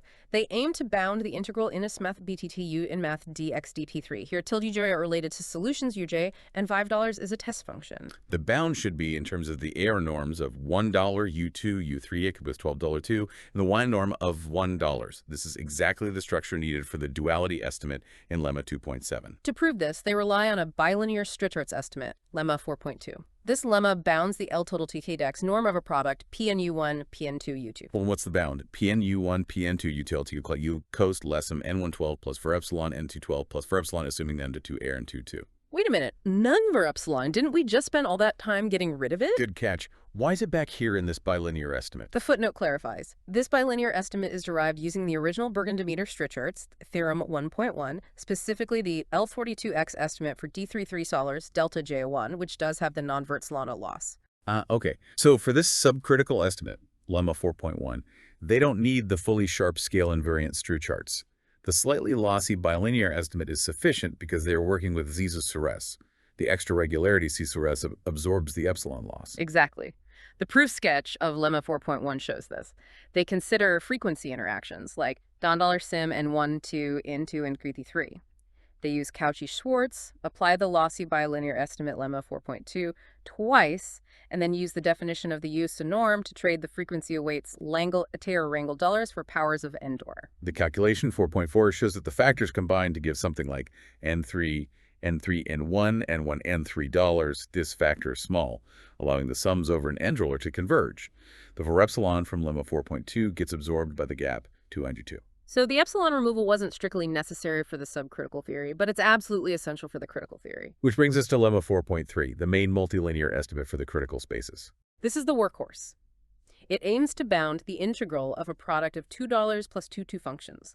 Let's denote them. $2 u1 over u2 meter plus 1. Think of $2 as the test function 5. The estimate bounds 2 Mondays del I1 plus 1 by a product of norms. Which norms? $2 just 1 Uwinger plus 1 Bally. This is the estimate needed for the contraction argument in Sexton 1D. Actually, wait, the lemma statement has a slight asymmetry. Ah, yes. It's $2 and some sex of 1 and then the joke here plus 20 was plus 1 done. Right. This allows them to prove the result for tenses, but the structure holds for sex e se pi. The key is controlling the 2 number little factors from the nonlinearity using the critical dollar norm. How is this proven? It must use the sharp Strichhart's estimates now. Absolutely. The proof involves carefully choosing exponents for Holder's inequality and applying corollary 3.4, the sharp Bailey and less than $y estimate. Let's look at the exponents, 4.6, 4.9, $4.10. They need to choose an LPO space, an LL space, and another space, LPBS. First, PM must be chosen carefully. It needs to be greater than the hyperbolic threshold PDAM, so theorem 1.4 applies without loss. It also needs to satisfy P80 2 millivers and another condition 4.7 related to ensure certain Sobolev embeddings work out. Then PDA is defined as a Lero D plus 2 tonner. Right, that doesn't look right. Let me check. Ah, PDM plus 2. No, that's not it either. It should be related to the $2 plus Coulomb factors. Perhaps it's lever X's for 2 factors, low PA for n factor, and the remaining me of the bonus factors. Let's look at 4.9. Okay, 4.9 is the Holder condition. Frac 2 plus frac 1 PDM plus frac 1. So they use low poles twice, level liber times and low 1 times, and liber 1, this accounts for $2 plus m des 1 plus 1m plus 2 terms. Wait, we have $2 plus 2 terms total. This multilinear estimate seems to be for the Meld power nonlinearity, maybe involving Mahler plus a Lutter terms. Let me reread lemma 4.3. Estimate for sims a UDR. Okay, that involves $2 plus Hitler factors of Yandor conjugates. Let's assume we are estimating Gner Enigir plus Weavia BT DXE, where Fennekel is multilinear. So $2 plus 2 terms total. The proof considers dyadic frequency projections PDNUJ. Let's look at the proof walkthrough for case A. $none sim N1 GAE N2. High interaction. They use almost orthogonality for frequency cubes. Then apply Holder. Okay, they apply Holder to the product of $2 meters plus 2 terms. They seem to group them. Let's try again with the exponents. Maybe 4.9 is Tito plus Frec 1P plus Frec Krugo plus Das L2. No, the target space seems to be 2 and 2 2LTX occasion. Let's trust the paper structure for now. They have exponents P, Q, P, D, M satisfying 4.92. Keys is chosen above Te Oz and satisfies 4.7. Taller needs to be admissible for Strichhart's too. They apply corollary 3.4, sharp LPDS less ND2 plus 2y to the 2 factors in Diller. They apply lemma 2.8 or Siller Strichhart's to the factor in Deldor. And for the Emidol factors in LPD, they use Sobolev embedding from Lady's Dedal. The crucial step is combining the powers of Noller. The 2 Altala factors give Yemodol ND2 and N D2 and ND2 plus 2. The Sobolev factors from Chai-Sti give name GCD M plus Ower, assuming corresponds to Yomadon somehow. And because Dundala Sim and Dollar are much larger than the others, the combination results in a factor like N dollar plus duty times factors involving the lower frequencies. The quantity delta defined in 4-tens seems to capture the exponent on the lower frequencies. The key is that the exponent D2 plus 2 PSCU, using the definition of SENT2201 Miller, must be negative enough to ensure the sum over D dollar converges when combined with the Young-Quay weight from Abgeller, and the positive exponent dels on the lower frequencies ensures the sums over $2 and 2L plus $1 converge. It's intricate, but the bottom line is, the sharp Strichhart's exponent from corollary 3.4 is precisely what's needed to make the powers of Donner work out exactly at the critical regularity, allowing the dyadic sums to converge. Without the epsilon removal, this critical balancing act would fail. The paper then provides specific adaptations for low powers, 1 in high dimensions, lemma 4.4 and Arizalaja. And the tricky energy critical case, 2 1 delta J0, Nec 2, lemma 4.5, choosing specific p-key values that satisfy the conditions. It demonstrates the robustness of the method. Once you have the sharp scale invariant stress charts for BP-pass, you can often find suitable exponents PQ to make the multilinear estimates work at city. Okay, so we have the multilinear estimates, part 8, the well-posedness conclusion. This should be relatively standard now, right? Mostly, yes. The hard work is done. Proposition 5.1 just combines the duality lemma, lemma 2.7, with the critical multilinear estimates, lemma 4.3 to 4.5, to get the core estimate for the contraction argument. It states that the Kies norm of the Duhamel integral term, delta, Right. is bounded by a constant times the norm of 2 raised to the power $2 plus Madeline F. This polynomial bound is exactly what's needed for a contraction mapping. The proof of theorem 1.11 then follows the standard recipe. Define the solution map gamma SQ7 plus Ing via Duhamel formula. We want to find a fixed point $1 in a small ball B delta within the space for some small time t. Bobble A is this set of dollar with delta. First, show gamma maps the ball to itself. Using the triangle inequality and proposition 5.1, gamma to ball plus mathcal IA het E. The first term is bounded by NU delta, using properties of epsilon. The second term is bounded by CU delta plus 1 dol. So we need var epsilon plus C delta plus 1 delta. Can we always do this? Yes, if we choose var epsilon and delta small enough, for instance, choose delta first, such that pseudo delta plus 1, then choose var epsilon let delta. Then var epsilon plus C delta plus 1 let delta dol. So for small initial data, gamma maps the ball B delta to itself if the time dolls is chosen small enough. Implicitly, the constant dollar might depend on a seen dollar, although here they seem to get Siemen delta 1. Okay, self-mapping works. Second, show gamma is a contraction. We need gamma alpha for some alpha $1. The difference gamma is just the integral term involving vi sum vs. Use the multilinear estimates again, factoring out uv dollar. This gives gamma Wallacem plus vv dollar. This gives gamma Lissem plus uv dollar. This is bounded by roughly seem dollar. By choosing the delta small enough such that seton delta toll, we get the contraction property. So gamma is a contraction map on a closed ball B delta in the complete Banach space X and Sol. The Banach fixed point theorem guarantees a unique solution within that ball. Local well-posedness in HE established? Exactly. For the range of Nel and delta Deller covered by theorem 1.11. It's a complete argument, resting fundamentally on the successful removal of the knot over epsilon loss in the Strichart's estimates. It really demonstrates a unified picture.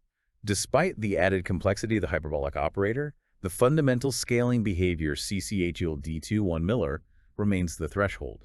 And the path to proving well-posedness at that threshold hinges on obtaining those sharp scale invariant linear estimates. It suggests the core difficulties are analytic and number theoretic, improving the Stricharts, rather than the structure of the nonlinearity itself fundamentally changing the threshold. Okay, let's wrap up. Outro time.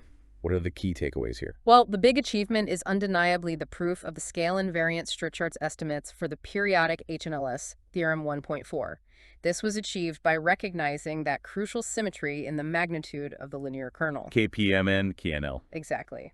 That allowed the importation of the powerful epsilon removal techniques developed for the standard elliptic NLS. And the payoff was theorem 1.11, local well-posedness for HNLS in the critical Sobolev space for a wide range of dimensions and powers, confirming that the Stricharts-based approach works beautifully even in this anisotropic setting. It solves a long-standing problem and really solidifies our understanding of NLS-type equations on tori. The paper also includes, in Appendix A proof for the cubic NLS on Math BBT 33 at 8H12. We didn't cover that in detail, but they included it for completeness, relying on established estimates there. It highlights that Sex T12-2 case is still important. But the truly provocative thought, I think, comes from how they achieved the main result. They got the critical well-posedness using sharp Stricharts for PUHE time. But the necessity of epsilon loss at THI for the hyperbolic case is still unresolved, as is the removal below base dollar. So it seems like the robust multilinear analysis working in these sophisticated XY say function spaces was powerful enough to reach the critical well-posedness threshold by leveraging the sharp estimates just above the endpoint dollars. It didn't necessarily need the absolute sharpest possible result at the endpoint itself. That's an interesting point. It raises a broader question for these complex dispersive PDEs, doesn't it? I think so. Can we often rely on the strength of the analytical framework, the function spaces, the multilinear estimates to bridge the gap to critical well-posedness, even if the absolute sharpest endpoint linear estimates, like Strichart's at TAP, remain elusive or unproven? This paper seems to suggest that at least sometimes the answer is yes. That clever analysis and exploiting symmetries like they did with the kernel magnitude can provide a pathway around the hardest number theoretic bottlenecks right at the critical exponent. It's a testament to the power of harmonic analysis techniques in modern PDE theory. A really elegant piece of work. Indeed. Thank you for diving deep with us today on the hyperbolic nonlinear Schrödinger equation.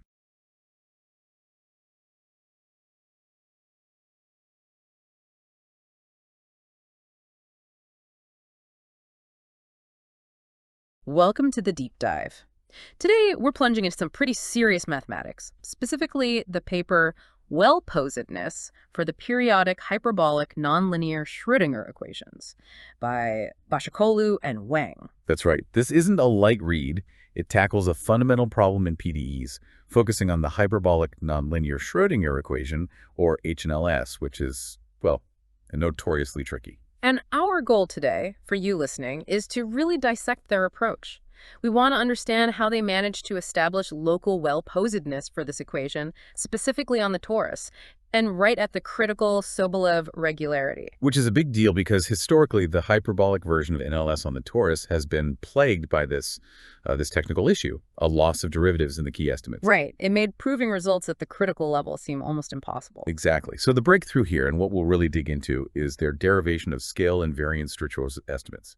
They basically showed you can get the same sharp control as in the simpler elliptic case, getting rid of that derivative loss. It's a beautiful piece of analysis. We'll be focusing mainly on the introduction to set the stage, the preliminaries for the tools, and then the core argument in section 3 where they perform this epsilon removal. Okay, let's dive in. All right, first things first. Let's look at the equation itself. Equation 1.1 in the paper, it lays out the initial value problem they're studying. Okay, so it's written as 1 partial to u plus delta u, u e she 1 in the time. $2 is given by some function, $2. Let's break that down piece by piece. UKX is the function we're trying to find, right? It's complex value, depends on time and space, $6. You can think of it as describing a wave packet. Yep. And the partial u term, well, that's the standard Schrödinger time evolution part. The dollar makes it unitary, preserving norms in $2, and a partial ID is just the partial derivative with respect to time.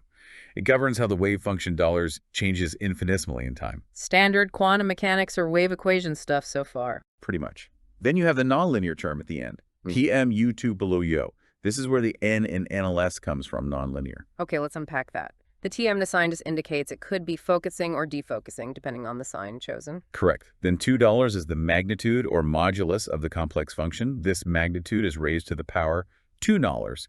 Here, dollars is a positive integer, so $1, $2, $3, and so on. The $2 determines the strength or the degree of the nonlinearity. So if $0 we have $2, which is a cubic nonlinearity, very common. If $0 it's fewer dollars, it's $40, a quintic nonlinearity, and so on. Precisely. And the whole term ONLN represents self-interaction. The wave function dollars is interacting with itself based on its own magnitude. This term makes the equation much, much harder than the linear version because the evolution at a point depends on the solution size at that same point. It's an instantaneous feedback loop. And that's common in physical models, right? Like self-focusing beams in optics or wave interactions. Absolutely. The paper mentions deep water gravity waves, plasma physics. These kinds of nonlinearities appear in real systems. It's not just a mathematical curiosity. Okay, so we have the time evolution, the nonlinearity, but the real star of this paper, the source of the main difficulty, is that middle term, the hyperbolic Laplacian. That's the crux of it. If that were just the standard Laplacian delta, which is some J1 partial D2, we'd be in the realm of the standard elliptic NLS. Still hard, especially on the torus, but let's say better understood. The delta P changes everything. So let's look at equation 1.2, where they defined delta P. How is it constructed? Okay, the definition is delta P some J1 partial P partial J2. Let's break that down. All right. Partial to D is the second partial derivative with respect to the J1 spatial coordinate 6J. Yep. Delta is the total spatial dimension we're working in. So 6 equals by 1 by L2, it's over 2. We're on the torus D del. And the epsilon J, the paper says they're positive constants. So just some fixed positive numbers. They could all be 1, for instance. Exactly. They allow for some anisotropy, different weights in different directions, but the key thing is they are positive. The crucial part is the integer $J. Right. $J can be any integer from C root up to E. It acts like a switch. Precisely. It partitions the spatial dimensions. For the first J-dollar dimensions, from J1k to 1, the second derivatives come with a positive sign, well, scaled by epsilon j. Okay. But for the remaining dimensions, from J$ plus the lot up to dollars, the second derivatives come with a negative sign, scaled by epsilon j. I see. So it's the mixed signs that make it hyperbolic. Yeah. Let's consider the edge cases. What if J1 d dollars? If GD$, then the second sum, the one with the minus sign, is empty. It runs from datal plus tower to towers. So you're just left with some J1 partial epsilon 2. That's an elliptic operator. If all epsilon dollars, it's just the standard Laplacian delta. Okay. And if J dollars? If J$, the first sum is empty. You're left with some J1 partial J over. If all epsilon j, that's just delta, also elliptic. Got it. So the hyperbolic nature only appears when J dollars is strictly between 0 and D3. Like if T D3, maybe J dollars 1 or J do 2. Exactly. If G$ is, say, 1 and T3, you might have epsilon 1 partial to 2, epsilon 2 partial to 2, epsilon 3 partial to 3.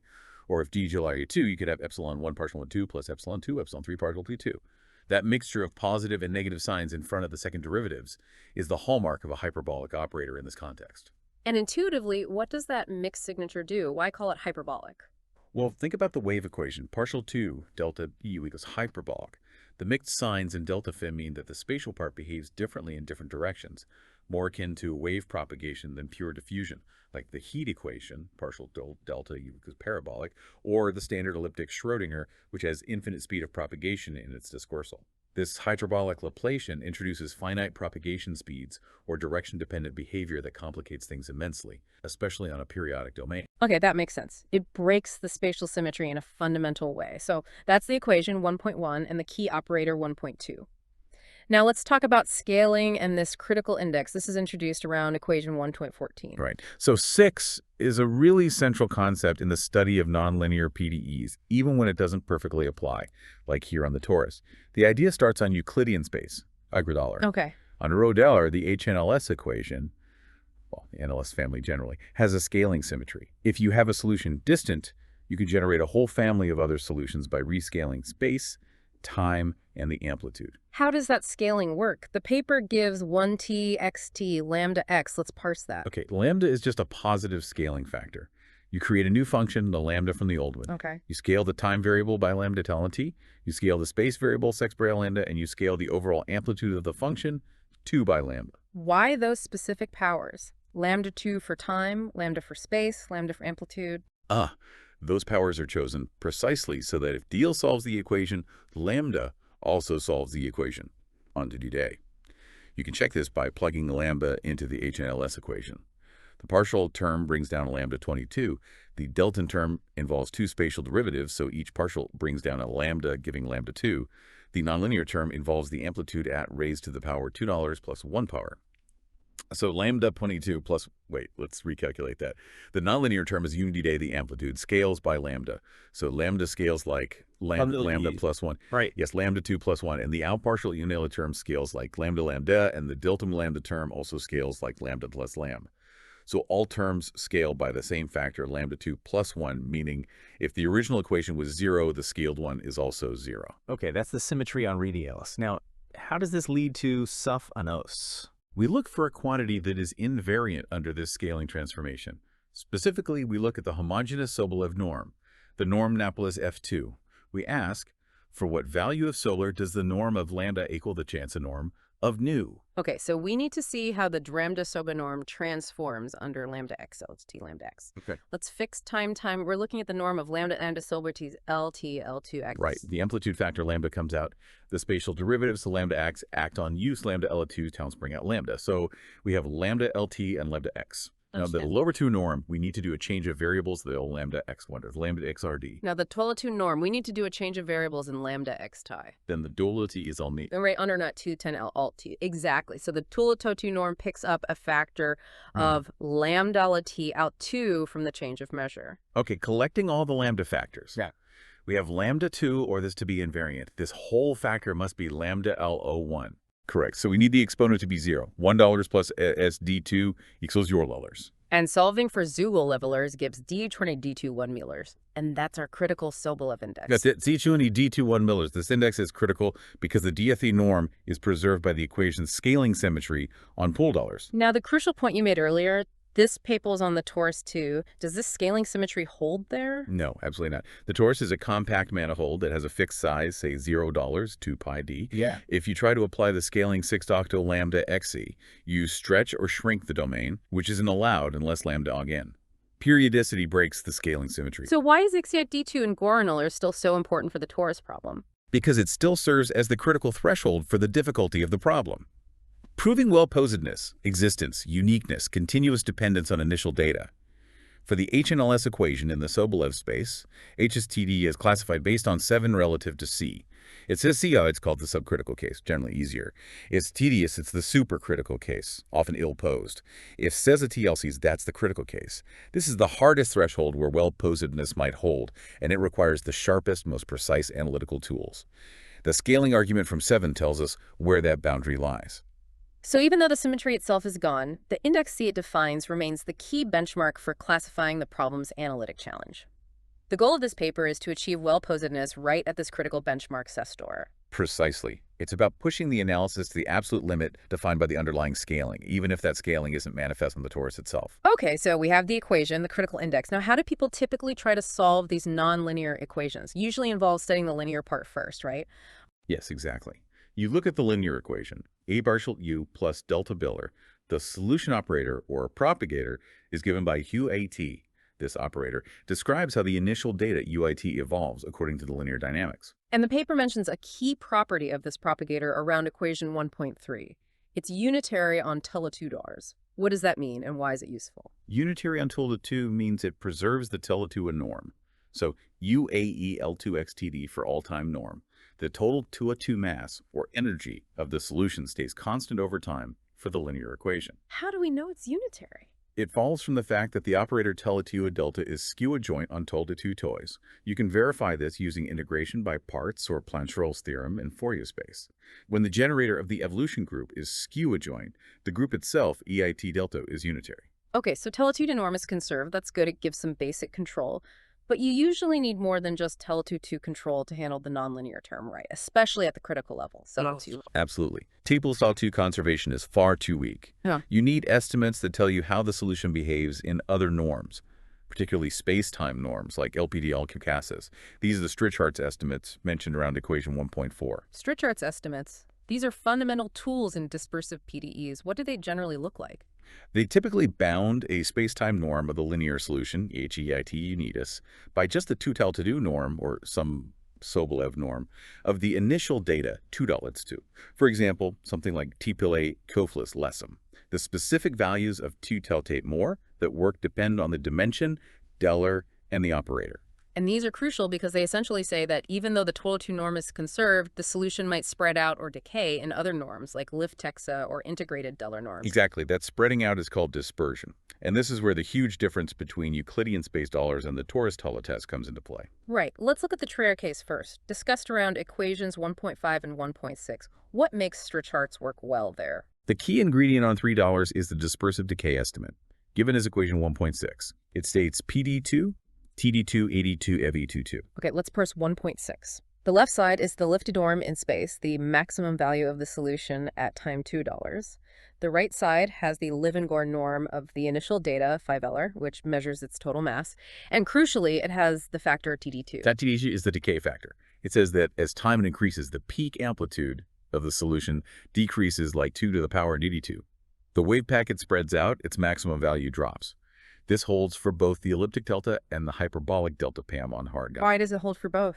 It fundamentally comes from the oscillatory nature of the propagator AD2 delta in Fourier space and using stationary phase methods or integration by parts. The specific form of the symbol affects the constants maybe, but the overall decay rate dealers comes from the quadratic nature of the phase and the dimension dollar. Okay, so on tree detail you have this decay. And how does that lead to Strichhartz estimates like 1.5? That decay estimate, 1.6, is combined with interpolation, like the Ries-Thoren theorem, and a duality argument known as the T-Adala method. The decay gives you controlling Lymphs dollar ballers is conserved, and interpolation fills in the gaps for other lower norms. Integrating these in time gives you the Strichhartz estimates, 1.5, which control various LTT, LQ sound norms. So on T-Dollar, life is relatively good. You have decay, you get Strichhartz. Now, the torus teller, the paper makes a stark statement in equation 1.7. Yes, 1.7 essentially says, Forget about it. There is no dispersive decay estimate like 1.6 on the torus stellar. The Limty norm of the solution, ELT Deller, does not decay in time. Why not? What breaks on the torus? Periodicity. Imagine a wave starting in the center of the torus.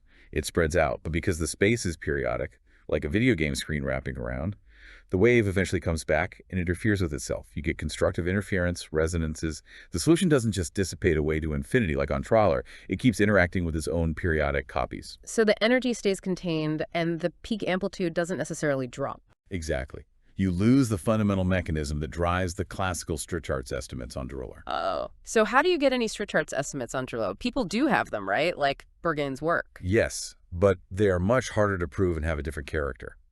On the torus, Strichhartz estimates rely on completely different techniques, primarily number-theoretic arguments, counting lattice points, satisfying certain Diophantine conditions related to the symbol of the operator delta. Ah, so it becomes about the discrete Fourier modes, Kelly and Day, and the specific values of the symbol, which for delta Piast is epsilon, sum Shirley 1 plus 1 pre-M1 evaluated at Nels to Deller. Precisely. The estimates depend subtly on how many integer lattice points to Dahl have approximately the same value of Ku2 And this counting problem is very sensitive to the mixed signs in K2, meaning it depends heavily on G2.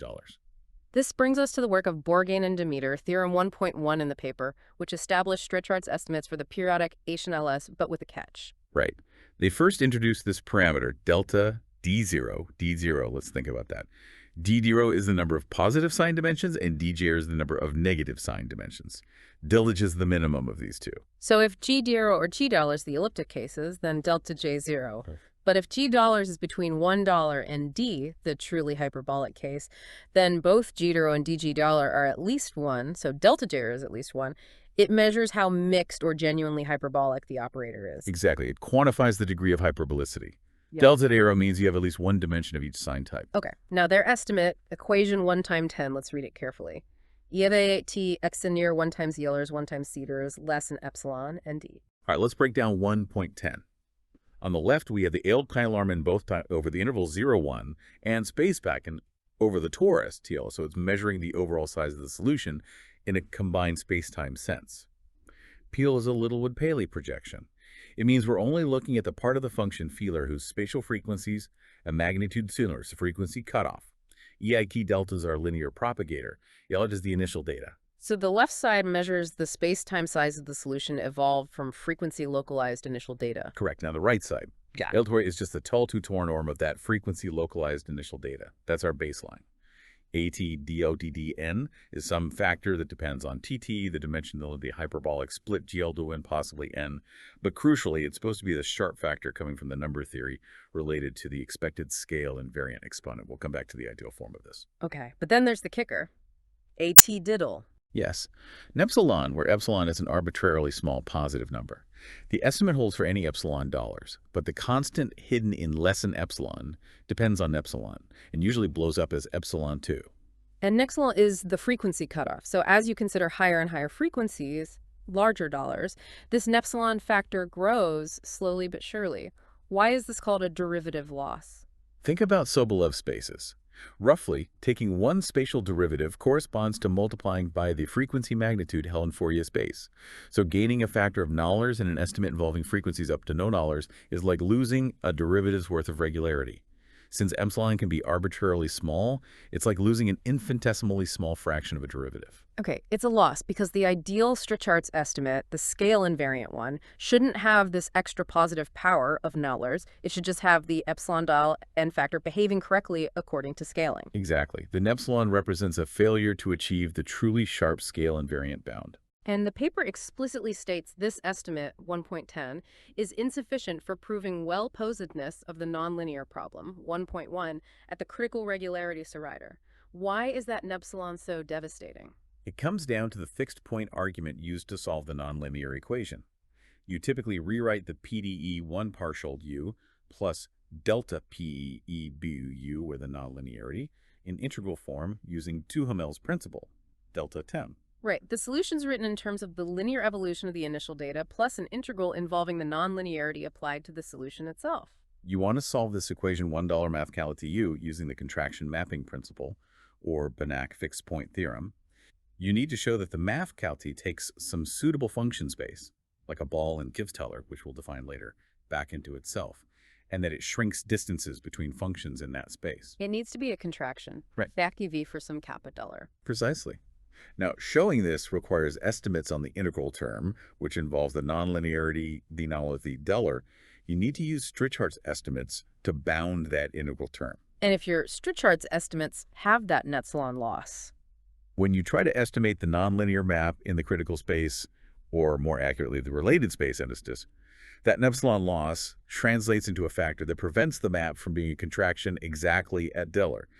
You might get a contraction for Diliski plus epsilon, but right at the critical index, the loss kills the argument. You can't close the loop for the fixed point theorem. So that tiny epsilon factor arising from the difficulty of the number theoretic counting for the hyperbolic Laplacian on the torus was the roadblock preventing critical well-posedness results for HNLS for a long time. Yes, it was a major analytical obstacle. The community needed a way to completely eliminate that epsilon loss and get the truly scale invariant estimates. Which brings us squarely to the main contribution of this paper by Başakoğlu and Wang. Their theorem 1.4 achieves exactly that, the removal of the epsilon loss. That's the core result. They confirmed a conjecture by Borgen and Demeter showing that for the relevant range of PT, the sharp scale invariant Strichhart's estimate holds for the periodic HNLS. Let's look at the clean estimate, equation 1111. TT 0, 1 times frad plus 2 fraft 5 half 30 paf 2 plus 2 frad 2. Compare this to 1.10. The epsilon is gone, and the factor p-to-walk $1 has been replaced by the explicit power 1 frac plus 2 frang. What's its significance? That is precisely the exponent predicted by the scaling argument. If you perform the scaling analysis for the LPT norm combined with the L2 Bacall initial data norm, this is the power of a lambda in the scaling that makes the estimate invariant. It's the same exponent that appears in the Sharp-Strichhart's estimates for the elliptic Schrödinger equation on the torus, theorem 1.3 cited in the paper. So the huge conceptual leap here is showing that the hyperbolic operator delta met, despite its mixed signs and the lack of decay, can achieve the exact same optimal scale invariant Strichhart's behavior as the standard elliptic Laplacian delta-delta torus. The hyperbolicity, in terms of the Strichhart's exponent, doesn't actually make things worse. Exactly. It's a remarkable unification. It suggests the underlying number theoretic constraints, while perhaps harder to analyze for delta met, ultimately lead to the same scaling behavior. Okay, so how did they do it? How did they manage to kill the epsilon? The paper points to section 3, and specifically lemma 3.1 and equation 3.2, involving a symmetry in the kernel. Right. This seems to be the key technical insight. It revolves around the properties of the convolution kernel associated with the linear propagator EIT delta met. Let's define this kernel. The paper calls it KGMNT. What is it? KPMEMN is essentially the solution to the linear equation partial to u plus delta nu, but with very specific initial data. A direct delta function at $6 and then project onto frequencies. E tax, so the solution to UX's. This is anymore. In the Fourier terms, what does that look like? The Fourier transform of the initial data LO is just the characteristic function of the ball, maybe smoothed out a bit by a cutoff function. Let's say PNE, right, or perhaps just FUPK where FUT supported an LO. Let's use the paper's notation slightly modified for clarity. Initial data is sum K EIK A EIKN. Then the solution is EIT yet. Then the solution is EIK EIT X yet EIK senis. This sum is the kernel sinky. The paper uses a smooth cutoff thinness instead of a sharp cutoff, which is standard. Let's stick to their notation. I take the virgin story of Chlorem. Most focus the door in at a curldist EINDA.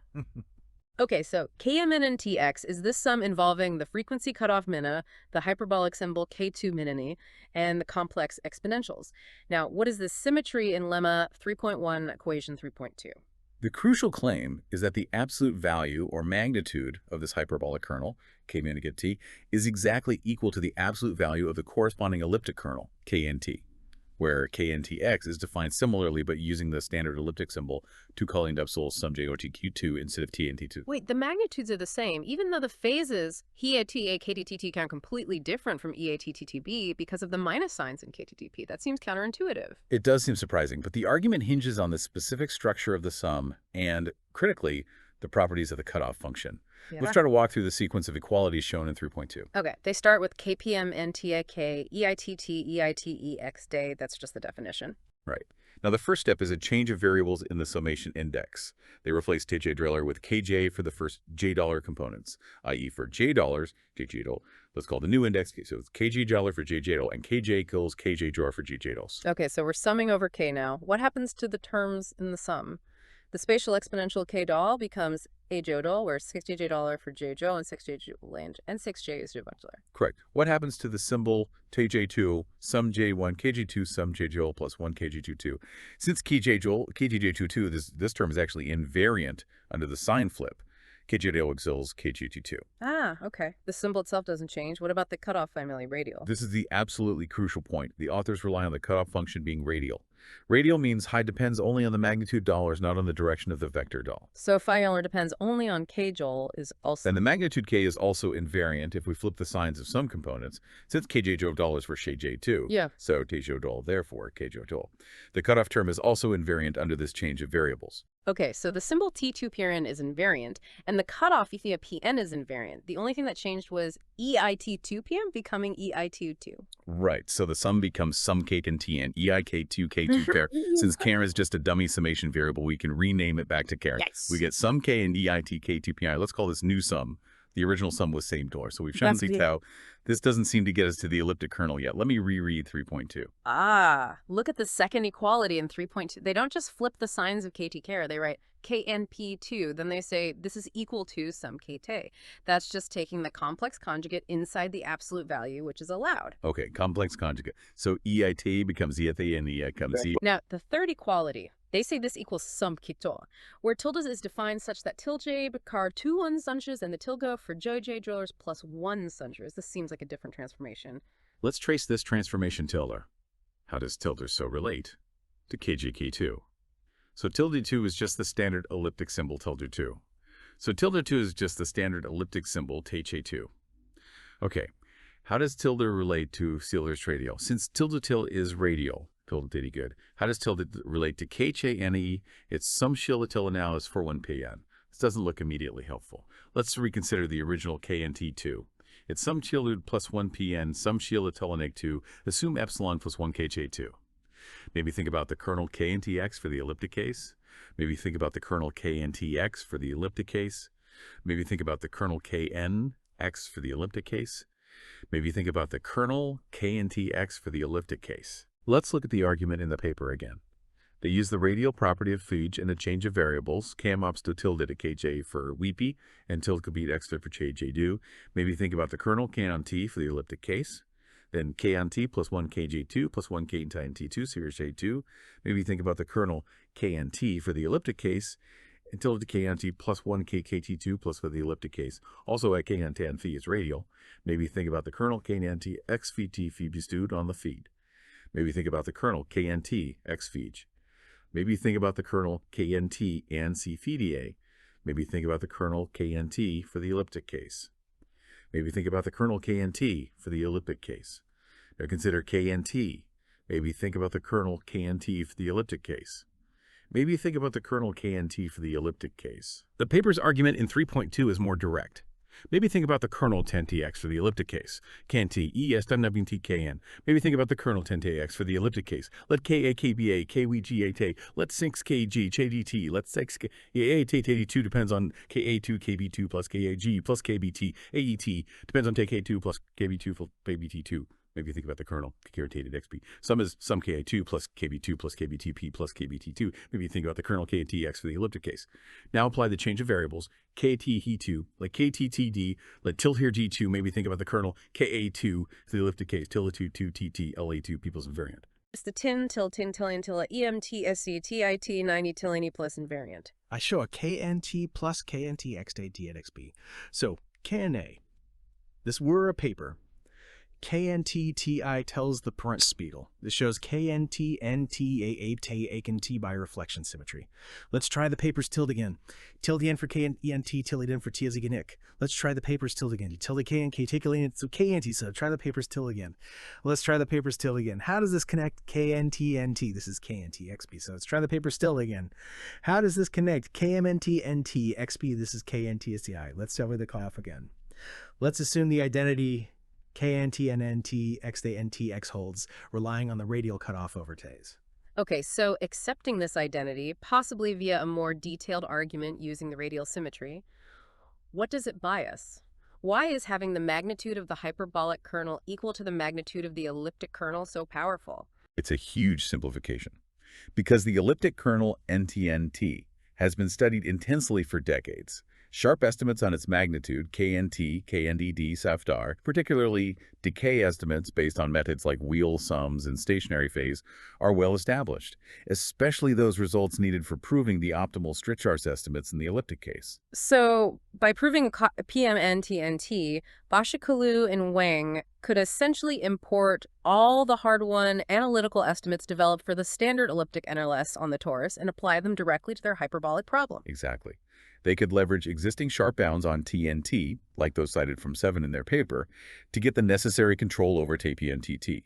This avoids having to rederive potentially much more complicated estimates directly for the hyperbolic kernel, which might have been intractable or led back to the epsilon loss. That's clever. It bypasses the complexities of the mixed sign symbol, KTTT and T-null, by focusing only on the magnitude, where it behaves elliptically.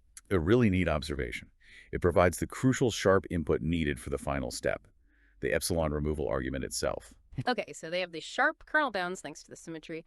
How does that feed into the proof of Theorem 1.4, the actual removal of an epsilon? The paper outlines the strategy in section 3.3. It looks like a proof by contradiction or a bootstrap argument. Yes, that's a common and powerful technique in harmonic analysis for proving sharp estimates. The idea is, roughly, 1. Assume the desired sharp estimate, 1.11 fails. This means there must exist some initial data epsilon and frequency nullar for which the Evelyn norm is larger than expected, maybe by a factor slightly greater than 1 point. Use the weaker estimate, 1.10 with numplan, as a starting point or a safety net. This gives you some control, albeit imperfect. 3. Decompose the solution or the kernel. Here they decompose the kernel epsilon into a large part and a small part. The large part corresponds to times and places where the kernel magnitude is significant. 4. Use the sharp estimates on the kernel magnitude KMN obtained via the symmetry to get very precise control over the contribution for this large part. This often involves sophisticated tools like the convolution estimate mentioned in proposition 3.2. 5. Carefully analyze the contribution from the small part and any error terms. This is often where the numplan factor might try to creep back in for the weaker estimates or boundary terms. 6. The goal is to show that, by combining the sharp control on the large part with careful handling of the small part, you can derive an estimate for the total solution that is actually better than the failure assumed in step 1. This leads to a contradiction. How does the epsilon get absorbed? Typically, the argument is structured such that the main term, controlled by the sharp estimate, has a coefficient slightly less than 1 if set up as a contraction.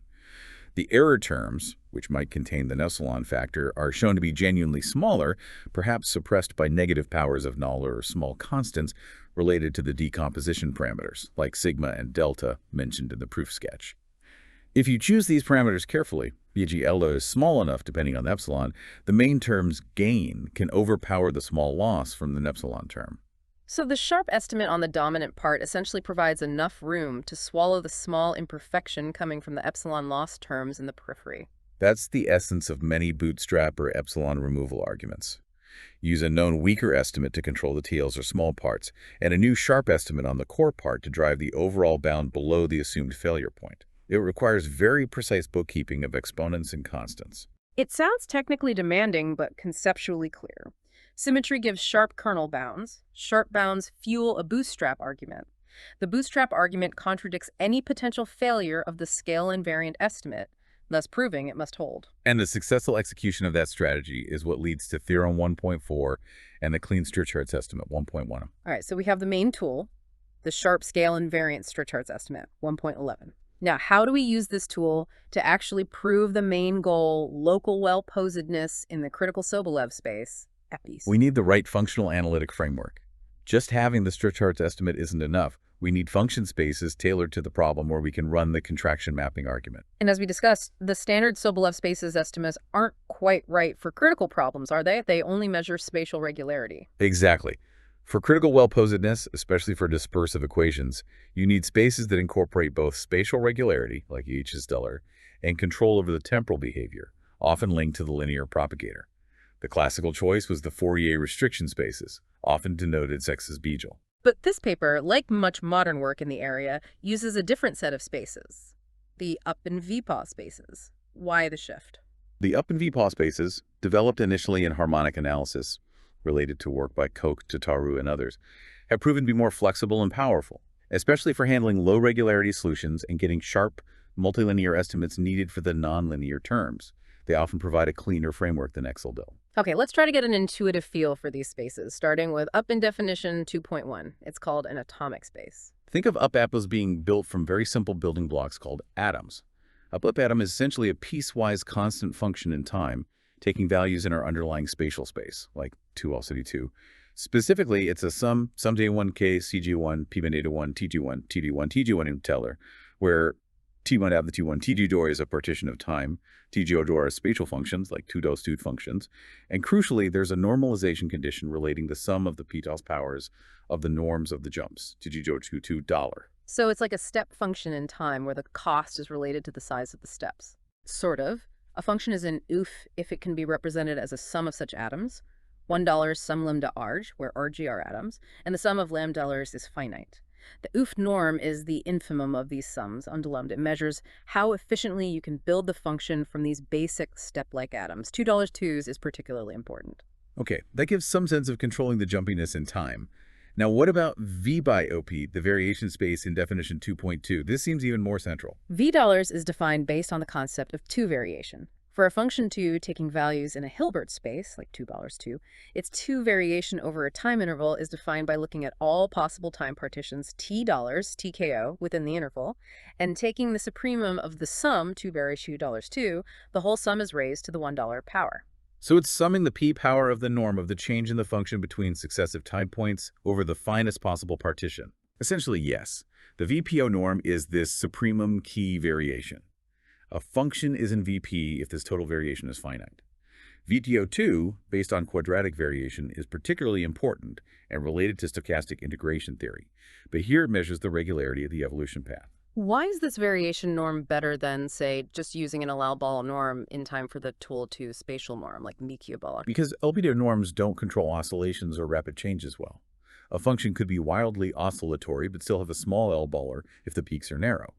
The V2 norm, by summing the norms of the differences, directly penalizes functions that jump around a lot, even if they return to small values quickly. It forces the function's path through the Hilbert space to be in a sense of bounded length, for $P$1 or bounded p-power length. I see. So it provides finer control over the temporal regularity, which is crucial for ensuring the solution map is continuous, even for rough data near the critical regularity. Exactly. They often work with VPJ, the subspace of V-billers, consisting of functions that are right continuous, which is natural for time evolution problems. Okay, so up and V-ballers provide the temporal control. How are they combined with spatial regularity H's to get the actual function spaces, X's and yours, used for the HNLS analysis, definition 2.5? Sexes and yours are defined in Fourier space, tying the spatial regularity Z to the temporal behavior measured by up or VPA. Let's look at the sexes norm, specifically sexes TP. It's defined as some K wrangle, left K wrangle look. Oh, It sticks as, there's like wide hat views, right? Whoa, okay. Let's unpack that. Some K8 is a sum over all spatial Fourier modes K. A Langle K wrangle, 1 plus K2 12s of the standard Japanese bracket, giving the Sobolev weight. Langle K wrangle weights higher frequencies more heavily if some colors are. Right. Now, inside the sum, we have wide hat field. What is UT and what is your wide hat field? This is a crucial de-evolution part.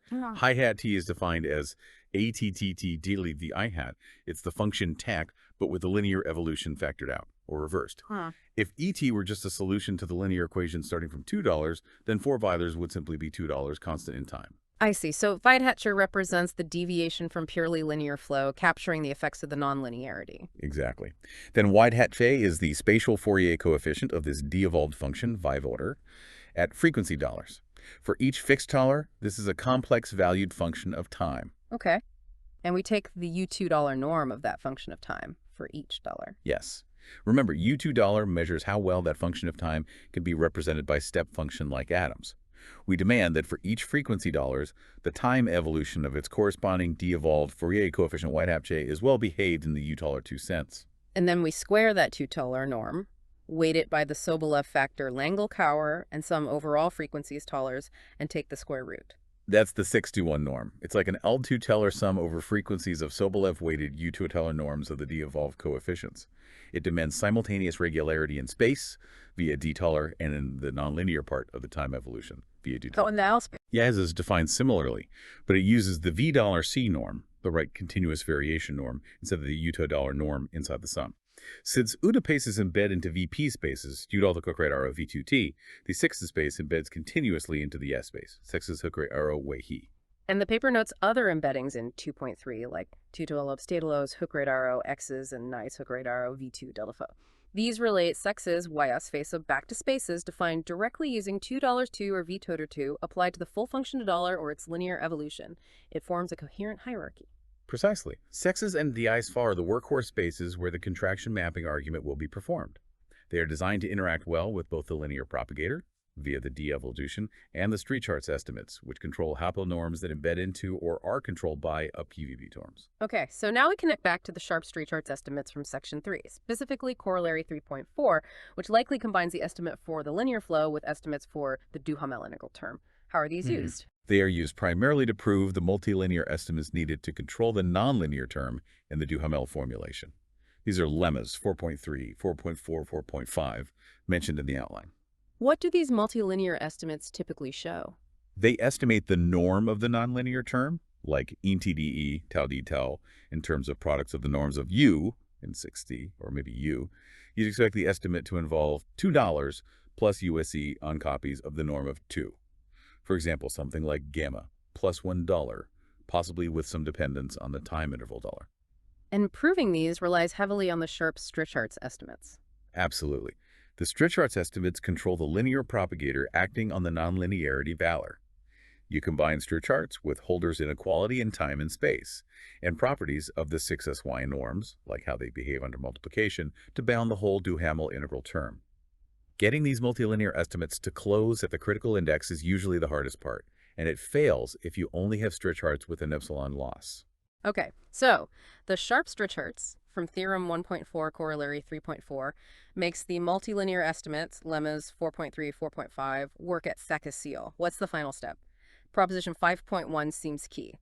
Proposition 5.1 likely encapsulates the result of these multilinear estimates, stating the crucial bound for the nonlinear part of the Duhamel map, gamma eta. Estimate 5.1 probably looks something like gamma v teller plus vxse for some positive dollar and constant dollar, holding for du waddle in a ball index C. That looks exactly like what you need for a contraction mapping. If tol and var are in a ball of radius 3 and 2 lars is small enough such that t delta plus gamma u is a contraction on that ball. Precisely. Proposition 5.1 verifies the nonlinear interaction when integrated via Duhamel behaves nicely enough within the critical space ZC or DKC. It confirms that the map takes a small ball back into itself and shrinks distances if t dollar is sufficiently small. And once you have that contraction property, the Banach fixed point theorem guarantees that the integral equation $1, equation 5.2, has a unique solution within that ball in 6 tier. This unique solution is the desired local and time solution to the original HNLS PDE. And this establishes theorem 1.11, local well-posedness, LWP, in the critical Sobolev space, PCE. The existence, uniqueness, and continuous dependence on initial data, which also follows from the fixed point machinery, are all guaranteed for small times $2. Yes, and the paper achieves this for specific pairs, TF, like 2R2 with modulus 644, or DLAVE 5 follows a tail at 1 where the conditions required for the scale invariant street charts estimates, like the exponent pairs being in the right range, are met. So the whole chain is hyperbolic NLS, lack of decay on torus, MNLS, nupsilon loss in old street charts, kernel symmetry inside for kernel bounds, epsilon removal, bootstrap, scale invariant street charts, tailless 8VP and 6 right around spaces, sharp multilinear estimates, prop 5.1, contraction mapping, critical LWP, and host 111. That's a perfect summary of the logical flow. It's a long and intricate path, but each step builds crucially on the previous one. Hashtag tag outro. So wrapping this up, let's reflect on what Başakoğlu and Wang accomplish here. We started with this really challenging equation, the hyperbolic NLS on the torus, where the mixed signs and the periodic boundaries seem to fundamentally break the tools used for the standard elliptic case. That's right. The lack of dispersive decay led to that persistent lemma loss in the crucial street charts estimates, effectively blocking progress on proving well-posedness at the critical Sobolev regularity sign. The breakthrough was finding that hidden symmetry realizing the magnitude of the hyperbolic kernel was identical to the elliptic one thanks to the radial cutoff function. Really elegant observation. Yeah. That allowed them to leverage existing sharp estimates for the elliptic kernel, feeding into a sophisticated epsilon removal argument that finally eliminated the derivative loss. And with those sharp scale-invariant Strichhartz estimates in hand, they could successfully deploy the modern machinery of UPA-VTTA-based function spaces like x to the liter to run a contraction mapping argument. Which ultimately established local well-posedness right at the critical threshold alterous for a significant range of dimensions, a nonlinearities dollar. They showed that, in terms of Strichhartz scaling and critical well-posedness, the periodic hyperbolic NLS isn't fundamentally worse behaved than its elliptic cousin for these cases. It's a really satisfying resolution to a long-standing problem, but, as is often the case in mathematics, solving one problem often highlights another. The paper ends with remark 1.12, pointing out a case that still remains open. Yes, the specific case with a dimension $2 and the nonlinearity is cubic, Hamilton-1 IE, $2. Wait, the outline says $2. Trigger. Let me double check the common critical cases. CEG 2 millers if $2 and lemons dollars into $2. AVP and $2 for cubic NLS on T2 is known. Bergen if $2 down to $2 at T12 my 12. Quintic NLS on T2 if $2 and T2 and T2 well at $2 into $2 SST into between $20 $13 H $23. Subject NLS on $2. Quintic NLS on $2 $3 open and the text mentioned $2 M and no is solved by this paper. Let's assume remark 1.12 refers to $2.10, $2 or $2 $3 as potentially still open or requiring different arguments than the ones used for Battatio pellers. Let's stick with the DUM to $2 case mentioned in the outline as the example open problem. Okay, so the T2, $2, $3, why might that specific combination resist these methods? It's likely related to the borderline nature of the exponents involved in the Strichhartz and multilinear estimates in low dimensions with relatively strong nonlinearity. The conditions needed for the estimates to hold, like the range of dollars in Strichhartz, or conditions for Holder's inequality to work in the multilinear estimates, might just fail to be satisfied or require even more specialized techniques for that specific configuration. The contraction mapping might just barely field close. So even with this powerful symmetry argument and the 6x spaces, there might be subtle arithmetic or geometric obstructions specific to certain dimensions and nonlinearities. It seems so. It suggests that while the kernel symmetry provides the right scaling, it might not guarantee that all the necessary auxiliary estimates, like multilinear bounds, hold in every critical case. The interaction between the linear dispersion and the specific nonlinearity can still hold surprises. It's a great reminder that even in well-established areas like NLS, there are still deep, challenging questions right at the critical boundaries. The HNLS on the torus, it seems, still keeps some secrets. Definitely. It pushes the boundary, but also maps out where the next challenges lie. Well, that brings us to the end of this very deep dive into the well-posedness of the periodic HNLS equation. We hope navigating through the equation, the Strichhartz challenges, the kernel symmetry, the function spaces, and the final well-posedness argument has been illuminating. It's complex material, but understanding how these analytical obstacles are overcome is really at the heart of modern PDE theory. Absolutely. Until next time, keep exploring the details.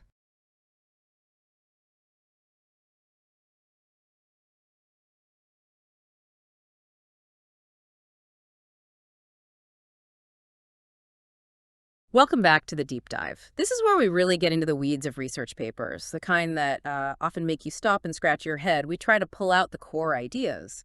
And today, we are definitely getting into the weeds. We're tackling a paper deep in the world of partial differential equations, specifically well-posedness for the periodic hyperbolic nonlinear Schrödinger equations by Başakoğlu and Wang. Right, this is some advanced stuff. HNLS on a periodic domain sounds intimidating. It is, but the core idea is something we want to make clear for you. We're going to walk through how the authors proved local well-posedness for this equation, the hyperbolic nonlinear Schrödinger equation, or HNLS, and crucially, on the torus, $10.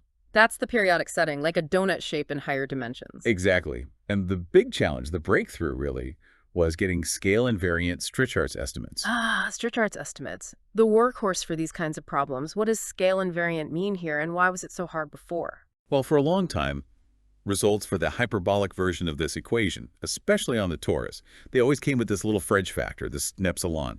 It represented a loss of derivatives.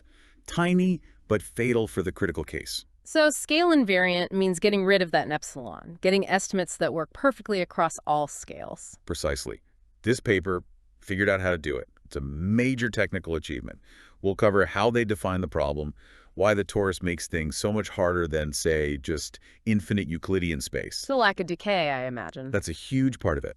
Then we'll look at their clever solution in section 3, this really neat symmetry argument. And finally, the function spaces they needed, these up and VB law spaces, leading to x's, x's, ELI's, to actually make the well-posedness argument stick. Okay, sounds like a plan. Let's start at the beginning then. Section 1. What exactly is the hyperbolic nonlinear Schrödinger equation? All right, equation 1.1. This is the equation we're trying to solve. Can you read it out and maybe break it down piece by piece? Sure. So it's an initial value problem. The equation is 1 partial u plus del t mu dollars. And you're given the state at time 0, 1t x t u will 0, 0 x. Okay, let's unpack that. 1tx is what we're solving for. Yep, that's our function. Think of it as a complex valued wave packet. Depends on time and spatial position 6 dollars. In the first term, 1 partial u do, that looks familiar. Very standard. That's the Schrödinger part. It tells you how the wave function evolves in time, governed by that imaginary unit L0, brings in the dispersion, the wave-like behavior. Okay, basic quantum mechanics or wave physics structure there. Then the last term, Wang UUE, that's the nonlinearity. That's the interaction term. It's algebraic, meaning it depends on the magnitude of dollar itself. Raised to the power, 2 millers. It's just some positive integer. So the wave interacts with itself, and the strength depends on its own size. The sign partial just means it can be attractive or repulsive. Exactly. Higher dollars means a stronger, more peaky nonlinearity. This term is what makes the equation difficult, coupling all the parts of the wave together. But you said earlier the real difficulty, the focus of this paper, is the middle term, delta PM. That's the heart of it. That's the hyperbolic Laplacian. It's not the usual delta you see in the standard NLS or heat equation. Okay, so it's not elliptic. What makes it hyperbolic? Let's look at the definition, equation 1.2. Right. So delta PM is defined as a sum of second partial derivatives with respect to the spatial variable 6j. But it's split into 2 parts based on an integer jjj. Jj can be anything from 0 up to the dimension 2. How does the split work? The formula is jj1 partial j dou sum jj plus 1 delta phi. The epsilon is just some positive constants, maybe scaling factors for different directions. So wait. For the first $j directions, the second derivatives come in with a positive sign, like a standard Laplacian component. Correct. But for the remaining directions, from $j plus dollars up to dollars, they come in with a negative sign. Exactly. And that mix of signs is what gives it the hyperbolic or mixed character. What if $j is dollars, then the second sum is empty, right? Right. If $2, you only have the first sum, all positive signs. You just get some epsilon partial 2, which is essentially this standard elliptic Laplacian, maybe anisotropic, if the epsilon and J differ. And if $2? Then the first sum is empty, and you get some epsilon partial G2, which is minus the elliptic Laplacian. Still elliptic in nature. But the really interesting case for this paper is when $joy is somewhere strictly in between 1 and 1. That's the true hyperbolic case. You have some directions behaving, loosely speaking, like a standard Schrödinger equation, positive curvature and frequency space, and others behaving more like a wave equation, negative curvature. This fundamental difference in how dispersion works along different axes is the main analytic challenge. It's not just a uniform spreading anymore. Not at all. It complicates things immensely, especially when you put it on the torus, as we'll see. Is this just a mathematical curiosity, or does this HNLS equation actually show up? Oh, it definitely shows up. It's used to model things like deep water gravity waves. Also important in understanding certain phenomena in plasma physics and nonlinear optics, particularly how self-focusing wave packets behave when you have these mixed dispersion effects. Interesting. So it captures some complex real-world wave behavior. Now, before we get to the torus issues, there's this concept of the critical scaling index, 610 Eller-Visley. Equation $1.14. Why is this number important? 6 is absolutely fundamental. It tells you the critical level of smoothness needed for the initial data for the problem to be well posed in a scale invariant way. How is it derived? The paper mentions scaling on Turity. Yeah, on Euclidean space, Turity's the equation has a natural scaling symmetry. If QDX is a solution, then if you scale space by lambda, time by lambda to 2, and the amplitude by lambda, you get another solution. Lambda t to lambda x. Sorry, I think I had the N6 law scaling reverse there. It should be u lambda t, lambda x. Let me reread that. Yes, Yeah. lambda t on t, lambda x. Let me reread that. Yes, lambda t d, lambda x, lambda t. Okay, so the structure of this solution repeats itself at different scales. Right, and you can ask, what level of smoothness, measured by a Sobolev space, CCGS, is preserved by this scaling? And the answer is 6, Frick 1. That's the one. This scala is the critical Sobolev index. If your initial data is smoother than CC, i.e. ACD, the problem is called subcritical. The dispersion is strong enough relative to the nonlinearity that you usually have more tools available. It's generally easier. And if CC? That's supercritical. The nonlinearity dominates in a way that typically leads to finite time blowup or other pathologies.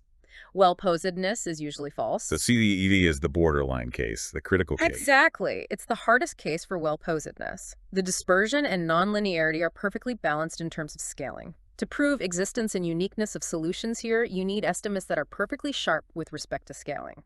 No room for error, no fudge factors like Nance-Dallon. Even though this scaling symmetry doesn't technically hold on the torus steel because it's compact? Correct. The scaling argument relies on the non-compactness of the tortiol. But sortie derived from tortie still serves as the benchmark, the target regularity for the critical theory on tortie I. It defines the difficulty level. And this paper aims squarely at proving well-posedness right at sword. Okay, so we want to solve the nonlinear equation, HNLS. The standard approach involves using the solution to the linear part of the equation as a sort of backbone. That's right. You look at the linear equation first. 1 partial u plus delta po equals m equals a good. The solution operator, often written as EIT delta val, takes the initial data, $2, and evolves it forward. Absolutely, because delta pound is self-adjoint, the operator EIT delta min is unitary on $2. Absolutely. Because delta pound is self-adjoint, the operator EIT delta min is unitary on 2si's. This comes from the Planchul theorem. It means the total mass, or 2L of 2R norm of the solution, stays constant over time. So L2xm for any time. LT here is our manifold, either 2O2 or 2Gull. That's a good starting point, conservation of energy or mass. But it doesn't tell you much about how the solution spreads out or behaves in other norms, right? Which you need for the nonlinearity. Precisely. Teletocta-2 conservation is too weak to control the delta term. For that, we need Strichard's estimates. These are inequalities, like the one shown abstractly in 1.4, that relate different spacetime norms of its solution, EIT delta $, back to the Sobolev norm of the initial data.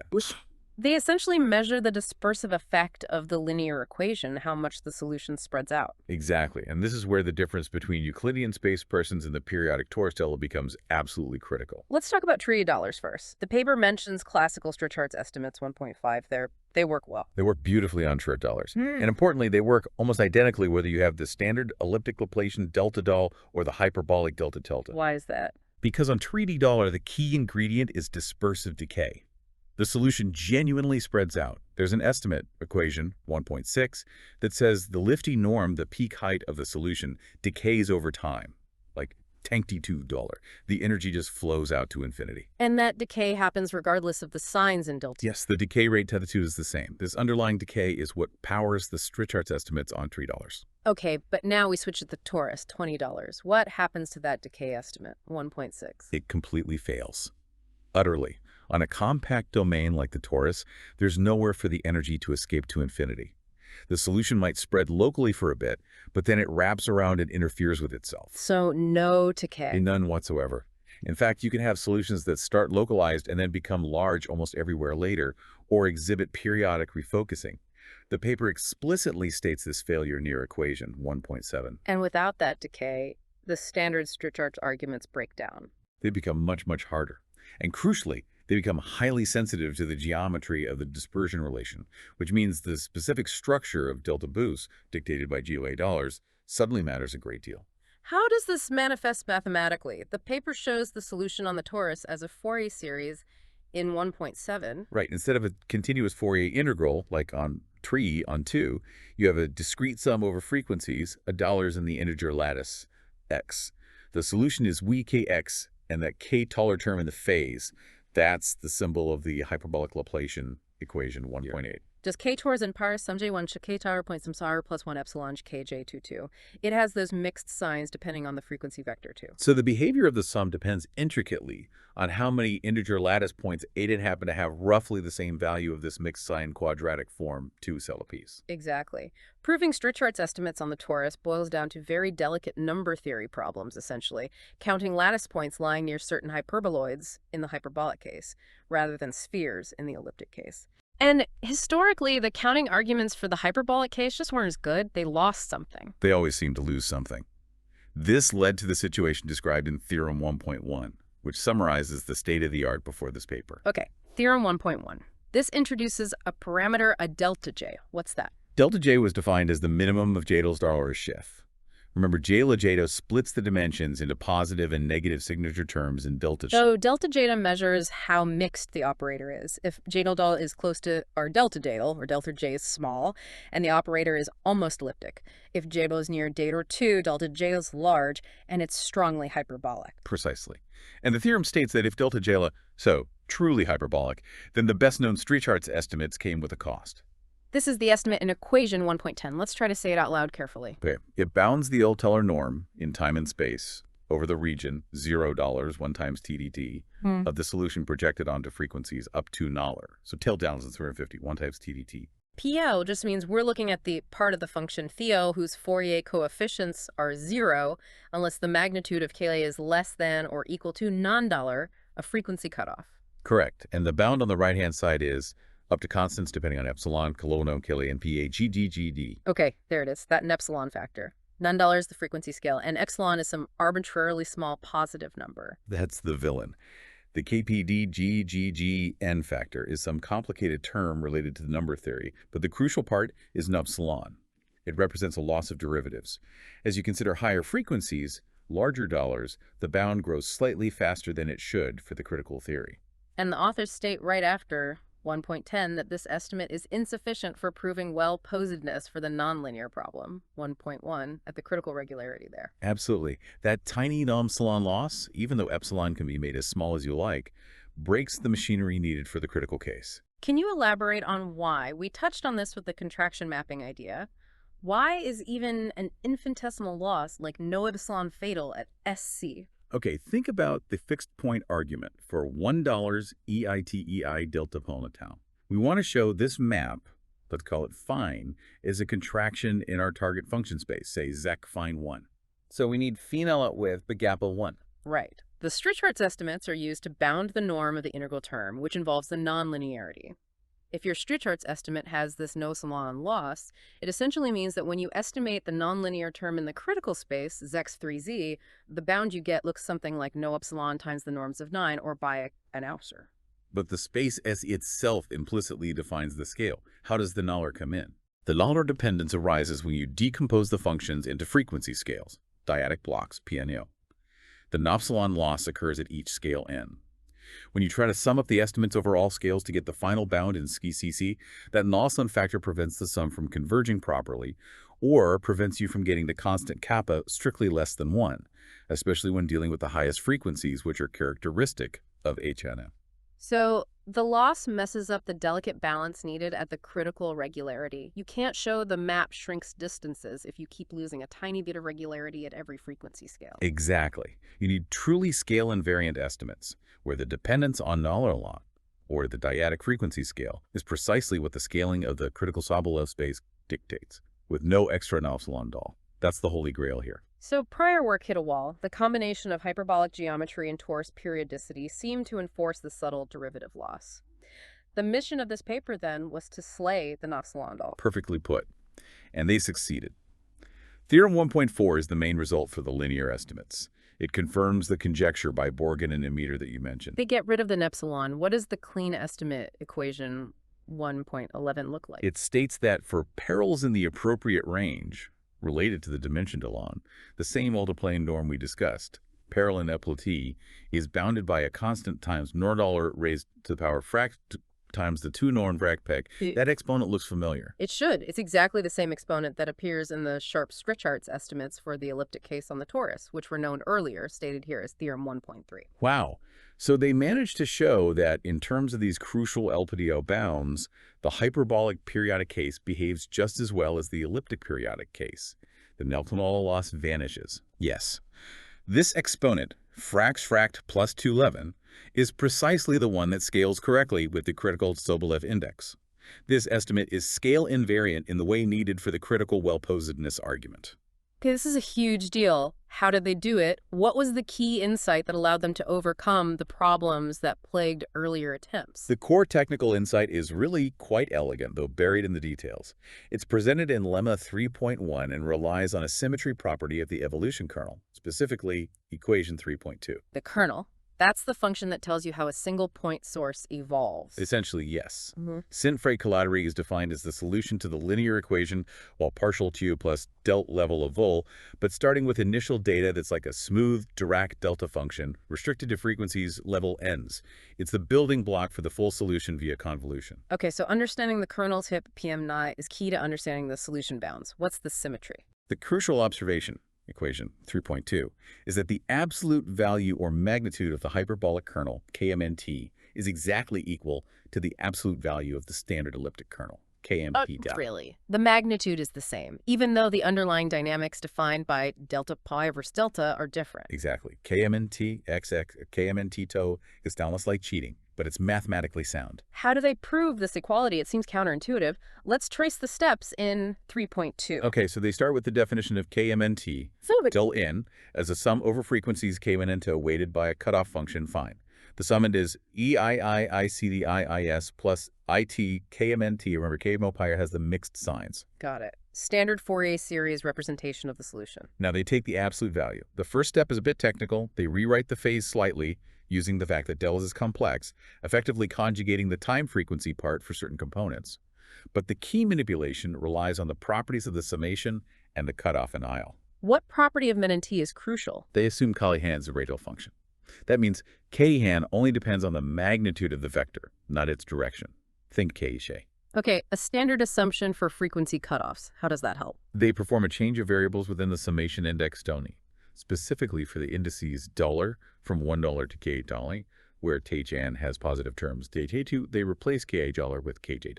So they flip the sign of the first $J components of the frequency vector $. What does that do to the terms in the sum? It changes the K$ term in the exponent, and it changes the KJ$ terms within KJ to $. BUT, because KJ$ in subject to the K$ KJ$, the value of KT$ actually remains unchanged under this transformation. Ah, okay. The quadratic form K-teller only depends on the squares of the components. Correct. And critically, because KL radial also remains unchanged because the magnitude dollars is unchanged by flipping the signs of some components. So changing K to dollar for J Darley at $30 leaves K dollars the same and leaves K tellers the same. Yes.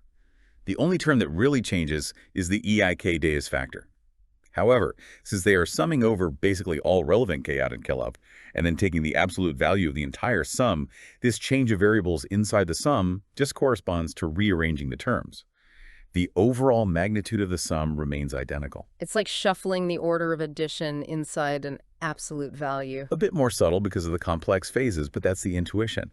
The end result is that after this clever manipulation, the expression for EK and ND becomes identical to the expression for EN and T, where in ND is the kernel for the standard elliptic Laplacian delta, where KNAD is replaced by the standard K dollars equals sum KJ22. That's amazing. So the hyperbolic nature of the mixed signs only affects the phase of the kernel, not its magnitude. Precisely. And why is this so powerful? Because estimating the magnitude of the kernel is often the hardest part, related to dispersion and decay properties. And there were already very good, sharp estimates available for the magnitude of the elliptic kernel number on the torus, right? Things based on number theory, like Weil's method mentioned in the paper. Exactly. Results like those cited in 7 gave sharp bounds on even Tx and A. Because of the symmetry APM-BM-END, Başakoğlu and Wang could simply import those powerful existing elliptic estimates and apply them directly to bound their hyperbolic kernel KPME deals. They didn't need to reinvent the wheel with new, complicated hyperbolic lattice point counting. So they bypassed the difficulty introduced by the hyperbolic geometry by finding this hidden symmetry, relating it back to the better understood elliptic case, at least for the kernel's magnitude. That's the core technical lever they used. It's a fantastic piece of analytic insight. Okay, so they have this powerful tool, TPMN, and thus sharp bounds on KPM Nisus. How did they use this to actually prove theorem 1.4 and get rid of the nepsilon? What's the mechanism? The proof itself is quite technical, using a contradiction argument. But the high-level strategy involves decomposing the kernel and using the estimates strategically. A contradiction argument. So they assume their sharp estimate 1.11 fails and show that leads to nonsense. Essentially, yes. They assume there exists a sequence of functions for which the estimate fails by a growing factor. Then they analyze the structure of these bad functions. The proof outline mentions decomposing the kernel tilde into a large part and a small part. Where is the kernel large? The large part tilde is defined based on where the solution itself is large. They identify a set omega in time space, where the evolved function TP exceeds some threshold related to the assumed failure of the estimate. The large part of the kernel is basically the part relevant to this set omega. Okay, so they isolate the problematic region where the estimate is assumed to be failing. Right. They can show the small part of the kernel outside this region, or where the solution is small, contributes negligibly, possibly using the older, weaker estimate, theorem 1.1 with an epsilon term. But for the large part, tilde, they bring out the big guns. Which is the symmetry result. They use the symmetry result, KEN, combined with powerful convolution estimates like proposition 3.2, which leverages the sharp bounds on KNN. This gives them much better control over the contribution from the region omega, where the solution is large. How does better control there help absorb the Nonlinear? It's a balancing act. They essentially show that if the estimate 1.11 were to fail, the solution would have to be large on a specific set, omega. But the sharp estimates they have for the kernel's magnitude, thanks to the symmetry, place strong constraints on how large the solution can actually be on omega del. By choosing parameters carefully, like sigma and delta mentioned in the proof sketch, they show that the assumed failure, which implies a large solution, contradicts the bounds derived from the sharp kernel estimates. The potential Nonlinear loss from the small or messy parts gets overwhelmed by the constraints imposed by the sharp estimates on the large part. So the contradiction shows that the initial assumption that the sharp estimate fails must be false. The epsilon term effectively gets absorbed in the argument because the main part of the solution is controlled much more precisely than epsilon would allow. That's the essence of it. It's an intricate analytic argument, but it hinges on using the sharp Gavilo bounds via the symmetry to tightly control the parts of the solution that would be responsible for violating the scale invariant estimate. This successfully removes the epsilon and establishes theorem 1.4. Okay, so they've established the crucial scale invariant Sturchart's estimates, theorem 1.4 EQ 1.11. That's the key analytic input. But now they need to actually use it to prove well-posedness for the original nonlinear HNLS equation. Right. Having the estimate is necessary, but not sufficient. You need to embed it within a framework that can handle the nonlinear iteration, the fixed point argument we talked about. And you mentioned earlier that standard Sobolev spaces HSLs aren't quite right for this, especially at the critical index. Why not? What do they lack? H's only measures spatial regularity at a fixed time. It tells you how smooth the function is in systings. But for dispersive equations like NLS, the solution also oscillates in time. At the critical regularity, you need control over both space and time behavior simultaneously. A function could be perfectly smooth in space, but oscillate so wildly in time that the nonlinearity still causes problems. So we need function spaces that incorporate temporal regularity or control as well. Exactly. We need spaces that are adapted to the linear evolution AT10s. The paper uses a family of spaces built upon the up and v-depot spaces, which are designed precisely for this purpose in dispersive PDE theory. These serve as alternatives or refinements to the older sex-axis spaces you might see in other contexts. Let's define these building blocks first. Definitions 2.1 and 2.2. What are up spaces? The paper calls them atomic spaces. Think of up as measuring functions of time. A up atom is a very simple building block. It's basically a step function. Take a finite partition of your time interval, say T lowers T1, TK T2. An atom is a function of weight t, which is constant on each interval, TK1, and satisfies a certain albedo normalization condition involving the coefficients on those intervals. So piecewise constant functions. Right, and the up space consists of all functions that can be written as potentially infinite sums of these atoms, $1 equals sum CJA, where the sum of the absolute values of the coefficients CJA is finite. The up norm is the infimum of this sum CJ. What does having a small up norm mean intuitively? It means the function can be well approximated by these simple piecewise constant building blocks without needing large coefficients. It imposes a kind of bounded synthesis structure on the function's time evolution. 2-2 in particular is closely related to 2-2, but behaves better with respect to certain operations needed for PDE estimates. Okay, that's up-dal. Now what about V-Eulers? Definition 2.2 mentions variation norms. V-Dollar spaces measure the total pi variation of a function over time.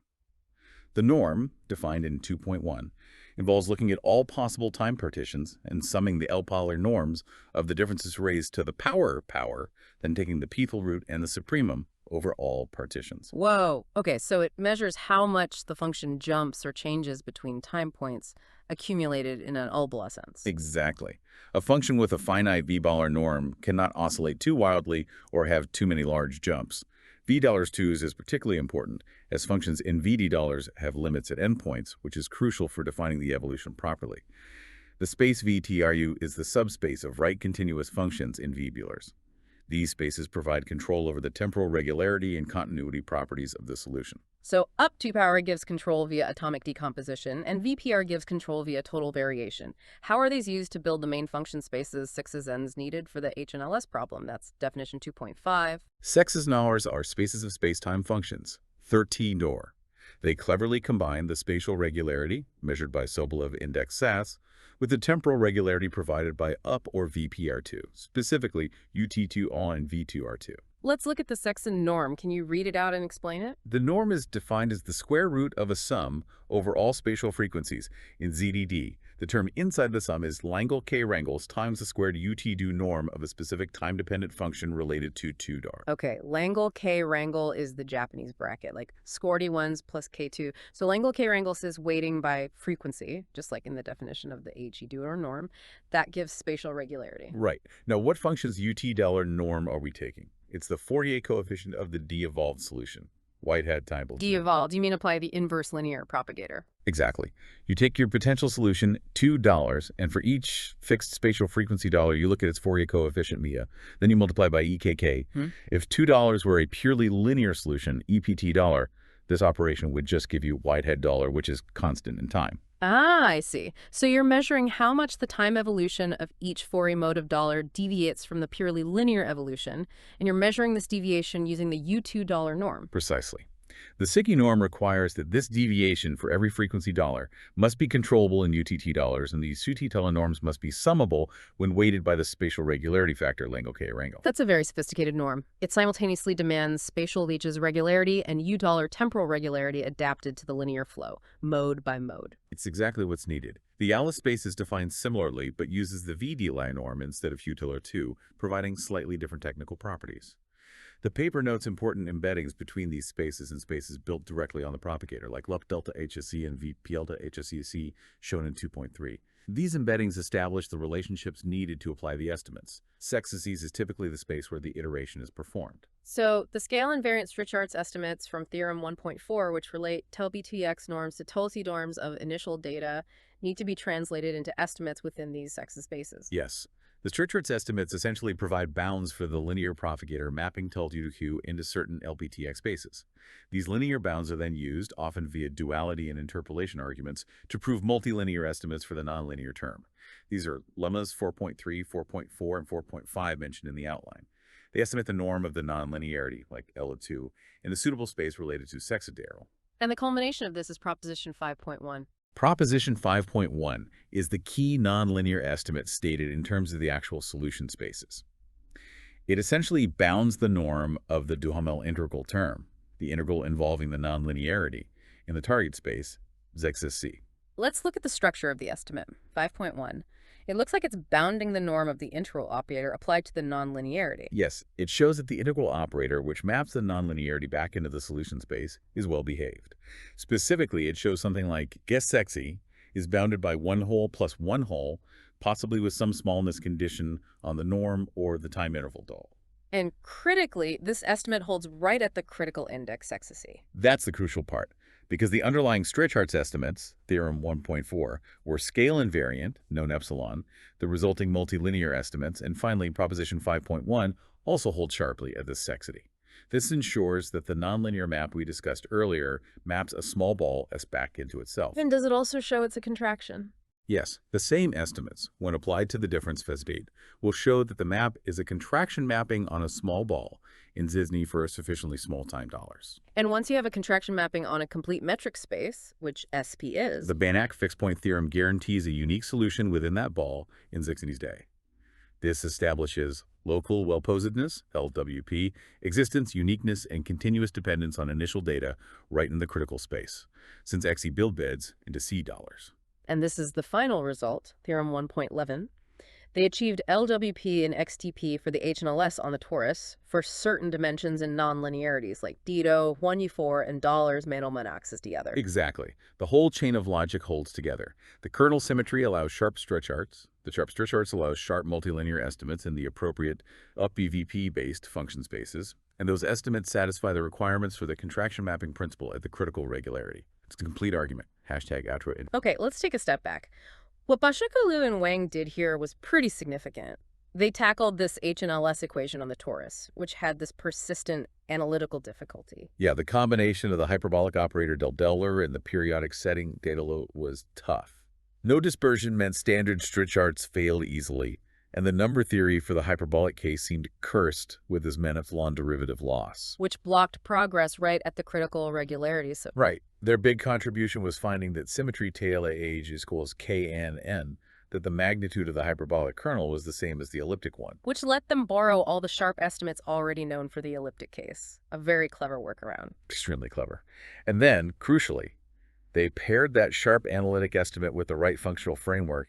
These sophisticated 6-law spaces built on upso norms, which are designed to handle the time-frequency behavior precisely at the critical level. Putting those pieces together allowed them to finally prove local well-posedness in the critical space, showing the periodic HNLS is, in many cases, just as well-behaved analytically as the periodic elliptic NLS. It really elevates our understanding of these hyperbolic dispersive equations on compact domains, a major validation of the underlying theory and techniques. But, like all good research, it doesn't answer everything. The paper ends with remark 1.12 pointing out a lingering gap. Ah, yes. Even with these scale invariant stretch arts estimates and the 6 Singer machinery, the specific case of dimension 2-2 in a 2-town and nonlinearity 1M3 remains open.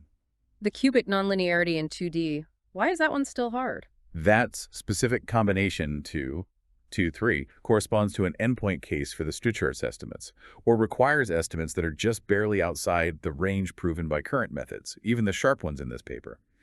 It seems there's some additional interaction or resonance happening in that specific low-dimensional cubic case on the torus that isn't fully captured yet. So even after this breakthrough, the hyperbolic NLS on the torus still holds some secrets, particularly at that $2, $3 point. It seems so.